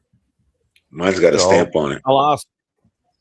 Yeah, because it's for the Stitch one's for Beck and the Supernatural's for her younger sister. So, I don't know, but if she's got the issue #1, then we might not need to worry about it. There's this one came out too. This one's actually interesting. Yeah, I didn't get that. That's pretty cool. Yeah, that's I'm pretty interested cool. in this one. What else is there? Lock and Key. Another Lock and Key. This is the one I think a lot of people want. Yeah, Ralph and his red pajamas. Classic. Hello. That song Did, has the did greatest. Claire end up buying Supernatural #1, just the normal comic book? What else came out? Because the Frank comic book day one is exactly the same. Oh. You got some Alien Predator. Yeah, that's the only Marvel one I didn't really bother with. I just want the superhero stuff. There's Warbird. Lego Batman. Yeah, that's pretty good. Hmm? What about Stitch? Nah, Rob said to hit him up, so I'm gonna. That's why they're saying apparently number 1 is exactly the same as the free comic book day, so we don't have to worry about that one. Yeah, this one Stitch. Yeah, I think that's the Stitch one. No, that's a Valentine. No, that's a special. That's not issue Pony. 1. My Little Pony. On the other side, you have Gem. Yeah, so so we don't need it because that's the free comic book day is exactly the same. Yeah. Just says free comic book day on it, so you're better off with that one. So we just have to get the Stitch one then. Okay. Cool. Thanks, Izzy, for letting me know that. Did this one make it over there? Masters of the Universe? Did the He-Man one get over here? Which one? He-Man. He-Man? I don't think it did. Nah, because none of the properties, like the Hanna-Barbera stuff is licensed over here, so we don't get any of those Garfield? books. What about Garfield? Yeah, I think we got Garfield. And this is a banger of a cover. Street Fighter? Yeah, Street Fighter's awesome. Yeah, we got that stuff. It's only the like Herculoids and He-Man and like all that type of stuff. We just don't. It's not licensed over here. It's stupid. Excuse me. Mm-hmm. But you know, we have other avenues. Mm-hmm. Yeah, if you got everything today, man, what would you look forward to tomorrow? You know what I'm saying? Resting. The rest. That'll be me very, very soon. There ain't no rest for the wicked, man. You know. There's a Martin Short trailer. No, we're hitting up the zoo tomorrow. I'm very excited for tomorrow. Bobby, you should come. Yeah, you go man. to the zoo once a year, don't you? At least once a year. About 4 times a year. Yeah. We go for Halloween, Halloween Comic Fest. We go for the Christmas thing. We go every April right after the wife's birthday. Is there a special attraction this time? Yeah, the flamingos. If Mark doesn't see flamingos every couple of months, he gets withdrawal symptoms. It's good. We're play outside kind of people, and season passes to the zoo are insanely affordable, and it's from here. Let's like from Sledge, like 45 minutes to an hour, depending on how you want to drive. It ain't nothing. And my oldest is in college, like 5 minutes from there, kind of thing. So we'll go Best there. college in the country, damn it. There, hang out, and you ever go to the vault show that they do? Chris's vault show that he does right up the street from the zoo. Yeah. Yes, and like there's just where the zoo is in Columbia, it's like it's out of town. How I define out of town, but it's not. Before Columbia. It's further than his block. It's before Columbia. It's almost Lexington. Yeah, it pretty much, and that's where like Brian LCS lives. That's where the Barnyard Flea Market is. Well, Bro, the other one, downtown Columbia sucks. Yeah, I agree. It's just a college, bro. It's horrible. Like I've been up there to Emma's school a few times, and the school is literally downtown. Like that's what the downtown buildings are. They're just a college campus in the downtown. Do you want to hear a crazy fact? Is you can fit 3 New York cities inside of what Columbia's footprint is. Now, is that a hard fact or a soft fact? That's a hard fact. New York City's pretty damn big. He's talking about the footprint, not like the footprint. Now, I'm not talking about the city. I'm talking about the footprint of Columbia is like 3 New York cities. It's huge. It covers a ton of area, but it's very spread out. The land mass, not the building. It is, but it'll look completely different. You'll have just like a building, like a restaurant with a parking lot around it, next to a restaurant with a parking lot. You have a lot of land. Yeah, you know what I mean? There's a lot of land. Yeah, we don't have a lot of land. We don't have a lot of land. We just got a lot of. You'll have grass on those properties. We have a lot of trees. These are these things from long ago in your neck of the woods. Back in the prehistoric times, there's this green stuff that used to grow on the ground. You could walk on it with your bare feet. It felt great. Really? I'm telling you, bro. Everything we have is concrete. I was going to say they don't know what grass is. No, we know what grass is. Yeah, they've heard of it. We definitely Not that know what kind of grass. Not that kind of grass. Not that one, buddy. The real grass. The real grass. Do I need to go? Do I need to go Bobby, further you know what outside I'm and show talking you what about, real Bobby. grass? No, Oh no, you know you what could I'm get that in talking about. Colombia as well. Yeah, They got it as that's well. real. That's real. Especially That's right there at freely 5 everywhere, points. I Yeah, believe. get all you want. Everybody knows what grass is. No, if y'all want to go to a game this year, let me know more. We have, we get our game? water. Carolina. We get our water from fire hydrants. I don't want to go to a game. I thought you were Have going you to say experienced Williams Brice Stadium? What was You that? talking about the Gamecocks? You need to go experience Williams Brice Bro, Stadium. I used to drive to Athens all the time. No. for the, No. ones. You need to experience Williams Brice Stadium. Why? Tell me Because why. it is way better than Athens. That's why. Oh, get out of here. It's over the river. There's no way it can be better. What are you talking about? Once you cross the river, everything automatically drops in quality. Everything. The roads, the I food. agree. When you go from South Carolina to Georgia, it straight Other goes way down. around. 100%. Other way I around. agree with So you. once you cross the river, everything drops in quality. Once you cross the river, everybody drops into the river. Let me ask you this. How many movies have you had filmed at Athens? Did How I many film in movies? Athens? Anybody ever? My dude, probably a ton of those little art house fuckwads that think they're going to be somebody at the school. Probably. See, we had the program at Williams Brice. So all Hey the Bobby, how much? Bobby, did you all the enjoy the 824. program? Which program? Exactly. You've My never point. seen Exactly. that. all the 824 movies are filmed. my That'd be God. like asking me what the fuck you talking about. I guess Fucking hell. I am talking to comic book nerds about a football movie, so I do understand. I mean, I've seen seen Rudy. plenty of football movies. I saw The Replacements with Keanu Reeves. Remember the Titans. Any Yeah. given Sunday. I go saw watch the I saw program and Rudy. it'll turn you on. Have you seen Friday Night Lights? I have. Okay. The Brian's TV show? song. You ever seen there. Brian's song? That one will get you crying. We Are Marshall. There's plenty of Yeah. football We Are movies Marshall's I've seen. amazing. Amazing. Yeah. Great movie. The water was it the Water Boy? The Water He Boy, played yeah. the- Yeah, I heard Probably that. the most, Water Boy. probably the most historically accurate football movie biography there is. The Waterboy biography is up there with the Dewey Cox Walk Hard biography. They're just Yeah, they're definitely great. Yeah. Yeah. Y'all remember when Bobby Boucher showed up at halftime and the Mud Dogs won the Boyman Bowl? She showed me them boobies and I like them too. Hey, on that note, I do have my daughter owns a Bobby Boucher jersey signed by Adam Sandler. That's amazing. Okay, That's I did buy that for her, amazing. and she has a Happy Mud Gilmore. She Dogs. has a driver signed by Adam Sandler from Happy Gilmore. That's cool, man. Yeah, Yeah. that's wicked. I love that. Yeah. Yeah, look Oh, at Christopher. Friday Night Lights is what Texas is all about. Hey, Friday Night Lights is a great show. I love Longest Yard. Even though it's Longest a Yards. remake, I still love it.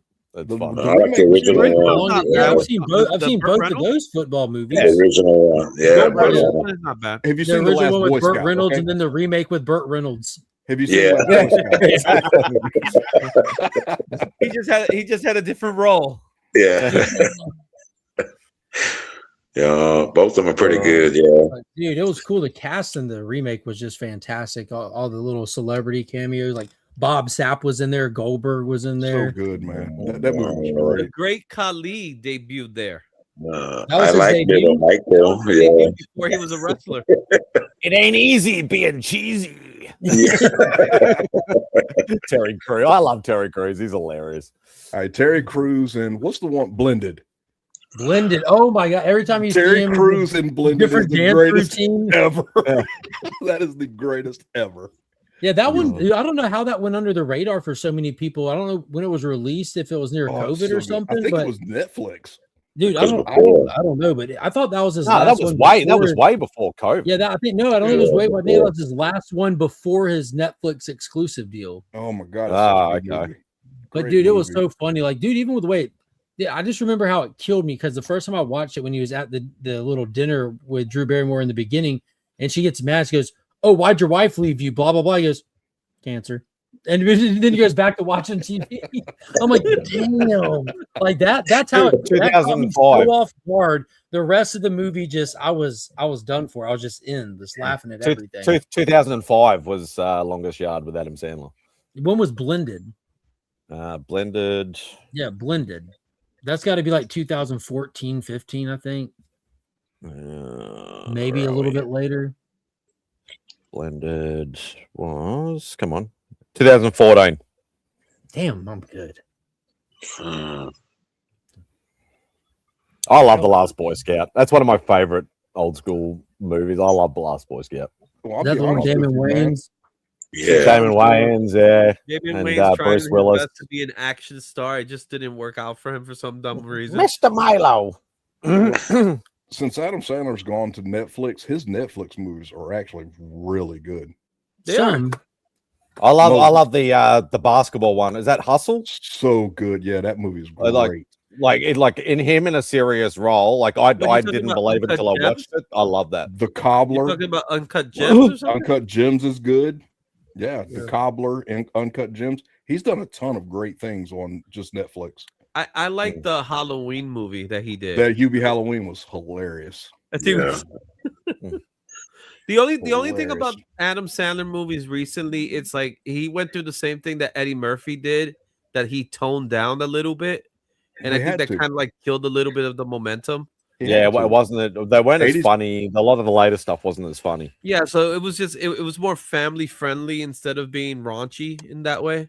Have you seen Even though Reign I don't Over think Me? he really was that, I just think he wasn't. He stopped doing it. Well, have you seen Reign Over Me?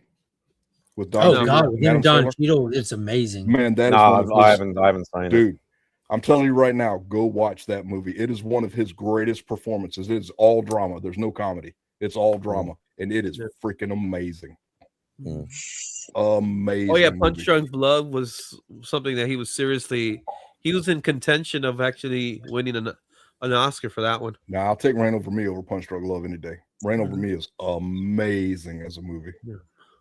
And I don't really like drama movies very much. I don't care much about them, but that one is amazing.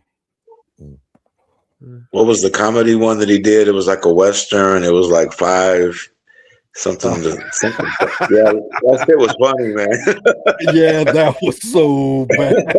Oh, it was Ridiculous great. 5 or something like that. Yeah, Ridiculous 6. I think it was Ridiculous 6. That yeah, was so good. Like I went into it like this is gonna be dumb and shit, and all of a sudden I found myself laughing and having this is pretty funny, man. This is really good. Yeah. What's his name? That's What's the the boy best from thing, Twilight? man. When you have low expectations and you go in and it's like, What's his name? Taylor something or something? The Twilight kid. Oh, Taylor Lautner. Oh my God, his part in that movie playing the idiot was He was swinging around my neck and shit. Yeah, he had me rolling, man. That dude had me rolling. and that damn mule knew it was the star of the show. Yeah, man. That was a great movie. It was pretty good. I liked it. Yeah, a white knife. You very naughty. Yeah. So dumb. So dumb, man. Yeah, it was so dumb. It was good. Yeah. It was stupid. It was great. Yeah. Great movie. No. That's the kind of movies I like, though. I like movies that you don't have to think. You just get in there, you just laugh because it's so dumb. It's just so that's stupid. how I It's like my hilarious. TV. Yeah. I like watching. I love watching like a good classic sitcom. Like right MASH. now, I've been watching Three's Company like crazy. Oh, that's hilarious. Three's Company's good. That's Sanford and Son hilarious. is one of my top 5s of all time TV shows. I love Sanford and Son. Sanford and Son is great. It is freaking hilarious, man. Red Fox is no joke. The only problem I have when I watch those shows is how old they say they are in those shows, and then I realize I'm just the same age as they are. Exactly. But yet they look like they're in their 80s, and they're like, I'm only 46. I'm like, what the hell just happened? Yeah, no, I grew up on those. Yeah, the Sanford and Son and Good Times. Yeah, I love those. Good You times. big Oh, dog. my God. Yeah. Oh, I love those. You crazy fish-eyed fool. You know, Ann Esther be yelling at him and shit. Yeah. My all-time favorite will always be Married with Children, though. Oh yeah, that changed it. Yeah, that changed the game. Yeah. That was the game changer. Married with Children to me was the precursor to The Simpsons. They came the same time. They came around the same time. So Yeah, but Married with Children was first, I think. I could yeah, be wrong. Married Children was first. But it kind of Spidey, right into and it. record this video. I'll be back. Go do something with All right, yourself, See you, Mark. I'm gonna be bouncing in a second. Let's Anyway. see how fast I can pull this off to do an entire video with comic book history, detailed unboxing, and everything else. And I'll be back. You got 18 5 minutes. I'm going 5. He's got 18.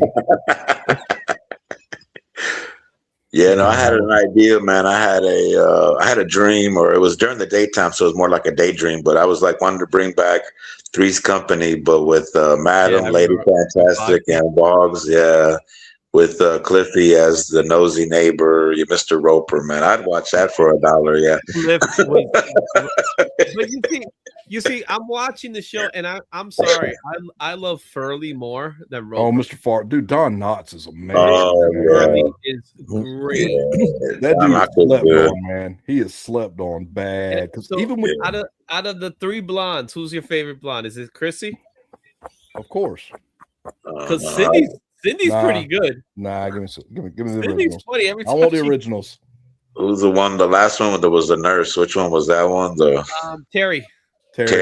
Yeah, she was pretty cool too. Yeah. I love Cindy because Cindy always was. It was physical comedy with Cindy. She was just as dumb as Chrissy, but Chrissy was dumber. Well, Jack, think about this. Man. Jack was the man. Dumb. Jack But was the Cindy man. always beat Okay. she always beat up Jack. But Jack was the man, period. Jack was hilarious, bro. He was the man. No. That's who you could be. You could be Larry, man, in the show. Yeah. Oh no, Larry, man.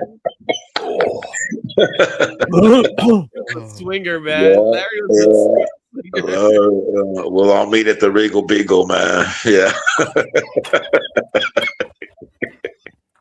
Yo, every episode I've been watching, there's a new girl that he's dating, and they're always in love with the girl. Like, oh, yeah, she's beautiful, she's amazing.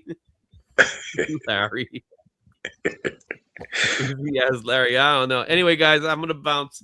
The missus is almost home, so I gotta spend time with her. Maybe watch one episode of Three's Company before going to bed. Thank you for the balloons. Go watch the Man on Fire and see how it is. Let me know. It's gonna go like this. Guys.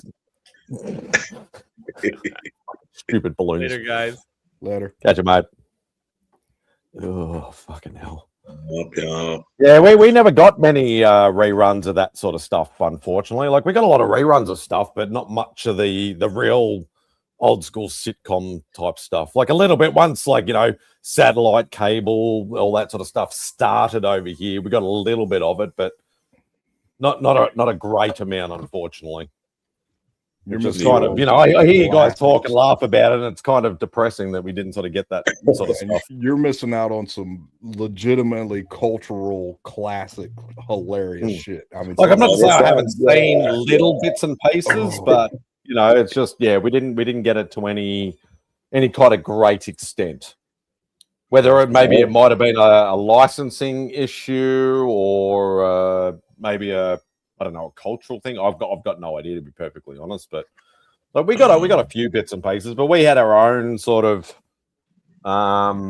Australian, just normal network free to air sort of stuff and things like that. And some of it was okay, but nothing to break out overseas or anything. Like, obviously, you hear DVH talk about Neighbours a lot, obviously, because a lot of our stuff went huge in UK, but that's a Commonwealth thing more than anything else. So. But that was more of a drama sitcom sort of thing that went for a long. It was kind of newer too, wasn't it? What was that? When was Neighbours? When was that? Neighbours started. I'd like to say either late 70s or really early 80s. Yeah, see, I've seen some of the newer stuff about it, like not in 70s. Well, Amazon bought the rights for a little while, and then they canned it, like literally after a year. So it sort of it went, came back. Who was on Neighbours? The newer one. Who was on that? Somebody got their start on Neighbours. A lot of big stars out of Australia got their start. So Margot Robbie came off Neighbours. Margot Robbie, yeah. Obviously, if you know who Kylie Minogue and Jason Donovan are, more bigger in the UK and Australia than sort of the US. Kylie Minogue. Come on. Yeah. Who else got their start on Neighbours? I want to say it was like Guy Pearce was another one. What was Russell Crowe on?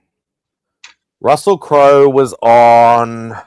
He wasn't on. I don't think he was on Neighbours. I can't remember what it was. I know he got his start on Australian TV, and I can't remember what it was. Because that's the thing. Like we have this thing like this. It's almost like you guys in Canada a little bit with New Zealand, where some people like are born, say, in New Zealand, then come here and they're adopted here, and they're like, oh, but they're Australian. It's like, but they were born in New Zealand, sort of thing. Yeah, Memento guy. Yeah, Guy Pearce. He started on Neighbours. So Russell Crowe is a New Zealander, and then obviously adopted over here, sort of thing. You should adopt him. The main rivals were Neighbours and Home and Away, because like Chris Hemsworth got his start on Home and Away. Yep. But Home and Away started a lot later than what Neighbours did. Maybe Neighbours it was Home and Away I'm established. thinking of then. I don't know. It's quite I'm gonna look at possible. Russell Crowe just to find out, because I know he was on something. He started he got Yeah. really big. I'm just trying to think of who else. Who else started? No, because Nicole Kidman pretty much went straight into movies, because she did a few like low budget Australian movies, and then obviously married Tom Cruise, and then got the notoriety, and sort of went from there. Who else was there? What's her name? Muriel. She started in movies as well. What's her name? The Hereditary chick. I can't think of her name now.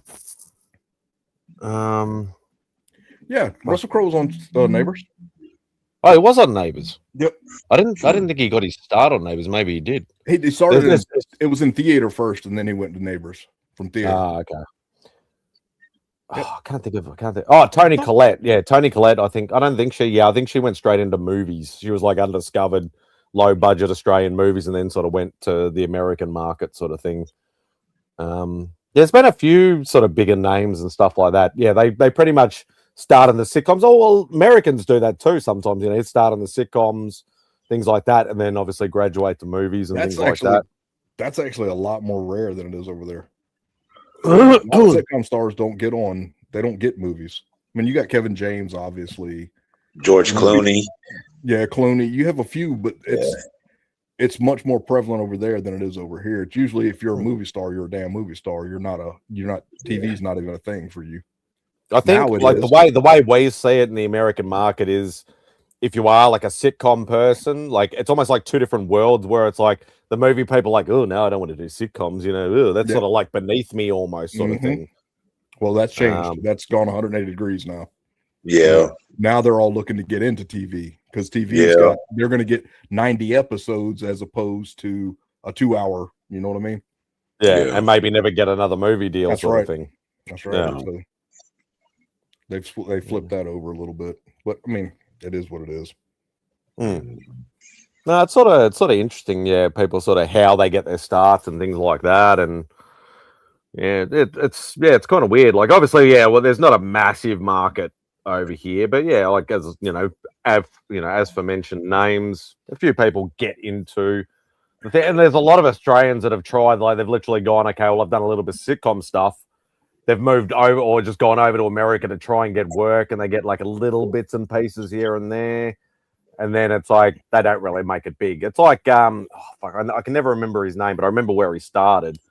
He was one of the Hydra/Shield agents. He had like the slightly funny eyes.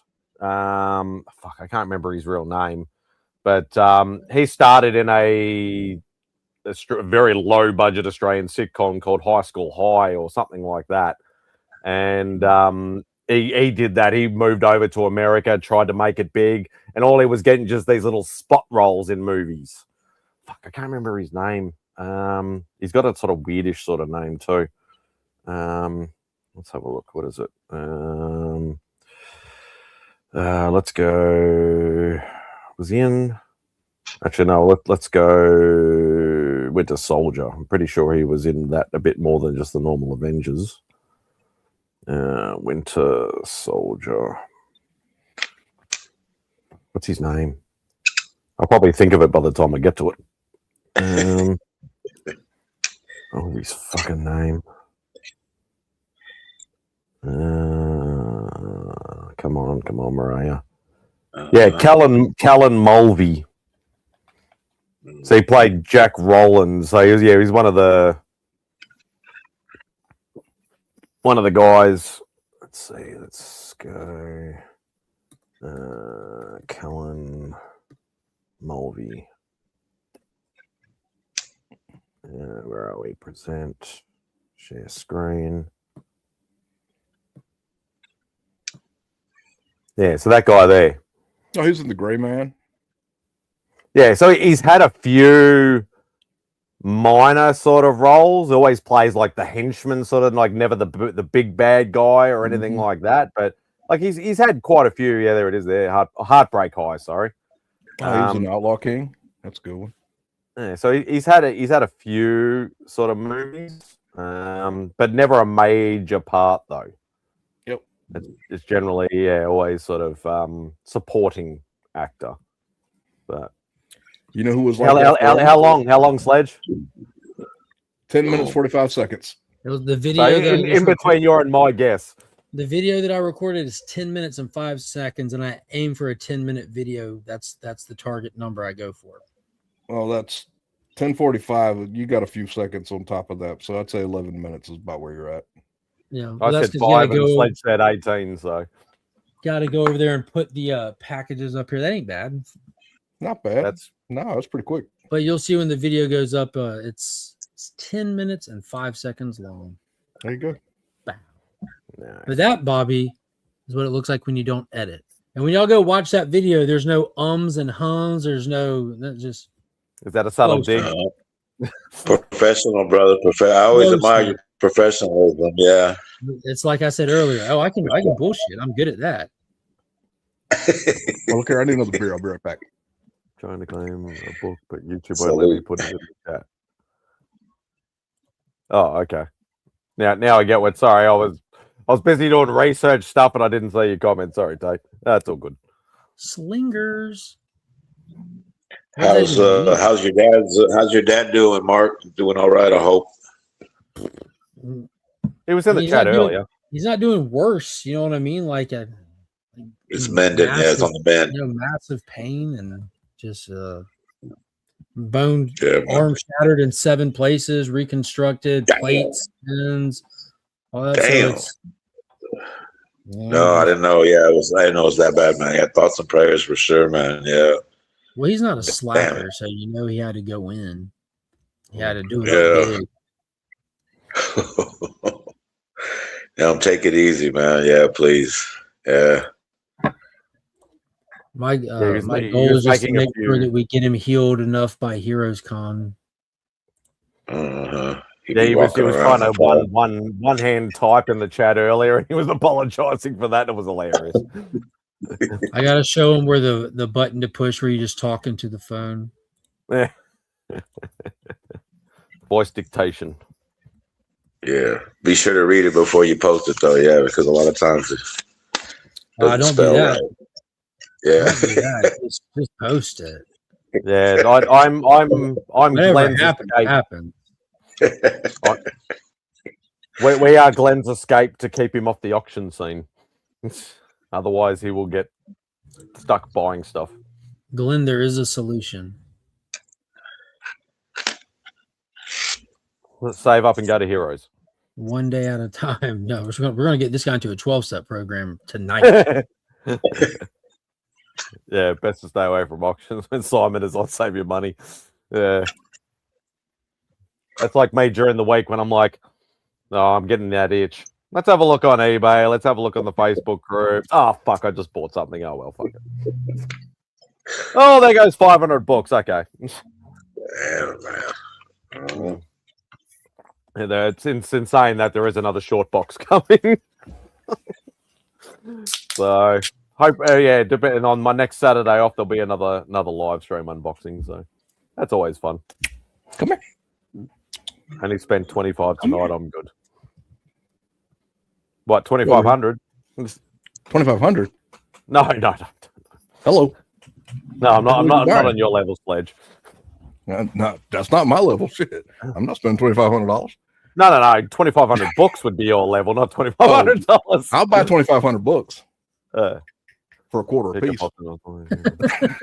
Man, I don't know. We're gonna talk about 10 cents. That's a lot of books. Yeah, maybe 10 cents. Yeah, probably around that. That's probably the average on them. Ooh, that would be a nice pickup. That would be a nice pickup. I think, like, being a Spidey book, Glenn, I would actually probably, endorse that buy. But yeah, obviously it's a lot, not probably a cheap book, even in a very low grade. So, well, here's the question: do you have enough in your retirement? Do you have an equal amount or a greater amount in your retirement as to what the book is worth? What? One book? Any books? Do you know how many people don't have retirement at all? A lot of people. But dude, I think that like not to try to start a rabbit hole. I think a lot of the financial woes or critiques people have about like the way things operate and move in this country come from a lack of knowing options throughout their life. 100%. Like while I was on this stream, like one of the points 100%. I was like sitting here with the mic off, I was talking to my brother who came by to come pick up some tools and stuff from where we were doing some stuff earlier over here. And he was telling me about some stuff that he's doing with his 401k and the company he works for, because it's hit a certain point where he's moving some stuff over to do something else with it. And it just made me think about how many people just don't even know about these options with a lot of people don't even have a 401k or even think that they can afford to have one when yes, you can. Like if you have a job, you can afford to have a 401k. Even a Roth IRA. Just get a Roth. But we were talking about like how some people don't think like, okay, well, I have a 401k, I'm done. Well, you can be, or you can finally start making a retirement now. You use that to start that's what'll kickstart it. But no one should be assumed to know this until you know it. But like, when do people hit that point in their mind to think like, there's no way so many people are doing well off and I'm not? Why am I not? What do they know that I don't know? None of it is gate kept. Everything is available, because we were talking, he asked me about something here and something related to taxes. And I pointed out, like, it blows my mind. Like none of these tax breaks you can get and like helping yourself on that. None of that is gate kept. None of that is exclusive for rich people. It's literally just you having to put in work of saving receipts, looking up what you can and can't do, talking to someone who knows. It's like, I don't know all that shit, but I know how to find someone who does. And if I care about saving myself money, I'll find someone who does and ask questions. Or you could just clickety clack on your little clickety clacker and it's right there. Hard facts. I need to find a person. No, look here. You can clickety clack it and find just about anything you need if you know what you're doing. Dude, and all the Terminator is going to become real aside.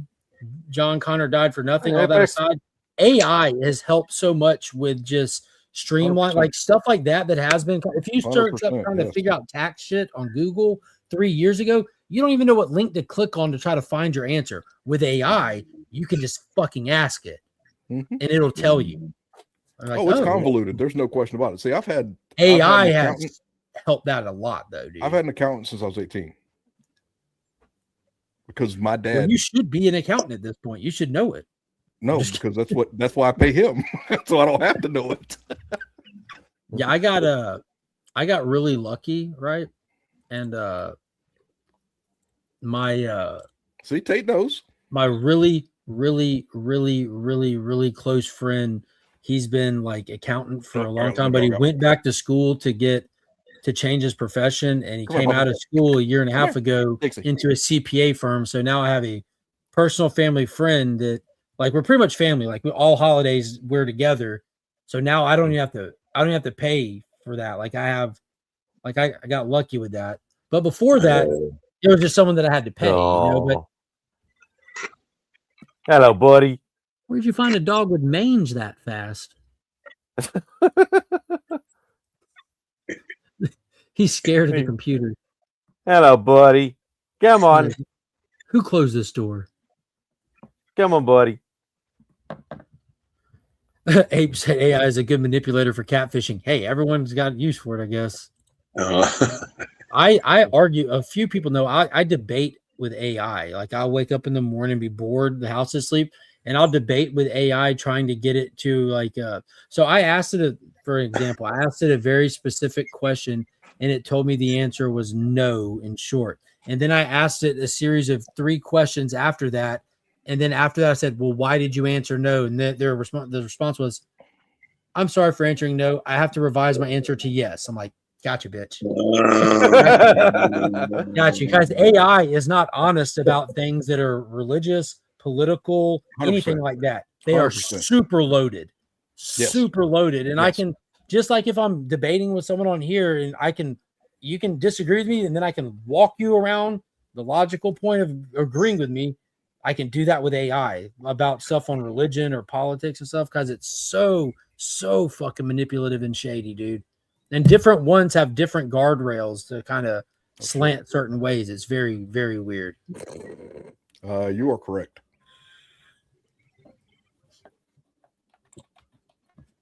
Oh, God. Let me see if I can find which one it was. I'm trying to remember what question it was. I don't remember if I was arguing with Gemini or Grok.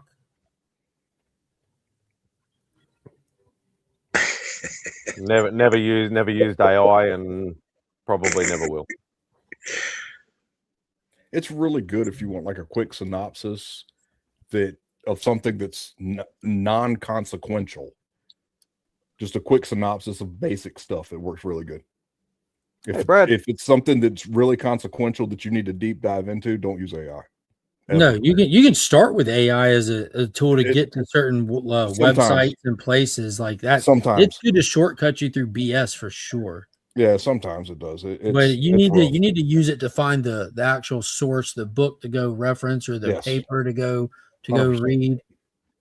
And even reading papers, I mean, that still can get kind of dicey as well. Any paper you read, you have to research who funded it every single time. Not only who funded it, but where the research is, how much research was done, I mean, there's so much that goes into that. If you want to really dig down into stuff, it's tough.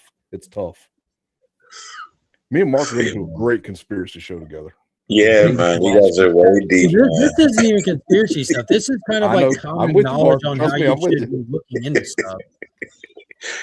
And then everybody in the comic community is going to hate us. Dude, I've gotten a little bit of. We're used to Mark by now. I was about to say I got a little bit of the fuck it bug over the last year, and just like hey, I am the founder of the Dilligaff Club. Okay, go ahead. I've been that way, brother. Been that way. I'm the same way because I prefer truth over anything else. Just tell me the truth. That's all I care about. Don't lie to me. Don't give me a bunch of beating around, nothing else. Just tell me the truth. That's all I want. Yeah, if it hurts feelings, then your feelings are fucking hurt. I'm sorry. Too bad. You know what I mean? You'll get over it. I mean, the truth will set either you free. Will or you won't. Yeah. The truth will set you free. That's all there is to it. Yeah, man. Truth, justice. Yeah, I believe in that, man, for real. Justice to an extent. Problem is, justice can be weighed either way, though. That's the problem. It can be weighed. I mean, you remember this video?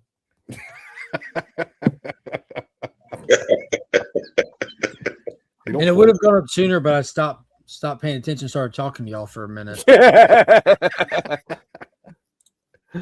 Oh, fuck. Well, I still love. I know it's totally off topic, but I still love when it recommends my own videos or my own live streams while I'm doing the fucking video or the fucking live stream. I'm like, seriously, Simon, you mute us, but click that video and just fast forward like 2 minutes into it and just. It looks like it doesn't look like I just did that popping off and on the stream. I promise you, you can't never tell. I record a video in between kids running out the house and back in and all that stuff. And so what he's telling you is everything's the same quality. You know what you got with Mark. It's consistency. What I'm telling you is there's no excuses for these people to say, I don't have time. I can't do this. I can't do that. I don't have time. Flow state, bro. And look, I even turned the hat around. In case people were watching this stream, it looks completely different now. See? You know why I don't have time? I don't have time because I don't care. I have fun doing it, dude. I have a lot of fun doing that video right there. Fast forward, Simon, because it's got the ads in the beginning. It's not like an actual ad. It's me just recommending to him. Look, it's got what are those called? Overlays and kind of spoiling the plot now, aren't you? Oh, it's muted. Fuck yeah. Let's see. That's editing, Mark. You lied. No, I'm sorry. That's editing. That's crazy, right? Not a single stitch of editing in it. Got overlays, got unboxings. There's CGC unboxing in there. There's a toy review in there. All kind of shit in there.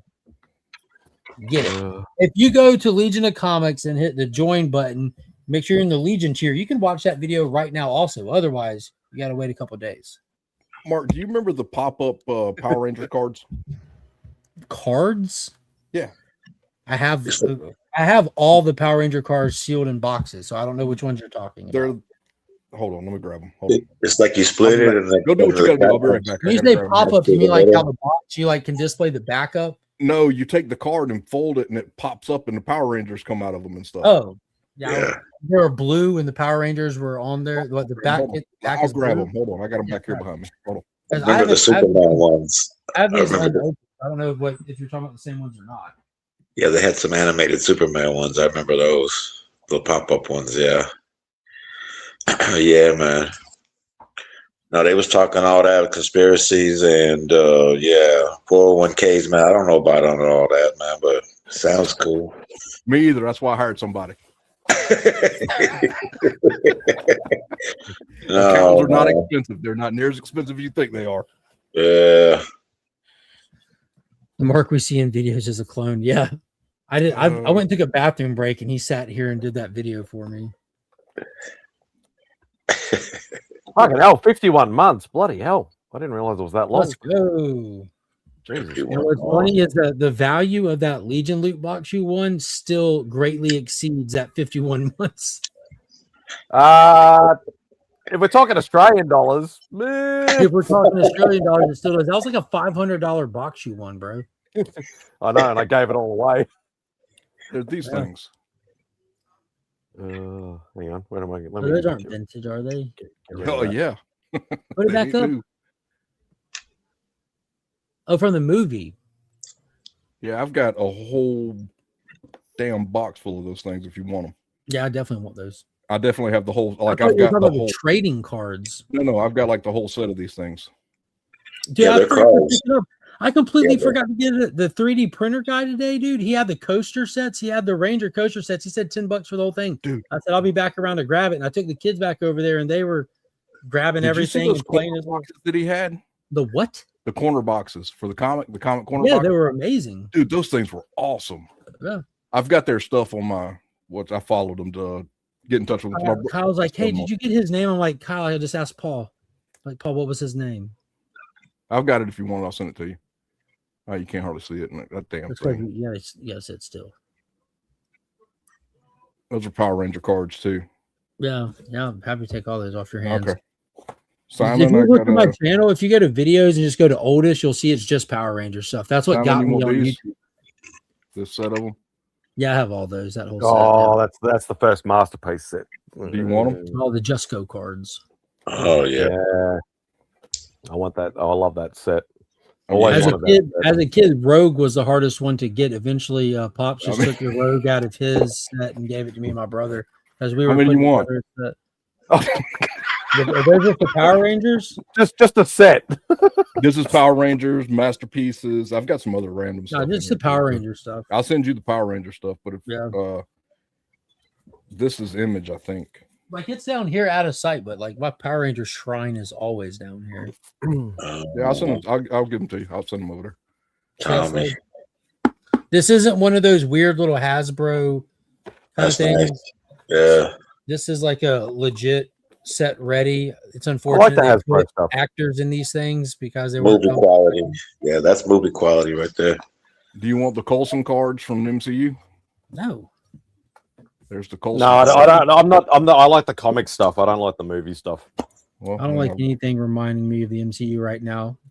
Well, I'm kind of in agreement with you, but I love the Infinity Saga, but man, like I'm so jaded right now. Just when I see, I'm like, yeah, stop. There's so much good stuff out here. Like, I'm here when they're ready to do better. You have these. They are. I don't have the movie. I don't have the movie set. Okay. I got So the you TV want show. those They as did well, the then. 3 box of the TV show ones. Yeah. Okay. So you want those as well. Okay. Yeah. How about I'll the take DC? those and I'll doubles and stuff. I'll just take out and send them to Burke. Cool. I'll send you those. Simon, you want to put these masterpieces in there? Don't send. I got don't nothing. send- If you send it to me, I'm just going to show Simon No. a picture of it and say never send Yeah, it. Mark will just fucking tease the shit out. Is that the one you wanted? I've never done that. I've always said no. I haven't. I'm saying Okay. eventually Pops she gave it to me. Yeah, we got the whole Okay. set. There's a Red Skull. Do you want these, Simon? I'll still put them in that package. Just say yes, Simon. You don't have people offer to send you shit often. I know. I feel bad. How about that one? Oh, I still haven't got Where's Beckerman? that in the new ones that I was buying. And I like how he's posed. That way you can actually see his speedballs. That's it. Surfer. Yeah. Yeah, I got the I've full always set of these. I've always wanted that set. Okay. It's on the way. I got to get to the damn. I thought you were going to do it when you were going to Thailand. I can bring them over in July if you want. Yeah, I was only thinking that could be that is amazing. shitloads cheaper sending it from Thailand than it would be from the States. I'm going through Sydney, so I can send them through Sydney. Oh, okay. Oh, and nice. My crew is like from $10 Perth. then. Well, my crew is from Perth, so he wants me to go see his mom while I'm on the way. So I may stop all the way over the other side of the country. Wow. Okay. Well, then I'll send them from Sydney. Sydney is easy because Sydney to Melbourne. I'll send them from Sydney then. Yeah, that's easier because I'll put yours in Bo's stuff when I get to Sydney. I'll just drop it off there. Yeah, no, Perth is like almost going to another country because it's like 5-hour flight away. Perth is all the way over there. It's so I love remote Perth, compared man. to the rest I of love us. it there. Oh, it's a Hey, gorgeous city. I haven't been there since I was a kid, but What's the underground city's name? the underground city. Yeah. What do you mean the underground Coober, city? Coober something. Oh, you're talking about the mining Yeah. town. Yeah, Cooper Pedy. Cooper Pedy, yeah. That's where I Yeah. want to go. I really want to go there. That is like stupidly remote, like middle and That's why I want to like- go. It'd be like middle of That's why I Sahara wanna go. desert sort of shit. Yeah, that's why I want to go. I heard it's awesome though. Oh shit. Nope. No, oh, place reveal, watch out. Man, technical difficulties, huh? No, I watched I a got video the of a body. guy that went to Cooper Pedy, and he went out there and played golf at their golf course. I want to do that so bad. I can't stand it. Yeah, I know my old man, like when he was younger and that, he used to do a lot of like remote work because he was a fitter and turner growing up and things like that. And he used to do a lot of remote stuff until he sort of, got more based in sort of Melbourne, did a little bit of regional stuff, but he went to Cooper Pedy and he'd bring back like these massive like shards of like solid glass and things like that, man, like that all place- these weird rocks and opals and all That this sort place- of stuff. Dude, the hotels you stay in are all underground. It's like mines that have been turned into rooms. That's all it is. It's just a mining town. That's Oh, it's literally so all it is, awesome, man. Oh, it's so awesome. Literally all it is. If I go, you want to go? Hell no. If I pay for it? Even if you paid for it. Mark, do you want to go to Cooper Pedy with me? So I want to go where? To the mining town in Australia?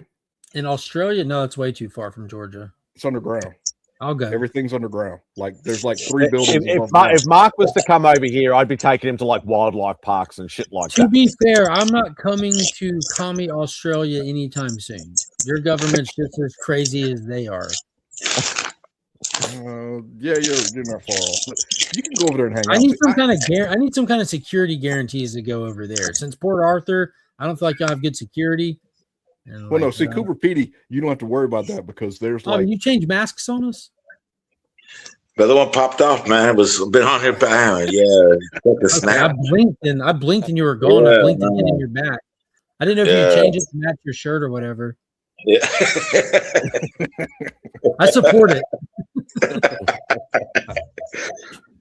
Yeah, no, man. I was exposed right there for a minute. Yeah. But what about Cooper Petey? No, dude, it's like it's just an amethyst mining area.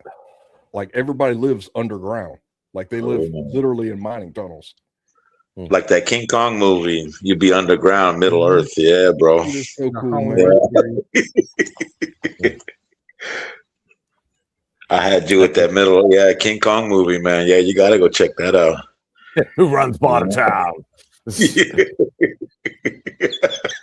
I will, because I'll be the only person with a gun there. You're allowed to have shotguns and rifles over there still, right? Yeah, it's just the licensing system is obviously it's crazy. It's crazy. It's a lot harder to get. Like they're very, very, very strict with it, which I think is actually a good idea personally. You know, I know Americans, you know, in your amendments and stuff and whatever and constitutions and stuff, but I think it's good. About none of that. It's about just personal rights first. Whatever. Well, the difference is, and I'm not even joking here. The difference is over here, these rights are God-given. We recognize that over here. Whether you believe in God or not, our rights are God-given, and that's a fact. So there's certain things like our speech, our property, our ability to protect our own property are given to us by God. Like not like on a crazy religious level, but this isn't man that has the say-so over this, a higher power. These are things that were given to you at birth kind of thing. These are freedoms that humans should have at birth, and that includes those things.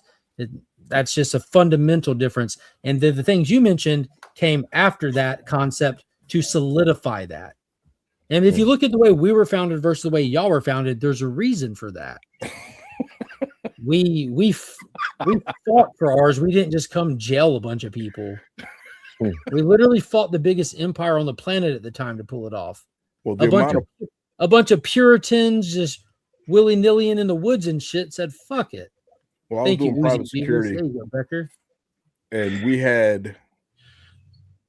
we had a contract that was in Australia, excuse me, not Africa. We have in Africa as well. But the amount of paperwork you have to go through to be an armed security agent in Australia is freaking ridiculous, man. It is stupid the amount of stuff you have to do. And I wasn't even working for Australia. That's the thing. I was working for the United States consulate at the time, and the amount of stuff you had to go through was ridiculous. See, man. Hey, Schultzy. Crazy. UK is not much different either. Can you still carry a boomerang over there, Simon? Is that legal? They take that from you? Yeah, then boomerangs are all good. Y'all allowed to have knives? Yes. Yeah. You call that a knife? Where was it that was having the machete? Was Sorry, it Mark, the UK that was having the machete problem there for a little minute? That was y'all? No, here. Brother, it is now in our state. Machetes are now banned because we have a youth crisis, a youth criminal crisis at the moment, where kids are just running around literally with knives and machetes and shit, and just like jacking people up and all sorts of shit. You know how to stop that in a heartbeat? Give a little old lady a 9mm and see what happens. That'll just make it worse. They could have jacked the wrong one. The gang will dismember quick. No. This was a terrible idea, guys. Let's go play video games. Machetes are real bad in Central America. And everybody in Central America's got them. Oh, it's crazy over there, man. Because they're literally a jungle tool primarily, and then you know, easily readily available. And that's what they were like. You could go to a disposal store, or like what you guys would call an army surplus store, and buy one for like $15, $20. We go to Walmart and buy them. Yeah, we go to Walmart and get them for $8. They're $8 at Walmart here. You can chop on one side and saw on the other side, and all kinds. Yeah, I got one. That's the one I got. You can cut down 2 vines with the Walmart one. It's got the little curve to it, yeah. And they're right next to the rifles, by the way. Walmart doesn't have rifles anymore. The fuck they don't. They don't. Not the one over here, don't. They don't have the them one anymore. here does, because I was looking at them fucking last week at the one on Bobby Jones. I need to go over there and look. I told you, once you go over the river sledge, everything's up. Here we go. Once you get past Mark's block, it all goes to shit. I just go to Academy. I mean, that's okay. Yeah. Have you been to right there? Have you been to the Armory right on Washington Road at Windsor? No, I go to Palmetto State Armory in Columbia. There's a nice one right there on Washington Road, right past the National. like right across the street from the National. I don't own any guns anymore. All mine fell out of my boat when I was fishing. The boating accident, same thing happened to me. Yeah, I don't own them anymore. You need a bigger boat then. But no, they all fell out, and I don't know what happened to them. Sorry. Yep. There you go. They're at the bottom of Davy Jones' locker. Yep, they're in Strom Thurmond Lake / Clark's Hill, which is one of the cleanest lakes in all of America. It's a sedimentary lake, and it just self-filtrates. Also, the largest man-made lake in the Southeast. Mm-hmm. Did you know that we have Langley Pond right over here? This is the largest pond in the world. I didn't traveling. How do you define pond first off? Because in my neighborhood we have a pond, but it's called a lake. I'm like, this is a fucking size. It's size. So there's a. It is size. If Langley Pond covered I think it's what is it? To put another, you pour a gallon of water in it, turn into a lake. It's like if it covers 10 more square feet or something, it'll become a lake. But it's a pond. Yeah, I love playing disc golf up there. It's ridiculous. Yeah, it's crazy. Don't ever eat the fish out of that place. Holy cow! I wouldn't. Oh no! Pop takes the kids up there all the time. It's good to go fishing. I mean, it's great fishing, but no. Do not eat. That's catch and release all day long, baby. Oh, I see what you're doing, Glenn. Depends on what conversation you're trying to have, Glenn. If it's outside his block, it's traveling. If it's inside the block, it's driving. Glenn's starting a conversation on the topic of sovereign citizen. No, I'm driving all the time. There's never a traveling. Yeah. Unless you want to go to jail. If you want to go to jail, you can say you're traveling all you want. Yeah, you want to get into the whole thing. I'm traveling unless I'm doing commerce, then it's driving, and then I'm required to have an ID and stuff. And it's under maritime law. You can't have it unless it's under maritime law, which is why or they get into Moore's law. Yeah, it's so ridiculous, man. Mm-hmm. So ridiculous. Those are insane people. Literally. Well, I mean, I think at one point they weren't insane people because case law wasn't established against their argument. Correct. And if you want to push back against laws, that's fine. If you find a loophole, very, very good. But once established case law exists, there's nothing else to debate about. But then they go to Black's Law Dictionary. When have you ever gone to a dictionary to determine a law? I mean, come on. I think lawyers do it. They don't. Yeah. They do not. That's how they literally pull out books and go to define terms and look at the context of them. It's not a dictionary. Not dictionaries. Law journals and when they're establishing case law, like right now when they're looking at the birthright citizenship thing, they're going back and they're looking at the definition of the words in the time that the laws were written. What do they mean when they said person versus citizen in the context of this? And because words change meanings over time and they're contextual for when they were said. So in that sense, when you have Supreme Courts and stuff trying to get to the bottom of, well, did they mean this or that? They could, but us on the side of the road arguing with the cop, you're never opening a dictionary. And not only that, but you're not in a courtroom. That's what I'm saying. That's the dumbest thing ever. Just take the ticket, get the court. What am I supposed to just comply? Well, yeah, you dumbass. You comply, and then you go to a lawyer or the judge, and you talk to them, the people with the power to stop the action. Yeah. If someone's violating your rights, you think they're going to be like, you can be like, hey, don't do that. And they're going to be like, you're right. Sorry. You're right. I was about to totally my bad. You up, but you said something. Now I'm not. Yeah, no. My bad. No, that's like getting mugged by a criminal and saying, don't do that. And then being like, I'm so sorry. You're right. I'm not going to do that. Here's my money, as a matter of fact. No, you go to the authority above them and you get your justice. You go watch sovereign citizen videos on YouTube and you will have more fun than you've ever had. They like the ones that tape their oh my God, they're so on the so window good. And they just crack their window and they just have they don't talk, but they just point to the paper. It's insane, man. It is. And I like the ones where they talk to their quote unquote attorney or their whatever while they're talking to the cop. They got it. That stuff is. I'm like, look, an attorney has no place on the side of the road. Period. Number one. That's it. If you call your attorney and they say anything other than sign the ticket and come see me, they shouldn't be an attorney. Yeah, fire him. Yeah, sign the ticket and come see me in the morning. Yeah, that's it. That's exactly what it is. Yeah, it's hilarious. That stuff makes me laugh so hard. Yeah, Perry, I wasn't driving. I was traveling. I'm a cyber citizen. The guy who really started it was that old man with the beard who had like the wool hat.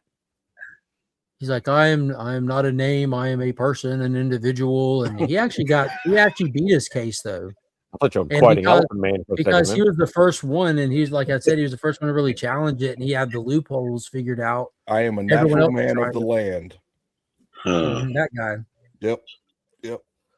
God, that had to be at least a decade ago. Oh, that's way more than that, bro. That was back in the 80s. What's his face? Hold on. I gotta look it up now because I watched it on YouTube a long time ago.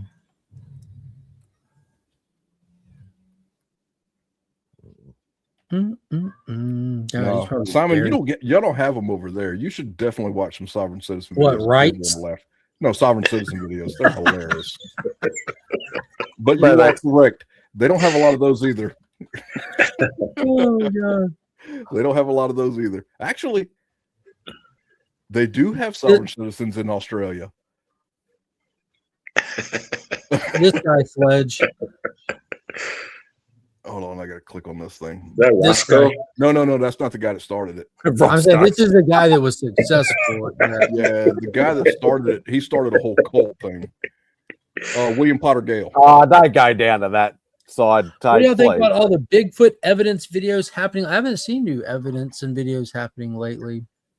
Bigfoot, you know, Mark's a massive conspiracy nut. But he's not talking about conspiracies. He's talking about cryptozoology. Yeah, see, that's not a conspiracy. Oh God, I expected that, didn't I? Where's the that can be considered evidence. People in the woods, when they step in it, they're like, "Hey, Bigfoot." I think Bigfoot. Honestly, I think Bigfoot's just blurry. That's why all the photos are blurry. Yeah, I think he's just blurry. He's just blurry. See, problem solved. He just moves that fast that a camera can't catch him. No, he's just always blurry. he just walks around blurry. It's the dude that collects all that fur. Yeah, he's got like that morning dew on that fur. Yeah, blurs him out. Yeah. Morning dew reflecting off the midnight sun and freaking, light flare and shit. And, yeah. Send me some links, Tate. Oftentimes, dude, and I'm not saying this to push anybody off of like talking about anything, but a lot of times, a lot of the stuff that comes out that people send me stuff, and a lot of it is stuff that when I see, I'm like, okay, that's not stuff that's actually. If you follow any topic for long enough, when someone sees something for the first time and sends it to you, it's normally stuff that you've either seen before or it's a surface level of something that you're like, okay, that's not the evidence deep enough that I'm kind of looking for, kind of thing. That's the conjecture instead of the evidence. When you've seen the Patterson footage so many times, and you watch the money makers go out on the trails so many times, when you've done the tree knocking, when you've studied all the different animals that can actually holler in the woods, something as small as a fox that can scream like a dying woman. Like once you have it's a Wendigo. Just say it's a Wendigo. But what I'm saying is, once you have all this information and someone sends you some surface level stuff that's just like for entertainment value, but it's presented like it's for mystery, you're like, okay. Yeah, we have a show called Cops. Yeah. It's mainly people it's mainly just cops pulling over drunk idiots and the stupid stories they try and tell to get out of the ticket. I love it. I love seeing drunk idiots get pulled over by cops. That's the funniest thing ever. Yeah, you want to say some dumb shit? You watch this try. Exactly. That's it. I love it. Oh fuck. But I mean, if you think about it, what are the odds that something has evaded man for thousands of years? A land? Something on land? Yeah. I mean, in the ocean, you're talking about a totally different animal, but yeah, on land. Like, what about Loch Ness Monster? Yeah, we talked about Loch Ness Monster a lot when I was a kid. You know what I mean? That was a big one, a Bigfoot. They think that was just a sturgeon at this point. Yeah, I'm not talking about the confirmed fake picture that was taken by the dentist, but I'm talking about like actual sightings. Because like the back of a sturgeon, there's big ass ones, they're like 9 feet long or whatever. Yep. That little ridges. Okay. Yeah. Yeah, Loch Ness Monster. There's no way that we couldn't have found that because I mean Loch Ness. No, it's not as big as people think, and they've sonarred the whole thing. Yeah, that's what I'm saying. There's no way that could be a thing. It's just they had submarine, a little submarine in there cruising around looking at shit. Yeah. Yeah. That being said, Ninja, watch Highway Patrol. that being said, Australian show. If you want to see some dumb drunk Australians, yeah, watch Highway Patrol. I mean, how many dinosaurs have survived till today? You know, so that's kind of the same thing. Sharks, crocodiles, birds, turtles. Yeah, but I mean, they're not like giant animals either. Sharks like 30 feet long. Crocodiles can like 27. Haven't you seen Australian animals? Have you not seen the movie Primeval with Gustav? A 30-foot long You should know shark? that one. I can see a whale, not a shark. Dude, his name's Bruce. They nicknamed him Bruce. 30 feet long. From Finding Nemo? Fish are friends, not food. That's what Finding Nemo was an Easter egg to the on-set animatronic from Jaws. Fish are friends, not food. Yeah, 20 to 30 footers and stuff like that for Australian saltwater crocodiles. Not 30 meters, but yeah, probably 20 to 30 footers. I didn't say meters, bro. Oh, sorry. I should have French. realized that. Yeah, 20 to 30 feet easily for salt water, not the fresh waters. So what do you think? What do you think the longest, like the biggest shark that's ever been found is? I don't know. If I can find out. No, don't look. Just guess first. Guess. No, I'm gonna look. Damn it.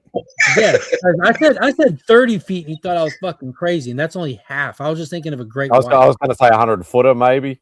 No, and not like you talk about like a live one or like a fossil of like a megalodon. Probably 50 to 60 feet because you got like whale sharks out there. A whale shark is 62 feet. 62. So that's but a little whale bit shark is not like a shark. Yeah, I don't know if What I are you, put him Sharkus now? Yeah, exactly. Yes, I am. Damn it. Who's on the panel with? Yeah, I don't know if a He's shark. kind of a funny shark. A shark. Somebody clip that. Somebody clip that. Are you Sharkus? It's not a damn megalodon, you know. I mean, Oh yes, my God, I that's agree. There are hilarious. megalodon feet, but megalodons did not survive, and a megalodon could not survive in today's. That we know. world. Well, let me ask you this. Megalodon will survive. Out of all the great white sharks that are alive today, not that have been alive, or that are alive today that we study and record, do you think that we've actually taken a picture or recording of the biggest one that's out there? Of sheer statistics, sheer odds. No, I'm saying, do you? I know you don't know. None of us know. I'm saying, do you think by odds that we caught a photo of the biggest one? A photo? Probably not. So what is the biggest one we have? Largest great white? I have no idea. It's over 20 feet long. So that means there's 30-foot fuckers out there. Just by sheer statistics. Possibly. Ain't possibly to it. I seen this basketball player from China who's like 9 feet tall playing in the NBA. The fuck you mean possibly? Who's that? It was like Yao Ming or something. He's like 7'2". They make him. He's 9 feet tall.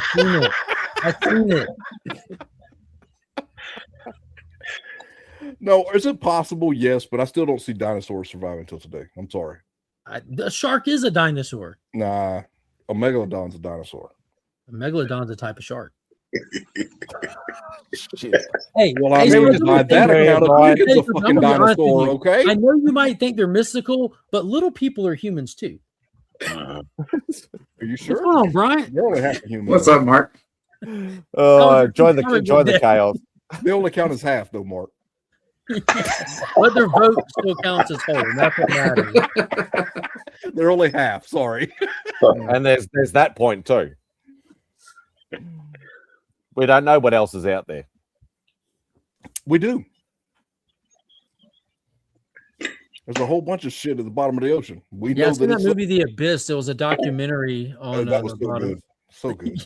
Yeah, it's a documentary. Really, I don't know real if it's events documentary. happened. It's so good. Yeah. So yeah, I good. love that movie. I got it on 4K the day it came out. Well, I pre-ordered it, so yeah, I got it the day. See, that's why I didn't join the Navy. Because The Abyss, like fuck that. Because of anything, I can't swim 1,000 feet, but I can walk 1,000 miles. But I can probably can't swim 100 feet. That's what I'm saying. But I can walk it. Unless there's You know a what I mean? current. Yeah, thank you. Yeah, thank you. Dude, No, there's they're dinosaurs all over the place. They're not. No, birds are not dinosaurs. I hate to tell you that. Well, he said like in the dinosaur time there were birds, and those same bird species. I agree. Some No, are they're alive not the same today. bird species. They're not.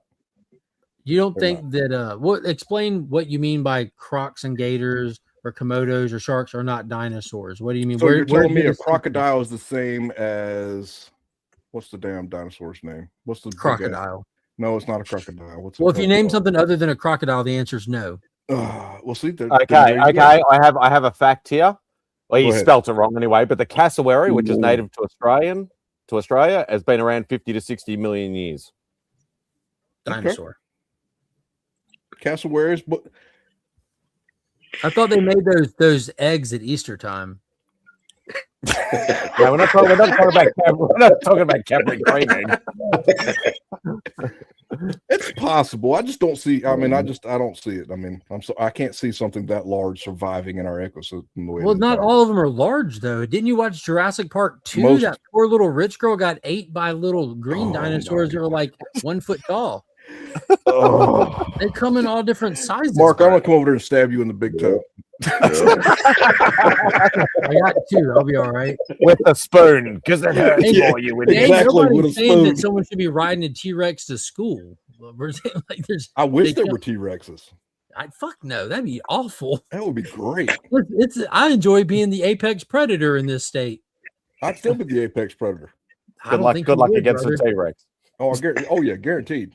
Can you imagine walking out of Walmart? I used to have a lot of firepower, and you see a T-Rex, and then you just have to stand still until it decides to leave, and your arms are burning because you're holding milk. But if you move, it can see you. So you're just stuck in the parking lot, standing still. All right, it's gone. Then you can walk to your car again. T-Rexes being alive would suck. They be at the zoo or they get blasted and shit. Yeah, that's what I'm saying. Yeah, that's what I'm saying. There's quite a few, Glenn. Quite a few. We're bringing back the 1980s poachers movement of Africa. We're doing it. Give me a little helicopter for a day and an elephant gun. We got a T-Rex problem. No. Oh fuck. Trust me, too many monster movies for you. A long time ago. People would have taken care of that problem a long time ago. That's like the whole megafauna extinction. The current narrative, the current fucking lie is that they were hunted into extinction, like the mammoths and stuff like that. Bold-faced lie, bold-faced bullshit, and that's still taught and whatever, despite the fact like we find them in like mass graves with food in their mouth and shattered bones from some kind of great catastrophe and stuff. Like, oh no, the people of the area hunted them into no, the fuck they wouldn't. No people in the history of mankind until modern time ever wasted anything.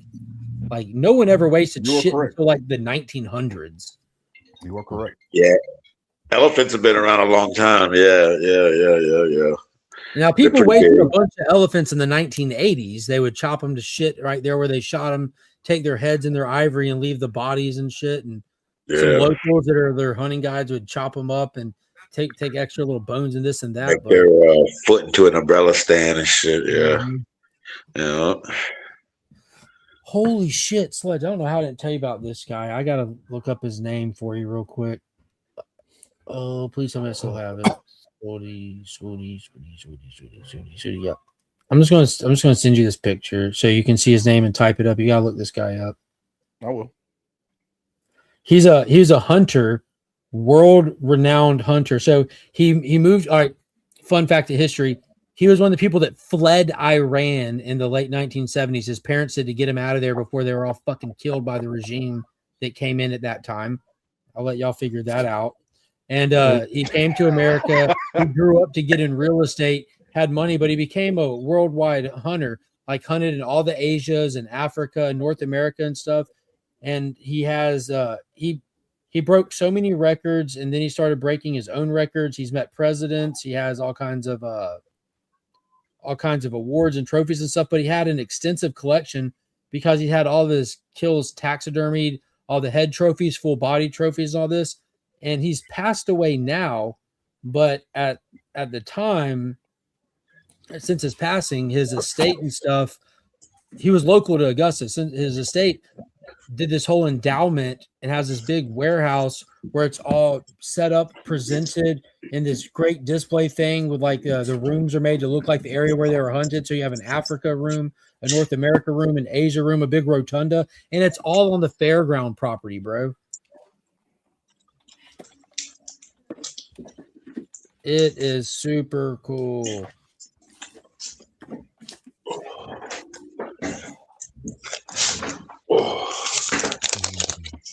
Yeah, that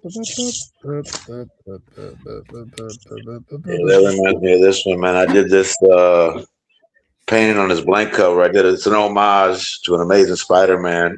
Oh, that's amazing. Was it Gaston? Yeah, it's Gaston, and I did him like he's wearing a scar, a vest, and you got a little Stitch up there, and the Venomized Stitch. That's awesome. Then on the back, you got the heads of. Dude, that's amazing. Yeah.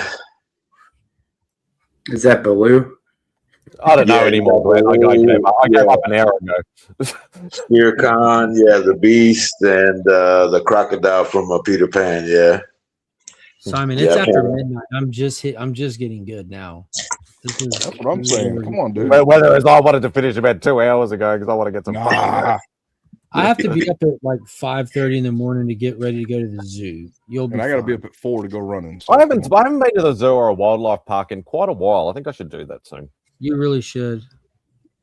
I want to go to Hey, Mark, just so you know, Eudora Farms has a year's pass too for $200. Yeah, my kids go all the time to that. Well worth it, dude. $200 is well worth. It's $50 every time you go in the gate. Simon, can't you just walk across the street to be in the wilderness? I dropped the link. There's a YouTube video that shows you the exhibit that I'm talking about. Okay, I'll go over there and check it out. Dude, check that out, Simon. That's what I was talking about. This hunter. It was random. We took the kids to the fair and just saw this. I'm like, dude, this is insane. So they're trying to get into an educational center for like field trips and other things and stuff. But it was like one of the most impressive stories I've heard of someone. But what made me think of it is the whole poaching thing we mentioned, because of his age, he clearly was a participant in that 80s era of African hunting through that time era when rich people could just pay money and they would take helicopters and use them to herd elephants. And there'd be a rich guy standing there in the grass. And the big game hunting scene. Yeah, he was a part of that. But his main thing was Asian goats. I got you, Glenn. I got you. Goats don't look nothing like what our goats look like. They look like stuff. The ones that can run up the mountains that are sheer vertical and have the big horns and stuff. It's crazy. He's got an elephant in there, crocodiles, rhinos, bears. He's hunted everything. Oh my! Has he got Australian wildlife in there? I can't recall. You wouldn't believe it, but every animal in there was hunted by one person, and it's unbelievable how many there are. Like unbelievable. You couldn't even, it's hard to fathom. Like one guy took all this down. Bro, yeah. It was delicious. That stuff is preserved forever, though. Mm-hmm. So if it ever goes extinct, there is an example of it. Slap that tiger up, slap him, man. Slap that tiger. I'm a fan. I'd love to hunt a tiger. I think that's amazing. That'd be awesome. I just got this tiger. I need you to slap it for me, please. He's only a 5.3, man. He's missing an ear and shit. Yeah. And the elephant that he has in there, the body is a built model because it's just the head trophy, so it looks like a full elephant. And that's what I'm saying, like how the practice of that area of the time, they would hunt them and they would chop them right then and there where they lay and leave the carcass and just take back the trophy, basically. So they don't do that anymore. They've completely changed. You shoot the elephant, you're about to get murdered for it. No, if you shoot, actually, you can actually go hunt an elephant. But if you shoot it, they have people that come out and completely clean the corpse and take it and use the meat for other. Or they actually take the meat to places.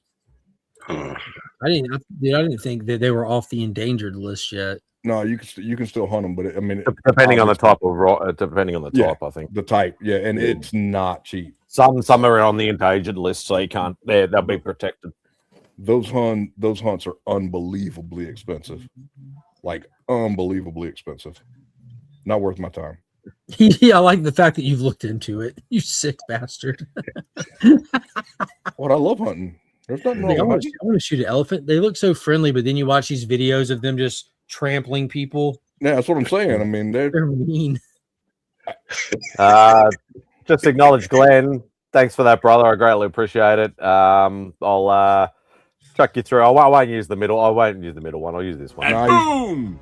Yeah. Thanks for the super chat, you sexy motherfucker.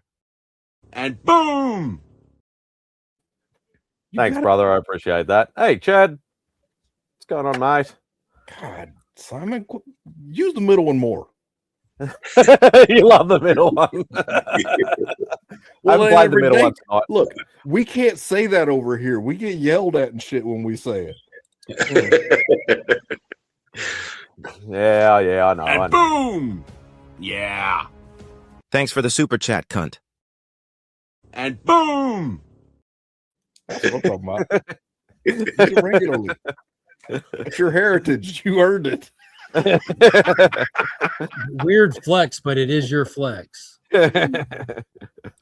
Oh god. Hey, Les Gracious is back. Hey, mate. You're right, Tate. I do use it pretty regularly. Get in trouble though, but I do use it. I mean, if you think about some of these animals, I mean, legitimately, some of them are bad news bear. You know, I mean, think about like some of the lions that become man eaters. I mean, that's a crazy situation. Yeah, well, I mean, not all of them are man eaters, but Ghost in the Darkness. That's one of the greatest movies ever. I don't I care. love that movie. Of tigers, pretty much all the tigers are assholes. Yeah, tigers are assholes. There's no doubt about that. Tigers are assholes. You see what they do with Rhodesian ridgebacks over in Africa? Look at Clemson. There's a prime example. and you can tell Simon's like, Clemson? What's Clemson? Yeah, you talking about? It's sports, Simon. Yeah, it's football. Hey, I don't even have a clip for that. I got no idea. Oh, if you're trying to keep clips from me, brother, you better start stockpiling. Oh, I need some new ones anyway, but yeah. I don't know, maybe this one. Hey, fuck you, asshole.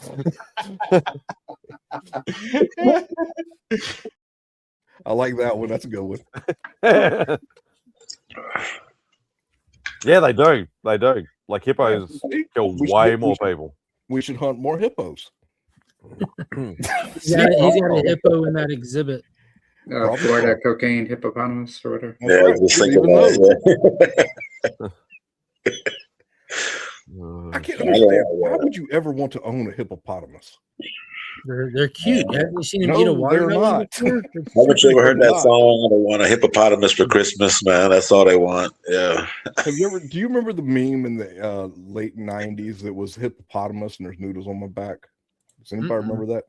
I remember the Adam Sandler joke. Hip-hop anonymous. Oh no, I got you. I'm fixing to ruin this whole stream right here. Hell yeah, about I'm fixing to ruin it. I think you're late on that one. It's been ruined for a while.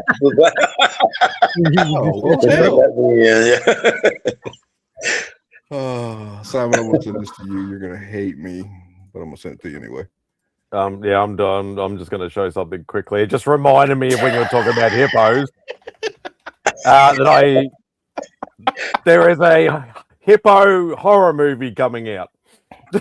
Oh shit! They are horrific, evil animals. Hungry hippo. Yeah, I remember that game. There, yeah, that should work. Yeah, that'll work. It's one of the worst memes ever. It may have been early '90s. It's just a song, and it's they're totally ridiculous. I mean, totally ridiculous. You're muted, Simon. That's because he's watching the ads. He's making sure to do something crazy.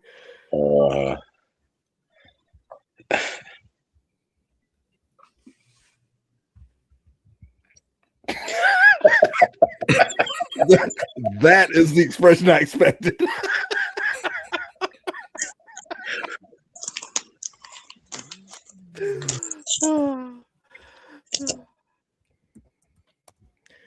Oh.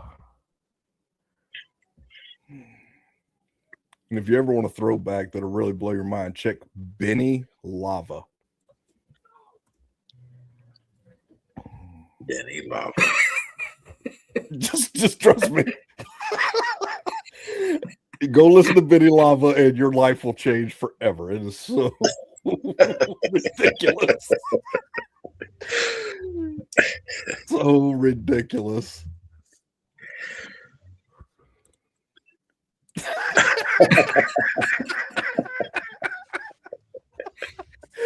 Now, Simon, at work, understand when you're at work tomorrow, you're going to be singing that. That's like freaking Crazy Frog or that freaking stupid shark song or whatever. It's got stuck in my head. Baby Shark. Baby Shark. Yeah, that's that one. Yeah. It's so stuck in your head. It's ridiculous. It's crazy. Noodles and noodles and noodles and noodles and noodles and noodles and what the fuck? Oh my god. Oh,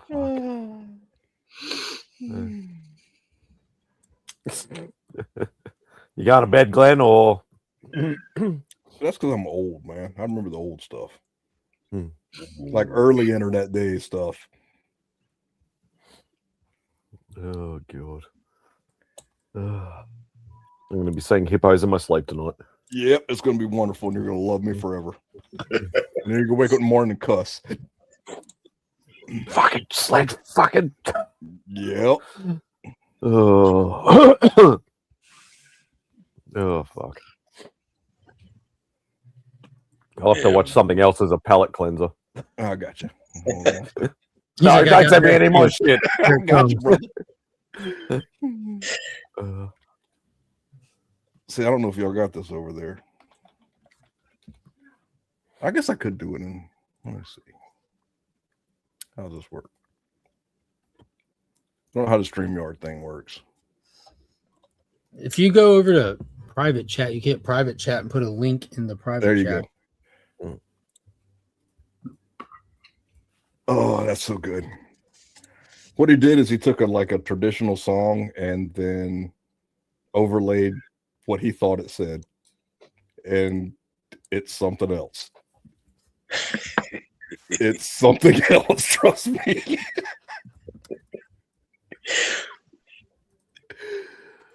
See, that's old internet stuff. I'm out of beer. I'm out of my beer myself, man. Yeah. Enjoy. I'm going to get another. I think this is my last one. Yeah, that's the problem. I don't want to drink hard whiskey. I'm about to go Mimi's. I'll be dreaming about hippos. Yeah, you guys have me messed up. But man, it's good hanging out with you guys, man. It's a good Saturday night. I had a good weekend, a good Friday, a good Saturday. Yeah, man. Yeah, I hope everybody's doing well. Yeah. Yeah. What the fuck? Oh my god. You got too much free time on your hands, Sledge. You really do. Oh, I watched like a minute, not even a minute of it. I'm like, nah, that's enough. No, you got to watch all of it because you missed a whole bun to bite and all kinds of good stuff. It is ridiculous. And who the fuck is Benny Lava? Just listen to the song. It's the name of the song. I did. Well, I did. About 30 seconds of it was enough. It's ridiculous, trust me. Ridiculous. Oh my god. Oh, fucking hell. Yeah, Bobby's got a shit ton of them, Glenn. What is it? He just said, "Is that a new mask?" And I said, "Well, second mask for the stream, but yeah, he's got quite a few of those masks." Yeah, I got a couple. Yeah, Tony O. Wolf, man, he made these for me. Laser printed it. Yeah. Caroline, there you go. There's the Peacemaker. Yeah, that's cool. Hold on, I'm left out. I'll be right back. I'm left out. I'm not at home. I'm not at home, so I haven't got any with me. I just don't have any masks. Sorry. Oh, you're good, man. Yeah, yeah. I want a 3D printer, but don't have any masks. It reminds me of I can't remember whose show it was on. It was either TM's or Roscoe's or something. I remember seeing a clip about it, and like somebody's wearing like a horse head mask, and somebody's got like a tinfoil mask on. I think it was like Remy, TM, Roscoe, and a couple other people. Yeah, I think that was a while ago. Yeah, that was quite a few years back. Yeah, I remember seeing like clips of it. Yeah, yeah. No, when I came on this, man, I decided I'm gonna wear the mask. Hey, lady, how you doing? Hey, Caroline. Yeah, jump on here, lady. Come on, show us what you got on your free comic book day. Yeah. But yeah, I said I'm gonna wear a mask, and I'm gonna Bobby De La Ghetto was Watch out! Watch out! Here she goes. Here's Cliffy. Cliffy. Why don't you in bed? I just sent you the thumbnail, Cliff. I know, and I like cool that. I'm going through my Instagram messages now. I got like 50 messages in here. This is crazy. You can't drink a beer with that one, can you? You can, but it ain't gonna work out in your favor. Maybe it's gonna be tough. Cliff, where's your mask? I'm wearing it all the time. Hold on, I need this ain't gonna work. This thing's hurting my eyes. Got the crown. Cliff's got the crown, man. Yeah. Cliff said Clark Kent is the disguise. Yeah, there you go, man. There we go. Yes, sir. Yeah. How was your free comic book day? It ended on a shit ass note. Why are you always so negative? You didn't, but did you die? No, but it ended on a shit ass note. I'm sorry, man. What happened? Tell us more. So, and listen, and I want y'all to know, please do not go digging for explicit detail because I don't want to make this worse than it is. All right. So one of our guests who has been a guest many times, but let me assure you, it's not somebody who I love and adore like Ryan G. Brown. Okay. You mean like at the store? You mean at the store, right? Okay. So one of our guests who's been our guest many times for many years, we have some kind of tight relationship with them. Now, I'm going to give you some background information that I feel is mildly pertinent to the story, right? Or quite pertinent to the story. Years ago, like maybe somewhere between 8 and 10 years ago, I realized that our political ideals were extremely different. Okay.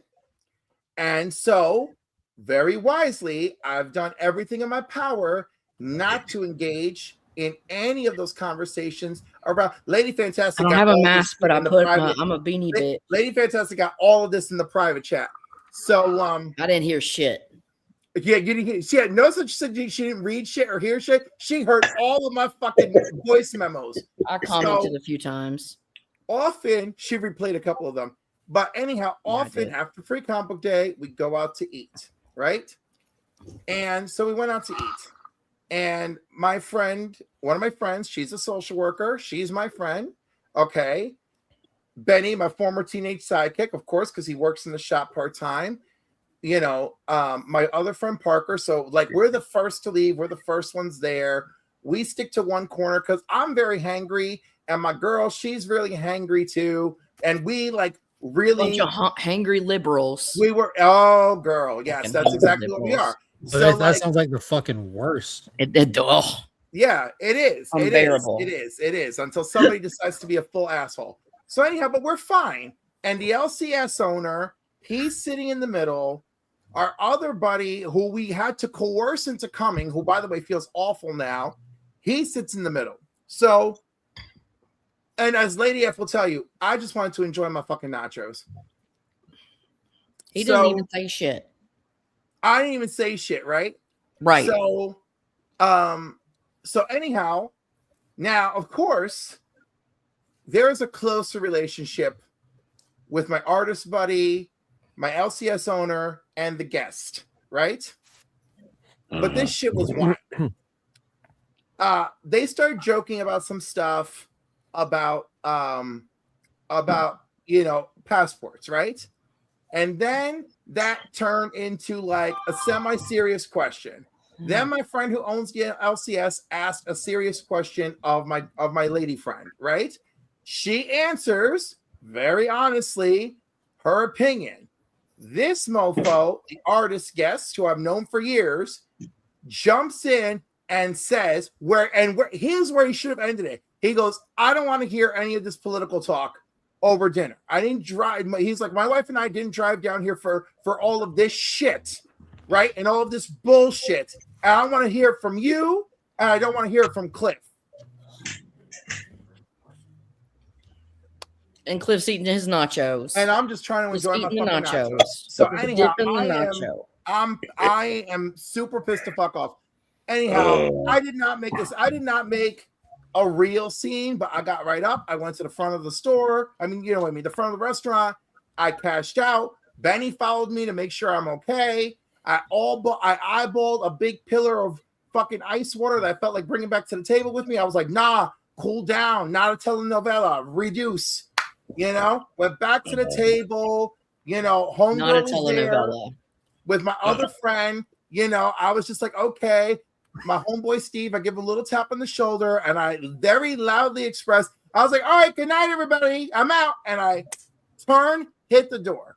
And I heard like one or two people like call my name, but I was out. And then when I get to the parking lot, my friend Parker's there. He just wants to make sure that I'm not going to drive home super angry or whatever. You know, I'm like, no. Yeah. I'm like, but I'm pissed. You know, that was just really shitty what happened in there. So anyhow, and then that was it. It was just really shitty. And then my friend and Parker, my two friends, they came over. They were here like a half hour later to make sure I'm all right. And I'm like, I saw that, right? And then poor Benny, like when I was at the front of the restaurant, I was like, I heard what I heard. He's like, you heard what you heard. I heard what you heard. And I'm like, well, you know. And so yeah, it just made things really awkward. And of course, my friend Steve, who's an artist, and Anthony, who owns the LCS, they stayed and they were playing Peacekeeper with the rest of the table till, you know, dinner ended. Peacemaker. Did you get free now? Simon, is this why they say don't talk politics on here? Yeah. Yeah. So he was just eating his nachos, Mark. I was just eating. Yeah. No, earlier jokingly, someone said, "Oh, we don't do politics." Yeah, no politics on here. Yeah, no. Oh my bad. Sorry, I had to make fun of Cliff. This was more just about a bad evening. I'm not going to do a digging question, but you said the whole thing that set it off was a question about passport. Does this have to do with the 250th anniversary commemorative passports that are available right now? No, not even that. Not even that. Okay, I was just curious. Like, there's a lot of commemorative shit happening because it's the big 250 this year. I'm like, I don't ever think about passports, and I saw that on a commercial. I'm like, weird thing to make commemorative. Maybe it's the last year.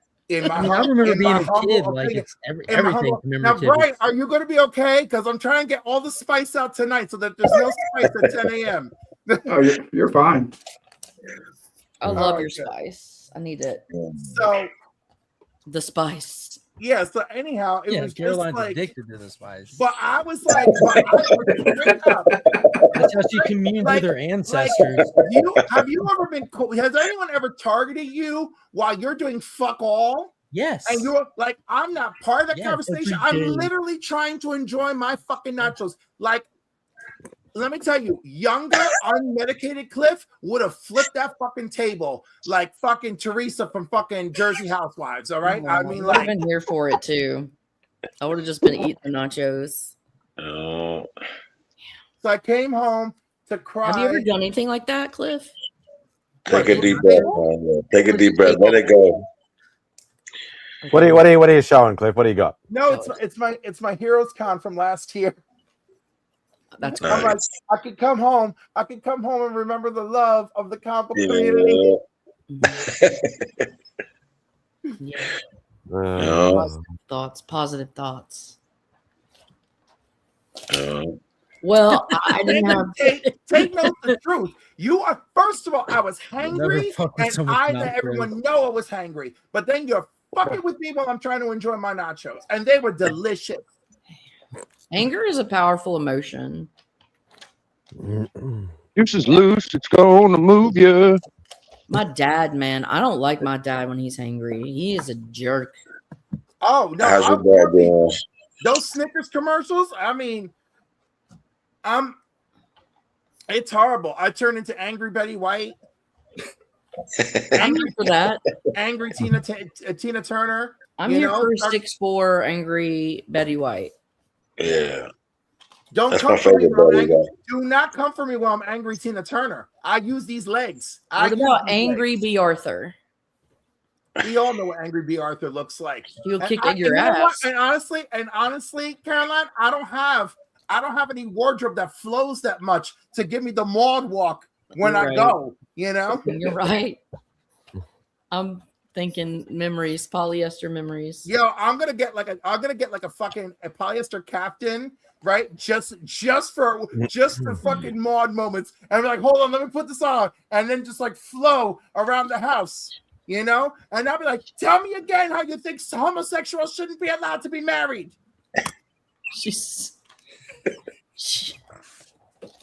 Let's all take a deep breath. Yeah, let's all take a deep breath, man. It's like, come on, it's 7 dwarves living with one girl. What do you think is going on there? Nachos, man, nachos are good. Those dwarves were gay. And Cliff, all can they I ask wanted you to a- do was can I ask you enjoy a their serious fucking nachos question? after mining all day. You bring up a very controversial topic, and I definitely want your opinion on it. What Nachos? kind of nachos were you eating? So they were the menu referred to them as super nachos. I get with nacho nachos. Right. With So steak and it was- jalapenos on it. It was please jalapenos. What? First of all, it was Yes, like jalapenos. it's like a layer of chips, a layer of chorizo, a layer of cheese, another layer of chips, more chorizo, more cheese, right? And not just and Mexican crema, okay? Like the real deal, not some sour cream BS, right? Beautifully layered, topped off with the hot melted cheese with a big old blob of guacamole. And I mean, it was beautiful. I mean, the only one that I think is more beautiful and more delicious is the one at Sol Toro, which is owned by Michael Jordan, at Mohegan Sun. That's a in callback. Connecticut. We were talking about him earlier. Yeah. Oh, look at that. I didn't even know. Sol Toro is outrageous because it has fabulous nachos that you never asked for. The cheese is Chihuahua cheese, and it's called Chihuahua from Chihuahua, Mexico, which is where the dogs come from, not because of the dog.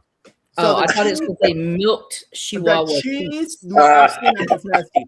The cheese is delicious. The meat is so beautifully seasoned. Like, so I had it last year. The year before I had it, it was like 7 years since the time I had it before. Every year I go, I make a video of me having those goddamn nachos because I love them so much. All right. That Chihuahua cheese is like one of the best melting cheeses in the world. Chihuahua cheese. And then forget it. It is so layered. It is true layering. It is beautiful. I could just see like, we have a Chihuahua milking farm. If it's got it's got areolas, we can milk it. Yeah. And like, you know how like the cows have the automated things, you just suck them on, but there'd be like little tiny ones. Oh man. Yeah, if you look up Sol Toro on Google Maps and at Mohegan Sun, in Uncasville, Connecticut, and you look at videos, you'll see my nacho video. Nacho mama. But besides that, how did the comic books go? Did you get some good ones? I got some good ones because, of course, Anthony hooked me up, and I got 5 copies of Murder Hobo signed by Ryan Brown. So nice. one of them can go into the council monthly giveaway this month. Cool. Hobo's murdering this time of year, huh? Yeah, and I believe I have one. I never get the cool shit. No, so I got but anyhow, I got everything, and of course Anthony's girlfriend. Shout out to Nicole, love you, babe.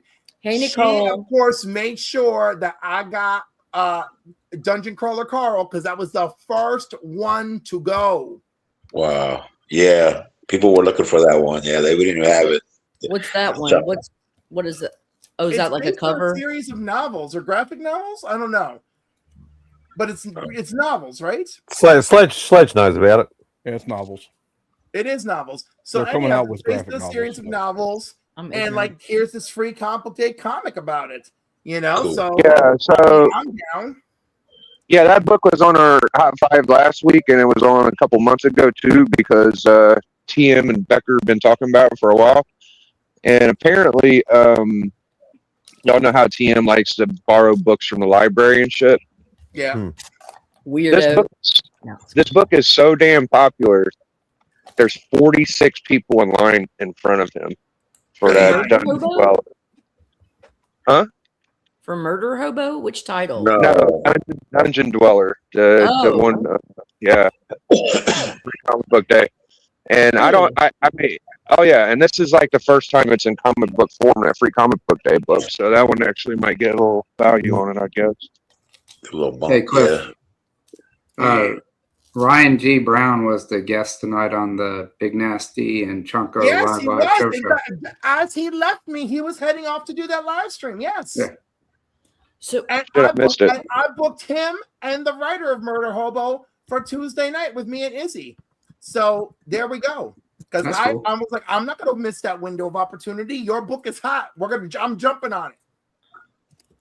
I was a little hangry when I was texting Izzy, and I was like, you better remember this and kiss my ass. You know. See, my thing about the Dungeon Dweller book, I thought that there was like a what do they call that? Kickstarter for it. So if there's a Kickstarter, then don't that mean that there's comic books already or some shit? I don't know. Yeah, just slower print. Yeah, I have to look it up. But I heard. They're I think usually they command a premium. Did you make it to your LCS, lady? Yeah, sorry. I'm bagging and boarding some stuff real quick, but I'm getting to it. But yeah, I did. You're good. You're good. How about you, Big? Did you make it? No, I don't think my shop got anything. They might have had some deals, but she told me ahead of time like she isn't going to get them because I don't think that she could. Was Marvel giving them out? I thought Marvel was done, weren't they? Well, they had a couple of Marvels. Did they? Oh, she might have got a couple done, but the way she was talking, she wasn't going to get that much. I'll probably get them later. No, I didn't get any yet. So is the Dungeon Crawler Carl? Is that from Walking Dead? No. What's it from? I don't know. It's its own thing. Yeah. I like a play cat or Blades. something. Yeah. I'm a loser. No, you're not. I'm a loser. You don't know what lit RPG is, and that's what it is. No, I'll tell you what lit RPG is. Paper Mario. Okay, I guess. A literature RPG. I thought you were like lit, like it's lit. No, literature. I'm derpy, bro. Oh, Lord have mercy. Okay, here's some books that I picked out. So I already gave one away to my friends because I got the Supergirl Woman of Tomorrow, and I gave it to a buddy because I have copies, and I was like, dude, just read it. This because I'm a child and I don't care. Nice. And this is where I feel like I belong and I'm stationed at is Fort Station. Psycho. Yeah. Yeah. Hell yeah. I got one of those. Yeah. And I was really interested in this. Like Dark Horse had the Nocturnals. Did y'all see that? No, I didn't see that. Bro. Dan Brewer or not? Yeah, notice that a mile away. That's from Halloween. Yeah. Right, that's from Trick or Read. I'm That's dumb as hell.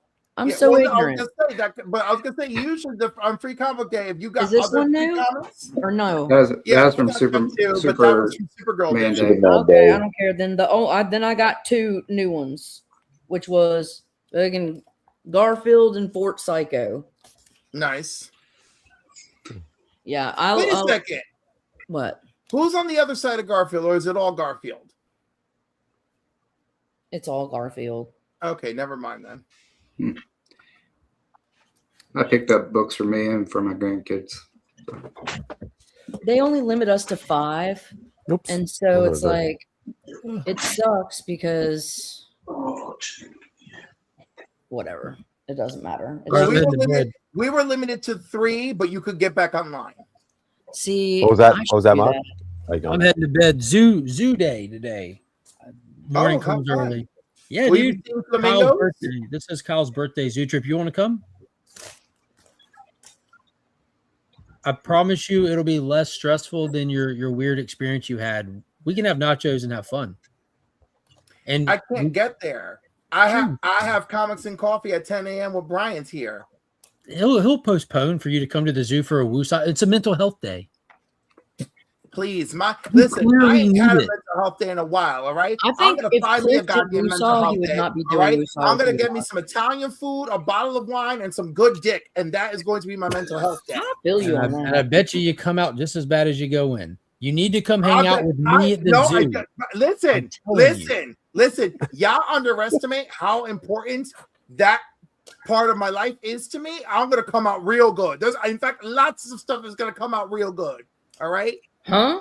So if you're telling me that your mental health depends on sex and alcohol, my man, I don't know where to start. Okay, Mark, I want you to know when You know I'm just pushing your buttons. Don't even respond. Don't even when respond. You know I'm people fucking ask- with you. When people ask, what do you think is your perfect day? I am like, yeah, eating good food, It's your drinking fault, wine, Mark. making love. All right. That is my perfect day. If that can't get me right, all right, then I don't know what else there is. Gross, same. No, I don't like wine. Well, I hope you have a good dick and a nice wine, and you feel better. And Good dick I and hope a all y'all nice do. wine. Every one of you. I hope every one of you enjoy a good penis and a good bottle of wine, and That's have America. a fantastic day. No, Mark, Good you night. missed the mark. It's supposed to be good sex and a bottle of wine and good food. Okay, got you. Okay, what Cliff just said, everyone, for everybody. Yep, I love hope you. so. Zoo day. Love you guys. Thanks, Love you, brother. Caroline. Hey, boy. Good night. Be safe. Peace. Have a good night. Did Cliff and Lady have naps or do something which I won't mention on YouTube? What could we have done to energize ourselves that would be naughty on YouTube? Are you trying to say that we did coke? You Coffee? know? I can't. I'm too much of a pussy to snort shit. Yeah, I've seen people do that. I'm horrified. I'm a wuss, bro. There's so few things I'm not gonna. No. Poppers and coke. Jesus Christ, Tate. Heavens to Bessie. That ain't me. Hate's on a vibe. He He's on a is. vibe. Somebody take care of that man. All right, you gotta check this shit out. I found this variant today, and I'm loving it. It's the truth variant. One of them. It's Lobos. Do you see the Lobos one? Oh, that's nice. Oh, it is, isn't it? I like When you that. said Lobos, I thought you meant Lobo, but that must be the artist. Yeah, the artist is Lobos. Yeah. Got it. Plural. It's more than one Lobo. It's a Lobos. All right. Lobos. I'm gonna print Mother Lobos.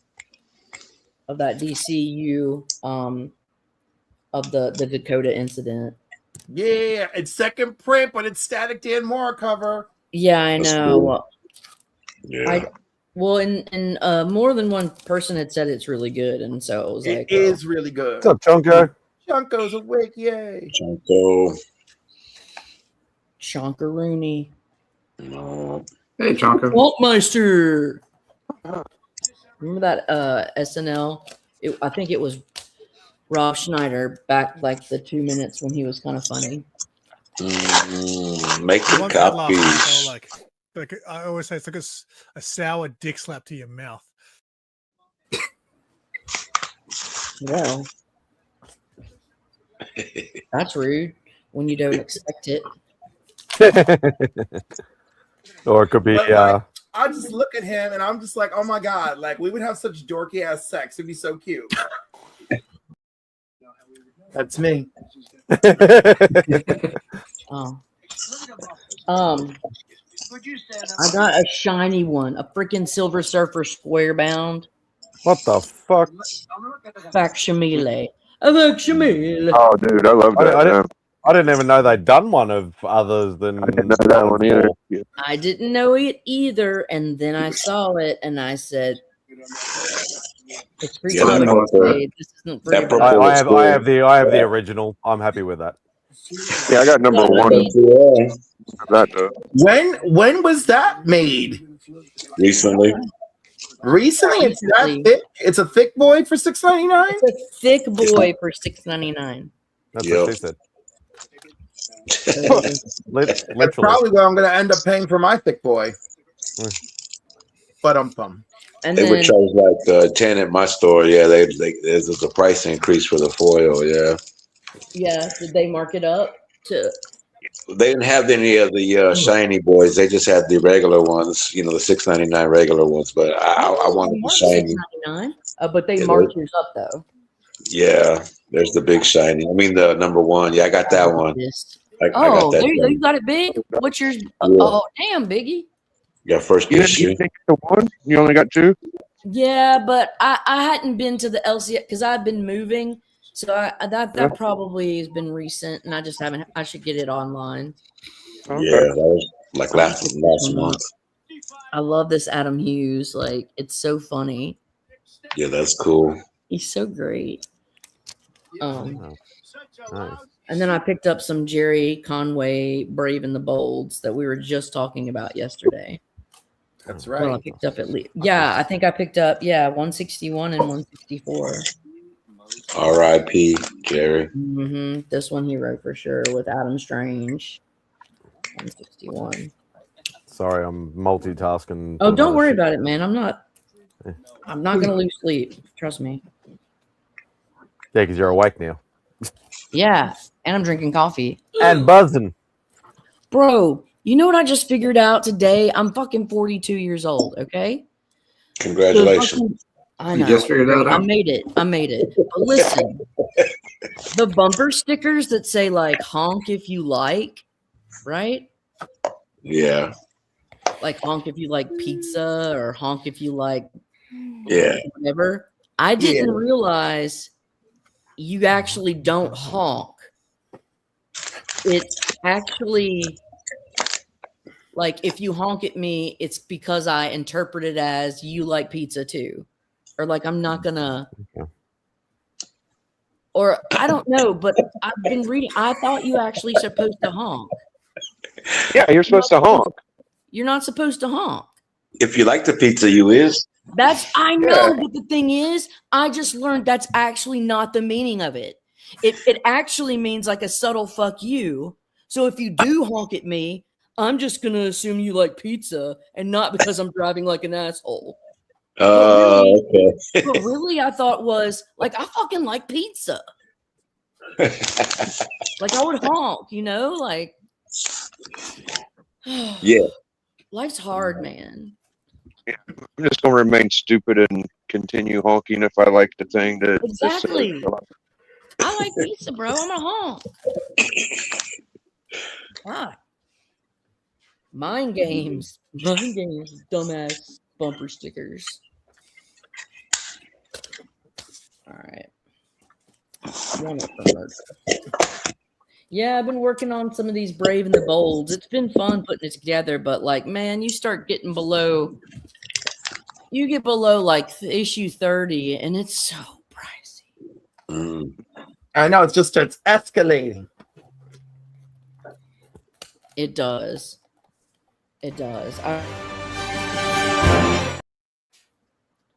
My lowest one that I got is issue 33. And was it your subtle way of like flashing the lights and saying we're almost done? Getting there. I found somebody. Honkers. I don't understand. Oh, honking. I'm like, what, geese? Honking. I know. Oh, this is the most hilarious cover I fucking have ever seen in my life, and I had to get it for $3.99. Look at this guy judo chopping the shit out of this chick. It's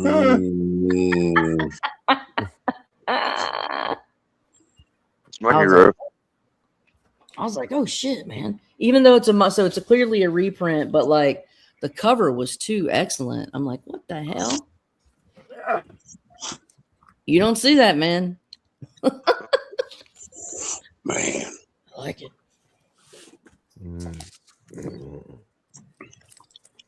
Simon over here sundowning. Yeah, man.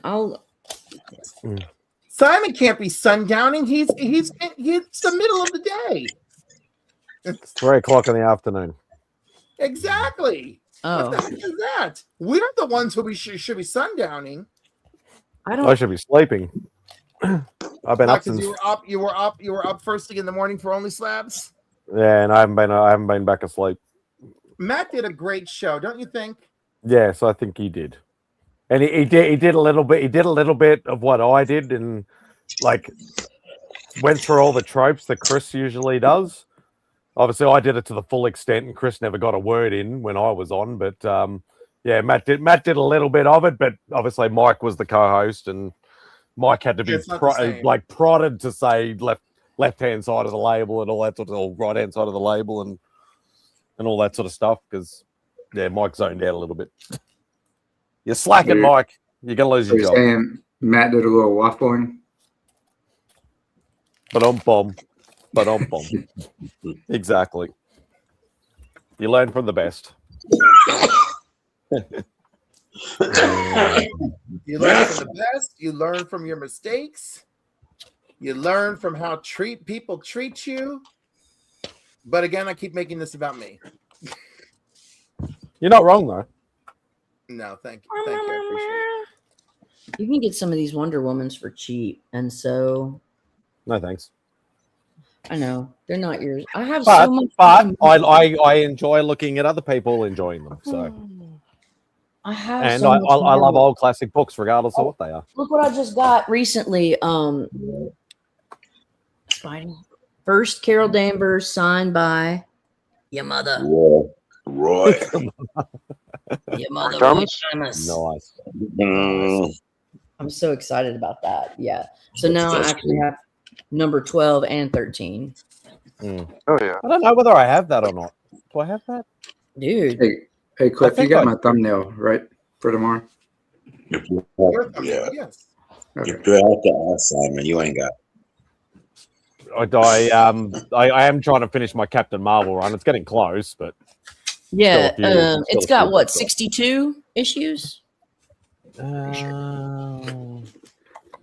Something, yeah, 60s or 70s, something in that sort of thing. I think I'm gonna need about 10 or 15 books off. So which ones do you Did need? you The finish earlier your, ones, like the low Oh, issues? it's scattered.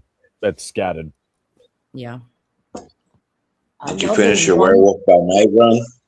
Yes, I fucking did. Finally, Oh wow, that's Congrats. amazing. fucking 2 Congrats. years trying to do that fucking run, and I got that issue number 10 during the week. Finally, Hell yeah. So on to the next run. That is but that's a massive accomplishment for you. Oh, it's so fucking hard to find those damn books. It's bloody, and I found that last issue here on eBay of all places. Like in Australia though, not overseas. It was very weird. So yeah, I don't know what I'll focus on next. I want to focus on my Marvel Spotlight run, but it's only 6 books, but they're all pricey books. Not the big boy books, but all the second appearance books. I have a question. You should, and I don't know how interested you are in it, but it's a really fun run, and it contains your favorite guy. Team Up, Marvel Team Up. Blame Cliff. I've already started on Team Up. Yeah. So what? How deep are you in though? Not very deep. Not very deep. I'm probably. I know Sledge said he's sending me some Team Ups. Okay. It's Oh. a really fun series. There's some really great. Actively, like I've decided with that particular run, because most people, and you've all heard me bitch and complain over there all the years, Team Up is still one of those runs that, even though it's sort of Bronze Age, people are still going to ask you like $20 just for a freaking normal issue. over here. Oh, I've decided if I can find the issues for 10 or under, then I'll pick them up. If they're not going to be 10 or under, then I'm not going to buy them. Unless it's like first Captain Britain or first Mockingbird or something like that. I don't mind paying a little bit more for them. But normal issues, 10 or under only. I think that's reasonable. So just passively picking up an odd one here or there when I can. Yeah, I think that's a reasonable standard to have. Some of the early ones can be pricey, yeah. I think I don't know. I don't have many. I already had a couple of like a smattering of that run. So where is it? Marvel Team Up. Issue 1 is probably. So I have 42 out of the what is it? 150, Cliff? Yeah. 150, yeah. Yeah, And the so last 42. one's X-Men. It's okay. I think number 1's the first Misty Knight, right? Yes, No. it is. It's, Oh, later is to be revealed as Misty Knight. Yeah. Well, there's two different nights. Yeah, I mean, not two different ones, but two different books that claim the first. But I would say Marvel Team Up 1's the big one. Yeah, but then the next time she appears in Marvel Team Up, which is X amount of issues later, she tells Spider-Man, "Oh, you saved me during blah blah blah," which is issue 1. Tell you a cool one is the 2, which is X-Men. that's a good one. I think that's the one that there's a Marvel Team Up, or early one, X-Men, and I was checking this out a little while ago because there's rumors of X-Men and the Doomsday or whatever, and apparently one of the early ladies that Spider-Man kissed is actually Jean Grey in a team up. Yeah, A little hoe. yeah, he's like the second or third girl he actually kissed, so it's pretty interesting. Yeah, let's remember that although Spidey has gotten around a little bit, he's no Matt Murdock. Matt Murdock, you're the man whore of the Marvel Universe. You and Hawkeye. Marvel Gigolo. Wolverine's got a little checkered past there going, I think. Oh, listen, Wolverine and Punisher get some, but when you go, Tony down is a to playboy dollar, too. I feel like Tony freaking plays. Daredevil and Hawkeye are ridiculous. Yeah, Team Up is a fun run. But, Yeah, but you're saying It's okay. Tony's got swagger, but Tony's got money. That's true. Yeah, Iron Man's. Yeah, I forgot. Tony is also big man. Yeah, top 3. Tony is in the top 3. Well, no, but Tony's got a lot of money. Murdoch and Clint, But he's also they got got to do it swagger. with their own swagger. Well, I think they Tony's don't- got some listen, swagger. Tony does have the swagger though, because She-Hulk, when she smashed with Tony, it He's wasn't not- like she was doing it for money. You know, she was not doing it to get a leg up. He's got some there may have riz. been a leg up, but she wasn't doing it to get a leg up. No, I still say, hey man, Arrows takes them all. Arrows got them all and shit. Arrows, Hey, Bugsy. yeah. Star Fox. Hope you had fun, mate. Hope you had fun. Wedding. Clippy energy. Everyone is awake now. No, I'm still crashing. I've been crashing for the last 2 hours. Okay. I'll get out of here. And I'm doing fucking early starts now because we've had some staff issues, so I'm starting at fucking 7 a.m. Fucking Yeah, I'm gonna bounce too, man. I gotta go do the midnight patrol, man. The Ghetto protected. Oh, you asshole! He did it to me again. Did it to me again. Tate. I don't care. I'm calling it now. I'm fucking tired. I had to do it. It felt like it's been too long. Yeah, I know. Yeah. I know. Instead of keeping me backstage, just try to keep me on screen instead. Espionage. I'm calling it. I gotta fucking crash. I'm right, fucking. It's been a. Let's say you think Cliffy's had some issues this week, whatever. You got nothing. But we won't I've get had into some that. issues. This was just some tip of the iceberg. Why the fuck you talking to me that way? I should have flipped this table and burned you with your dinner. And I was And just bitch slapped you. Listen, Yeah. oh my god, when I told my mom the story, my mom is like, the next time you see him, I'll slap him for you. I'll slap him. I'm like, my mom is 84 and still a real one. I love her so much. Big Mama Bear coming to the rescue. I No, love my mom will Take slap care of him. the guys. Will slap him and then say, "This is elder abuse. He hit me. I love you, Caroline. Bye." She will slap him and be like, "No, he slapped me. It's elder abuse." Oh shit. Yeah. Oh fuck. crashing. Thanks everybody. Sorry, I'm trying to do my thank yous and I'm crashing. Thank you to everybody who's been on the panel, short time, long time, all that sort of stuff. I love all you guys. Appreciate you all showing your comic books and stories, and fuck you, Mark and Sledge, for your political shit. And I still love you though. Hey, I didn't get political tonight. I blame Mark mainly. I love you, Mark. Thank you to Glenn. Thank you to Jay, and thank you to Patel for the super chats. I greatly appreciate it, guys. Thank you very much. Thank you to everybody who's been in the chat. Be kind to each other, be safe, and buy more comics.